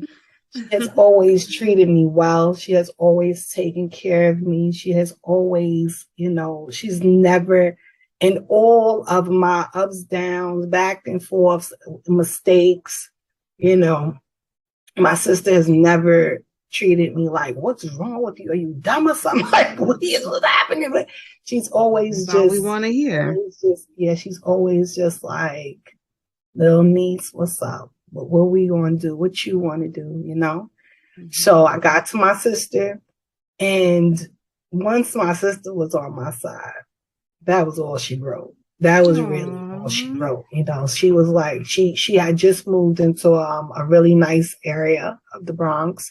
She had 2 bedrooms. And she was like, if you want to come and live with me, you know, with the baby, she's like, you're more than welcome to that room. She was like, I know you might be a little embarrassed. Like, I don't know what you want to do. You know, she was like, well, I don't care. But all I know is you're finishing school. I'll pay for daycare. I'll do you're finishing school. You understand? And I was like, all right. You know, so when we went, she went with me to tell my mom. She actually told my mom for me. Oh, so good. She wasn't one of those people like, you have to say it. You're gonna say it. It was like, Mom, this is what's going on. This is what's happening. This is the part I'm playing. Like, so what? And my mother was like, what? My mother was like, like, wait a minute. Wait, that ain't a part of the plan. You know, we talk about college in this house. We talk about finishing school and education. That's not a part of the plan. And so I pretty much told my mom, you know, this is what I'm doing because of my brother. You know, my brother was very big on the things he taught me. Abortion was not one, like, we were not going to do that. So, you know, I told my mom I didn't want to do it, you know, and I was going to have this baby. You know, I made my bed and I'm going to lie in it and we going to be okay, you know. That's why I was hoping to, when I saw that you had youth and parents on there, I wanted to tell children, because I feel like I was my most powerful at 13 years old. Even when I sit in front of people and they're like, oh, you seem so confident. You seem to have it all together. And I'm like, ooh, some days I don't. But when I was 13, I was severely determined and persistent. And like, kids are powerful. You know, kids are powerful. I think kids are powerful because they have not been in the world long enough to be, you know, some of them, because some of them do have it rough. I don't want to discount the ones that come into the world with these rough things going on. But for the most part, kids have not like been tainted. They've not been like traumatized to their core, really hurt, you know. And so they still have a lot of strength and resilience in them. They know how to bounce back quick. And so I always want kids to believe in themselves and know how powerful they are, you know. And so and so at 13, I was like dynamic. I was just like, I was like, let me tell you something. I did this. This is my responsibility. I'm taking ownership of it, and I'm having this baby. I'm not gonna do it. Like I just wasn't willing to do it, you know. And I had to advocate for yourself. Yeah, and you are a really good advocate. It sounds like. Thank you. And you know what? I don't only advocate for me. Even when I was a kid, I advocated for others. You know, my mom, she used to work, she was a para for the New York City Department of Education, and she worked in the special ed department. And you would not want to make fun of those kids. You would not want to be on the side of, you know, talking down to people, or, you know, my mom, she was not, she wouldn't allow it. And so if we did it as her kids, we would have something to pay once we got home. So, you know, we grew up looking at other people, you know, as equal to us, you know, not beneath us in no way, education wise, financially, anything of that nature. We had to respect people, you know, whatever station in life they were in. And so I think that's what made me a big advocate for kids even when I was younger. I don't like bullies. Yeah, I don't like clique mentality. I have a zero tolerance for it. And so I've always been willing to stand up for those that are like less fortunate and things like that.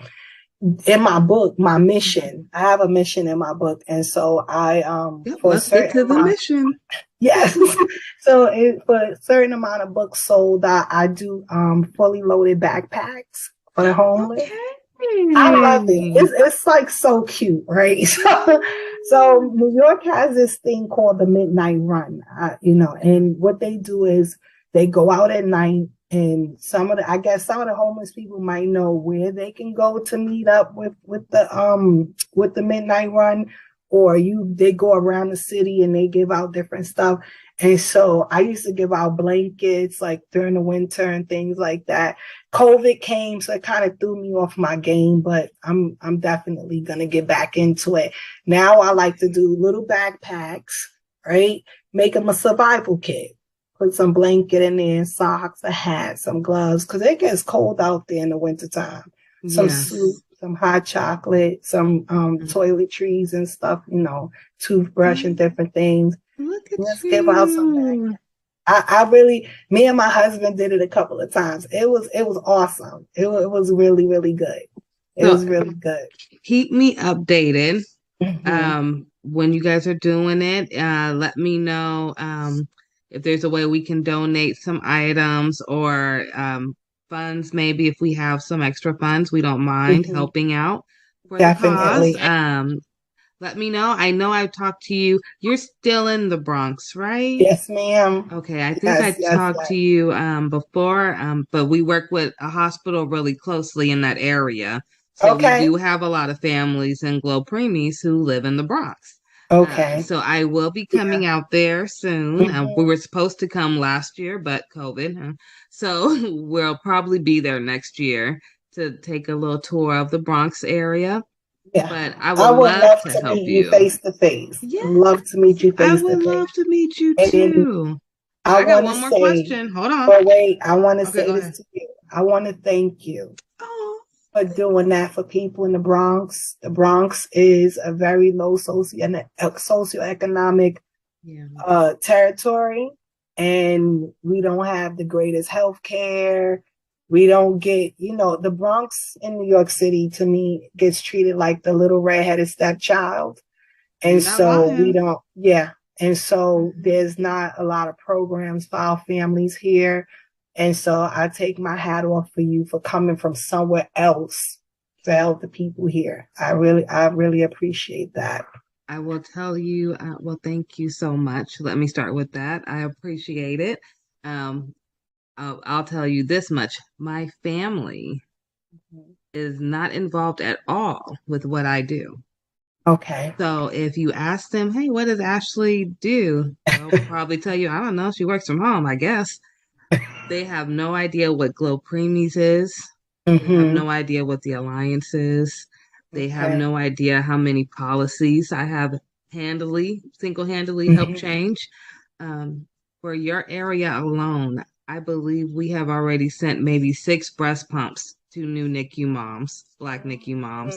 We are working on sending more right now as we speak. Okay. So that is just one of the little things that we do. So just to let you know that I am very appreciative for you acknowledging anything that I do, but I never do it for clout. That's what they say. I do it more because I was a NICU mom who had no family who came to see me when I was in the NICU with my baby. I'm a mom that never had a baby shower because I had preemies. I'm a mom who's been let go by a doctor because I was too sick. Just too many bad things. So I thank you for sharing your story, particularly the preemie story. Yeah. But is there a way for those who just heard what you're doing with the mission to be able to help donate to you? Do you guys have like a Cash App set up, or will you get one so that if people see this video and want to help contribute to what you guys are doing without getting the book, or if they want to get the book and still donate, how can we do that? So currently I don't have a Cash App set up for it. We'll but work on one. Yes, we will. Yes, we will, ma'am. Listen, you're gonna be right. You don't even know how much you're helping me right now by kind of giving me some tips and instruction. Like, hey, girl, get this together. Oh, good. We're gonna have you popping, okay? Don't worry about it, you guys. So you heard her. She is gonna get a Cash App or something to that caliber, and what she do, I will post it under this video. So keep looking for this video, see if there's any updates. I'm sure I'll have you back when the book comes out. Absolutely. I do want to do a giveaway for the holidays. I need that book for the giveaway. Okay. For and sure. we will definitely stay in touch. I want to see you when you come to the Bronx. I want to, I want us to get some lunch or something. Yeah, I can't wait. I greatly appreciate you having me. It's been an honor. And to know what you're doing here in the Bronx is really, it is very moving to me. Because like even when my sister was in the NICU, there was no helping. There was no, it was thank God we had my mom and my sister to do stuff and to help and to, even me when I had my daughter as a teen, I was like that, growing up, I was like, there's nothing here to help, people that have I did have a high school. I did go to a high school that had a daycare, but even with that high school is still an alternative high school, but it no longer, I don't believe it has the daycare center anymore, which was tremendous because that gave people a real opportunity to go to school and continue their life and, so, but yeah. Do they have any of those options anymore? I'm not really. That was the only school. It was called Bronx Regional High School, and I forgot the name of the extension because they had an extended piece to it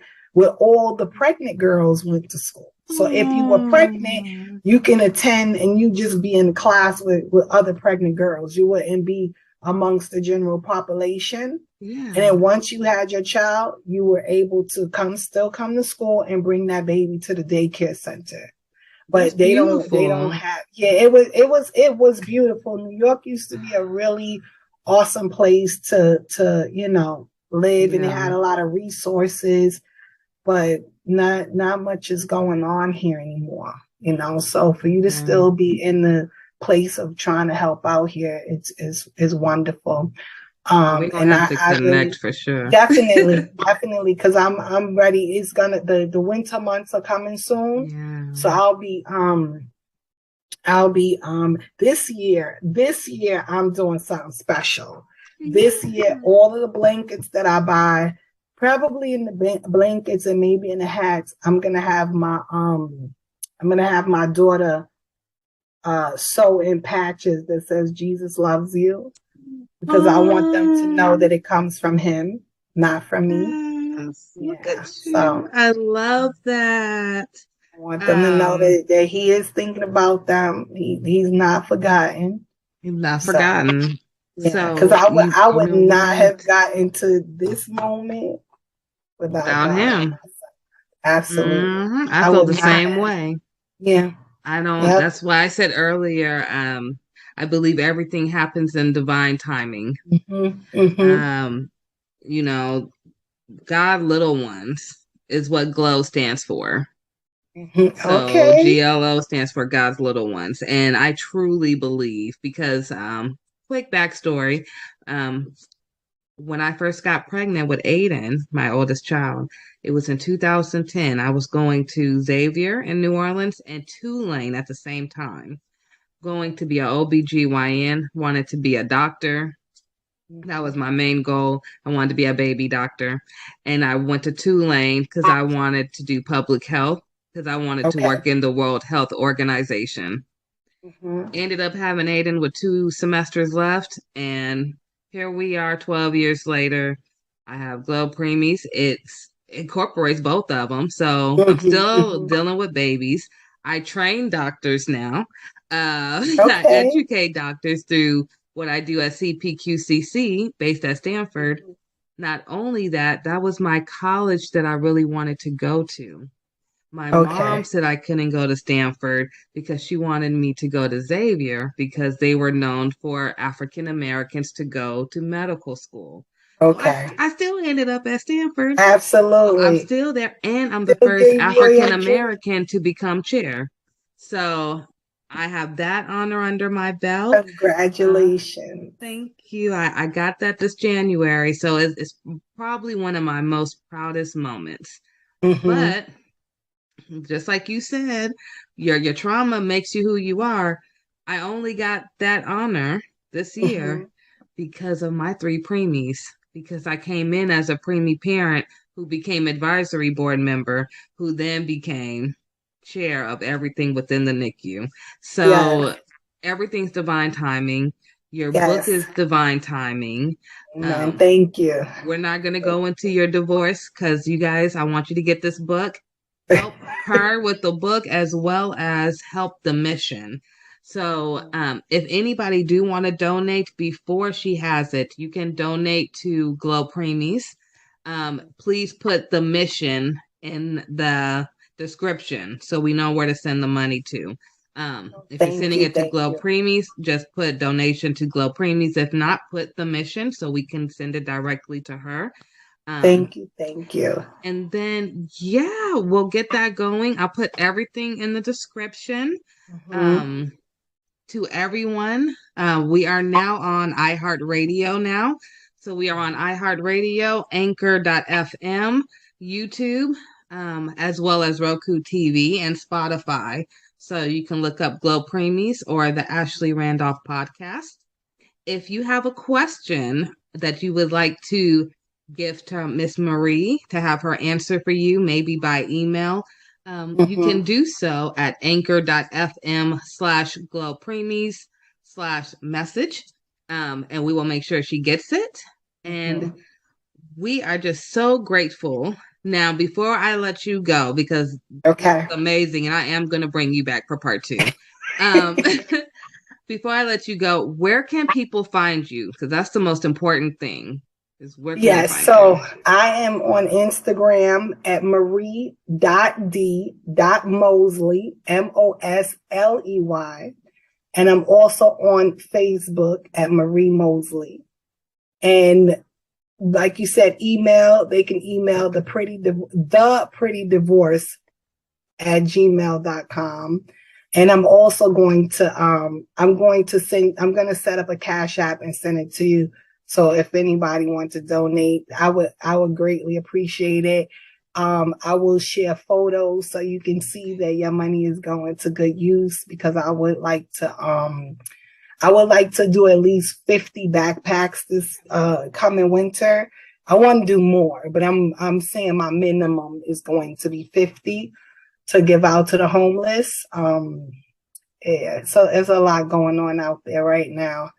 And people need our help, And let's not forget that it does snow, so it's very, very cold. So this would be going to a good cause. If everyone helps, even $5 adds up. I do hat, glove, scarf, and socks, and a blanket. And the blanket. So, yeah, I think it's wonderful. You have such a good heart to say everything you've been through. Your family sounds amazing.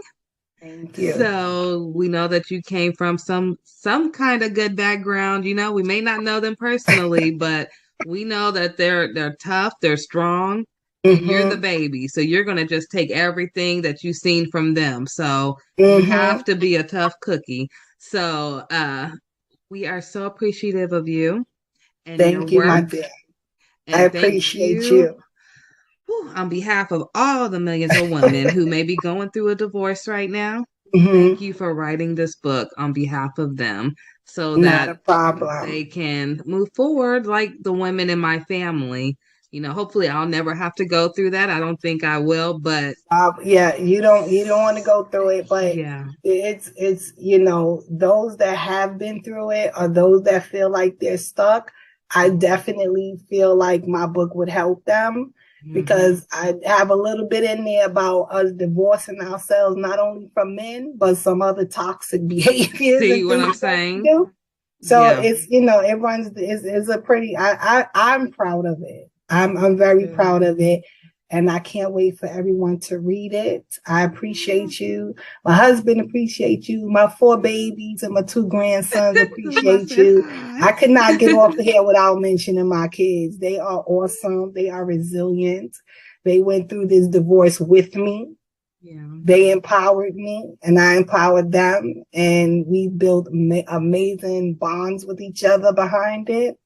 And so, yeah, it's doable. It's okay. I got a question. Yes, ma'am. How comfortable is your husband and kids with being on TV? I don't think my kids would have any problem with it. Let me tell you something. First of all, not for an interview though. My son is Mr. Congeniality. He's so astute, and he's such an awesome young man. My girl, I have one daughter though. She's very much into her faith, and she's very modest. And so she might be like, "Mommy, I don't want to be on TV." But the oldest two would get ready for you. Like, here we are. I'm here. You know, yes. And hubby, like I said, hubby's an alpha. He's very confident. He believes in himself. He would have no problem. We'll show up. We'll definitely talk after this. Yes. We're doing a holiday special for our Roku TV. Okay. And I would love to offer you and your family a little part in it.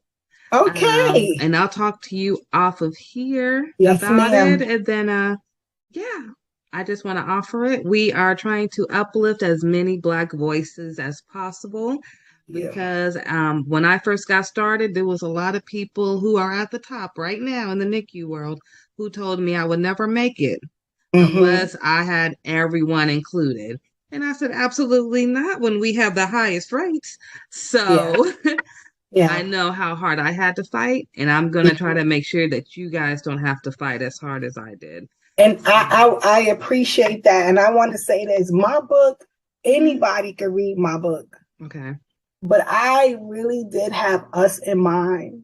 Yeah. We go through a unique set of circumstances in almost every situation out here. So I have women that might not have resources. You know, I talk about court and everything in there. Like when you got a lawyer, all of that stuff. The good questions. You know what I mean? Okay. Absolutely.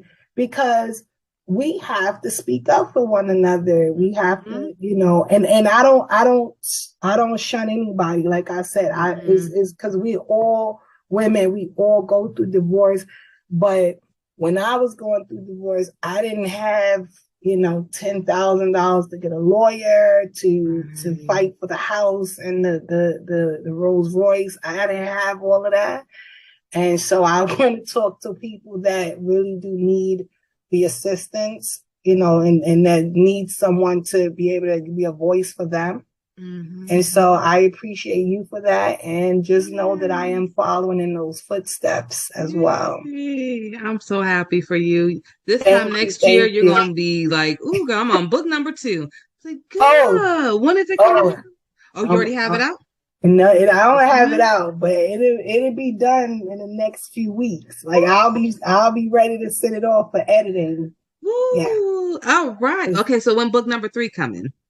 So it was. You know, I think the Lord was like, I want you to do 3 this year, but I didn't. I've been going through a lot of because my mom passed away. Okay. And so I've been finally coming up from that, you know, from that. She passed this year? Stuff. No, she passed in 2020. Girl, it's so much stuff. Let me tell you something. It is so much stuff. And I'm gonna quickly say this. My daughter, the one that I said is modest, this woman, this cult leader, talked her into. No, I'm being honest. I'm not. Like, I'm serious. I'm being very serious. She talked my daughter into leaving home and not speaking to us anymore. No. Yes. In 2018. Yes.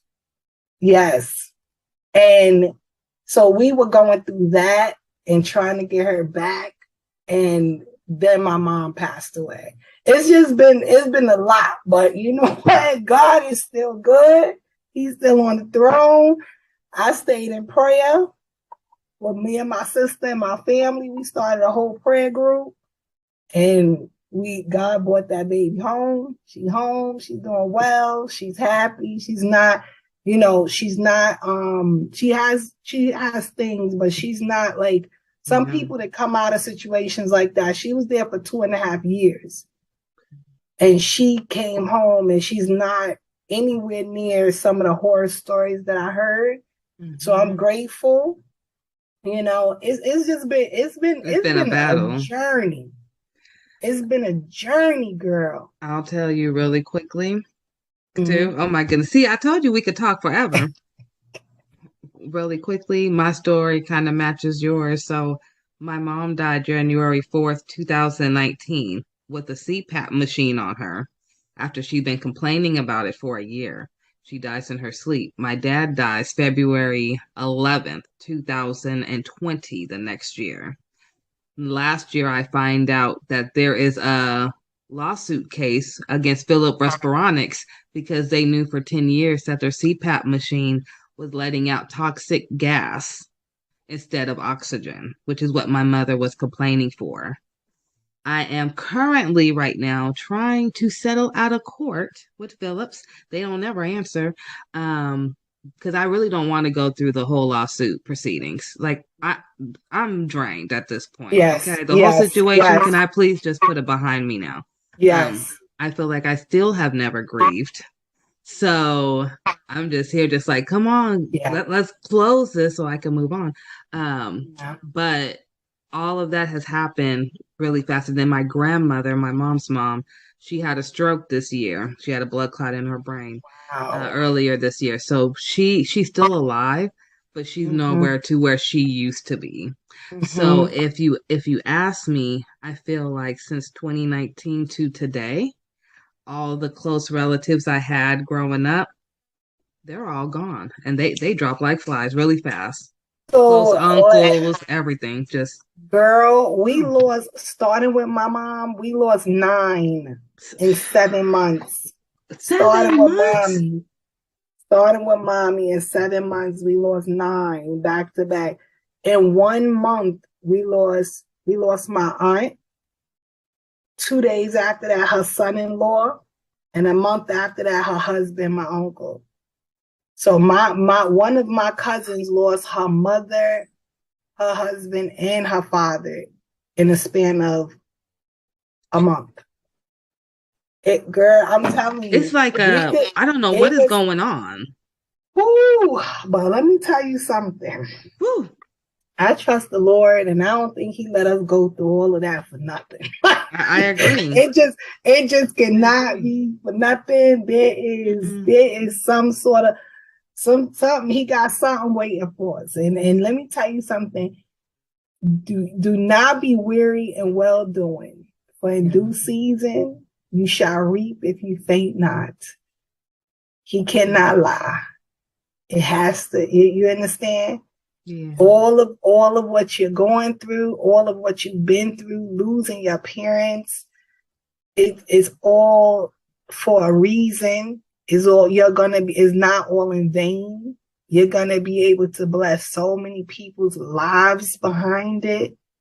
I know it don't bring them back and fill that void, but God will fill that void for you with His love. And that's really how I have to move through life. Yeah. And it's not for money. I will say that it's not for the money, but I definitely I don't even, I ain't gonna say no number because they'll be like, oh, listening. But what I will say is it's about the fact that they did something wrong. They knew they were wrong. And the advocate in me won't let me be quiet for my mom, but be loud for a million other people. Oh, no, you can't. You cannot do that. You have to. You have to. When the thing happened with my sister, my mom, she was so out of it. I think she settled out for the most minute. And my mom wasn't a real fighter. She didn't like confrontation and all of that stuff. So, but She just wanted it to be done. She just wanted it to be done, but don't let it go. You know, these people, these medical, they have to start doing better. And real quick, and when I was as a counselor, we would go to a lot of different workshops. And I went to one workshop and they were talking about the medical field and how things are disproportionate between Blacks, not only in housing, but also in the medical field. And I had never thought that was even, you know, I really just thought that the medical field, doctors, their oath, I thought they had integrity, right? But it helped me to understand why my mother, who went to the hospital every year for a checkup, for every annual, I could not understand. I said, how can you be telling me in 2005, my mom only has 1 year to live because one of her valves is completely destroyed and the other one needs to be repaired? It is no way possible. My mom keeps up with all of her doctor's appointments, with all of our doctor's appointments. And it was an awesome cardiologist that God used to save my mom's life, basically, because they had given her 1 year to live. And he did this new surgery on her to clear out plaque from her arteries, to make her heart strong enough to survive the surgery. And then what they did to her helped her to live another 15 years. Right? Wow. But I had no idea. And it wasn't until I went to that workshop that I said, that's how mommy's heart was able to get to that condition, going to this doctor, the same lady, year after year after year. And they explained how in the white community, they'll get the cure, while we just get something to you know, help send us home. We get something to help the symptoms, but we don't actually get what we need at sometimes. And I was really thrown back by that. I was like, doctors are doing like all about insurance. Have people's lives in their hands. But guess what? It's real. It's very real. So you do what you have to do and you hold them accountable. Make them be accountable. Because it's not okay. That's your mother. You know what I mean? It's touch your life and no. And she was only 50, just made 50 in 6 months. It was January because our birthday's in June. Absolutely. And I will tell you, you were telling me about your baby and how she was with your mom and then you just got her home. So that night, my son was actually staying with my mom. And they actually were with my grandmother. And so my grandmother is the one who found my mom. And my son didn't know that she had passed. By the time he woke up, they had already came and took my mom out and everything. Wow. But to this day, I still think that's when everything, like for your backstory, that's when everything for Aiden, he's a top 10% in the state for state testing. But his grades started going down right after that. And he started to get into fights at school. So we had to switch him schools. And it was like I had to almost rewire Aiden. So when you're talking about rewiring your daughter, I'm like, I'm going through that now with Aiden and trying to put him back to where he was before he had all these losses at one time. Because he never lost nobody. And then all of a sudden, it's like boom, boom, boom. And he's like, I can't go to grandma's house no more to babysit. I can't go by grandpa at all. I mean, he sounds like my son. My son was very close to my mother. Very close. See, how's your son doing now? I know it's been about 2 years. She passed away 2 days after I dropped him off at college. No. Yep. 2 days. That Wednesday we took him up, and Friday she was gone. And he was like, Mommy, I'm here. Like, and he was a freshman. He was like, I don't know what to do. Like, I'm here alone. I need to get home. And I was just like, calm down. I'm gonna get you a plane ticket. You're gonna get an Uber. But you in college now, you know, you gotta talk to the people.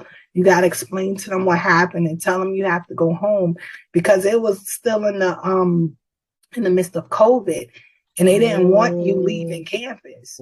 They said they had a bubble. They had a bubble around the state, and once you came in, they didn't want you like going out, coming back. But my son was like, I don't care if I can't be in school, then I was like, no, we're gonna talk to them first, and then we're gonna get you home. But I got like I'm terrified because you're there by yourself. I need you to calm down, and we'll figure it out. If I tell you, boy, let me tell you, my son, while my mom was sick, my son was washing her, helping her, like without me even knowing, because I had hurt my back. And I was like, what are you doing? You can't be changing grandma. He was like, but mom, your back is messed up. Like, I have to help you. I have to help grandma, you know. Them boys are something else. They're amazing. And that's why your son is going through that, because of the love he had for his grandmother, you know. And you just gotta help him work through it. You gotta just help him work through it and keep talking to him, you know. And it's difficult. It's difficult. Loss is difficult. It very is. I thank you for talking to me through that. And we were supposed to be talking about you, and we done ended up helping me out. Okay, that's how a good interview goes. It's okay.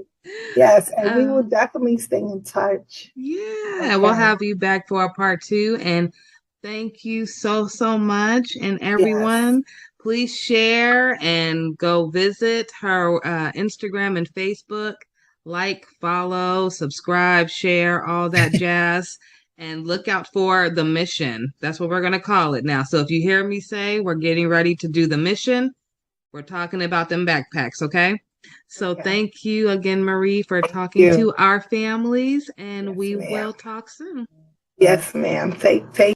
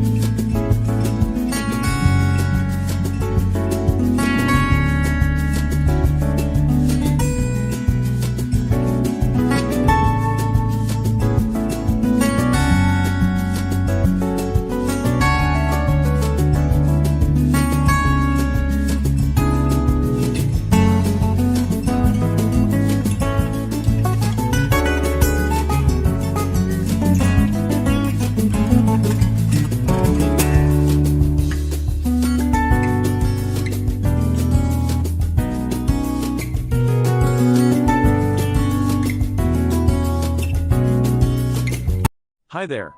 Have you ever wanted to publish your own story but didn't know where to start? In this video, we'll show you a step-by-step guide to self-publishing your own story. Step 1. Write your story. Whether it's a novel, a memoir, or a collection of short stories, make sure your work is completed and polished before moving on to the next step. Step 2. Choose a platform. There are several self-publishing platforms available such as Amazon Kindle Direct Publishing, Barnes and Noble Press, and Kobo Writing Life. Do your research and choose the platform that best fits your needs. Step 3. Format your book. Each platform has its own formatting guidelines, so be sure to read them carefully. You can hire a professional book formatter or use free templates to format your book. Step 4. Design a book cover. A book cover is the first thing that catches a reader's attention. You can design a cover yourself or hire a professional designer. Step 5. Publish your book. Upload your formatted book and book cover to your chosen platform, set your price, and hit publish.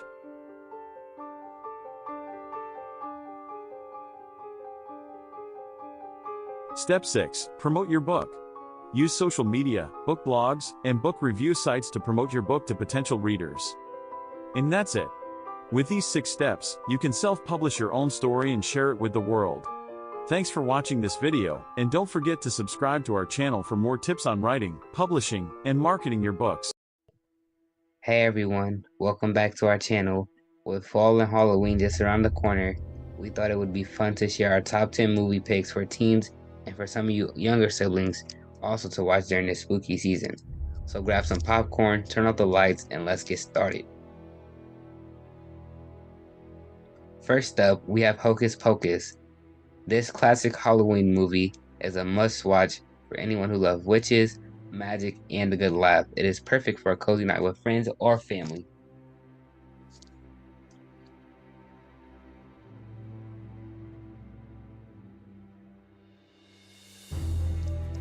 Next on our list is The Nightmare Before Christmas.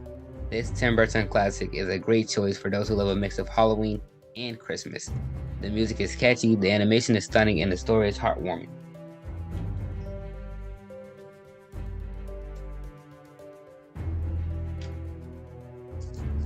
For those who love a good scare, Teenage Mutant Ninja Turtles Mutant Mayhem gives the right amount of thrills and excitement throughout the film.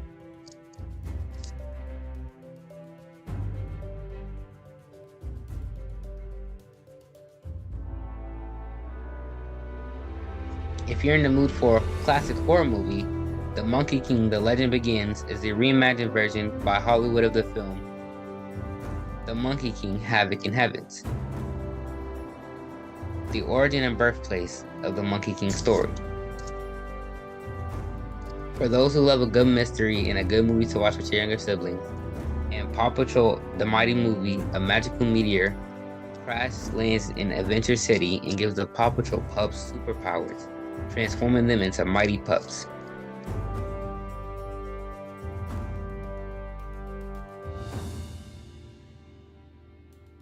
If you're in the mood for a comedy, Leo is a great film. A 74-year-old lizard named Leo and his turtle friend decide to escape from the terrarium of a Florida school classroom where they have been living for decades. For those who love a good coming-of-age story, The Witch is a great choice, and you can watch it with your sisters. Witch follows a young girl named Asha who wishes on a star and gets a more direct answer than she bargained for when a troublemaking star comes down from sky to. If you're in the mood for excitement, watch Wonka with your parents. They had Willy Wonka and We Got Wonka. The story will focus specifically on a young Willy Wonka and how he met the Oompa Loompas on one of his earliest adventures. For those who love a good film, Ghostbusters Afterlife is one everybody loves. Set 31 years after the events of Ghostbusters 2, it follows a single mother and her children who move to an Oklahoma farm they inherited from their estranged father, Egon Spengler, a member of the original Ghostbusters. The sequel will come out in December 2023. For the last film, but not my least favorite, we have Migration. Migration is a film about a family of ducks trying to convince their overprotective father to go on the vacation of a lifetime. A film for not just you, but for the entire family.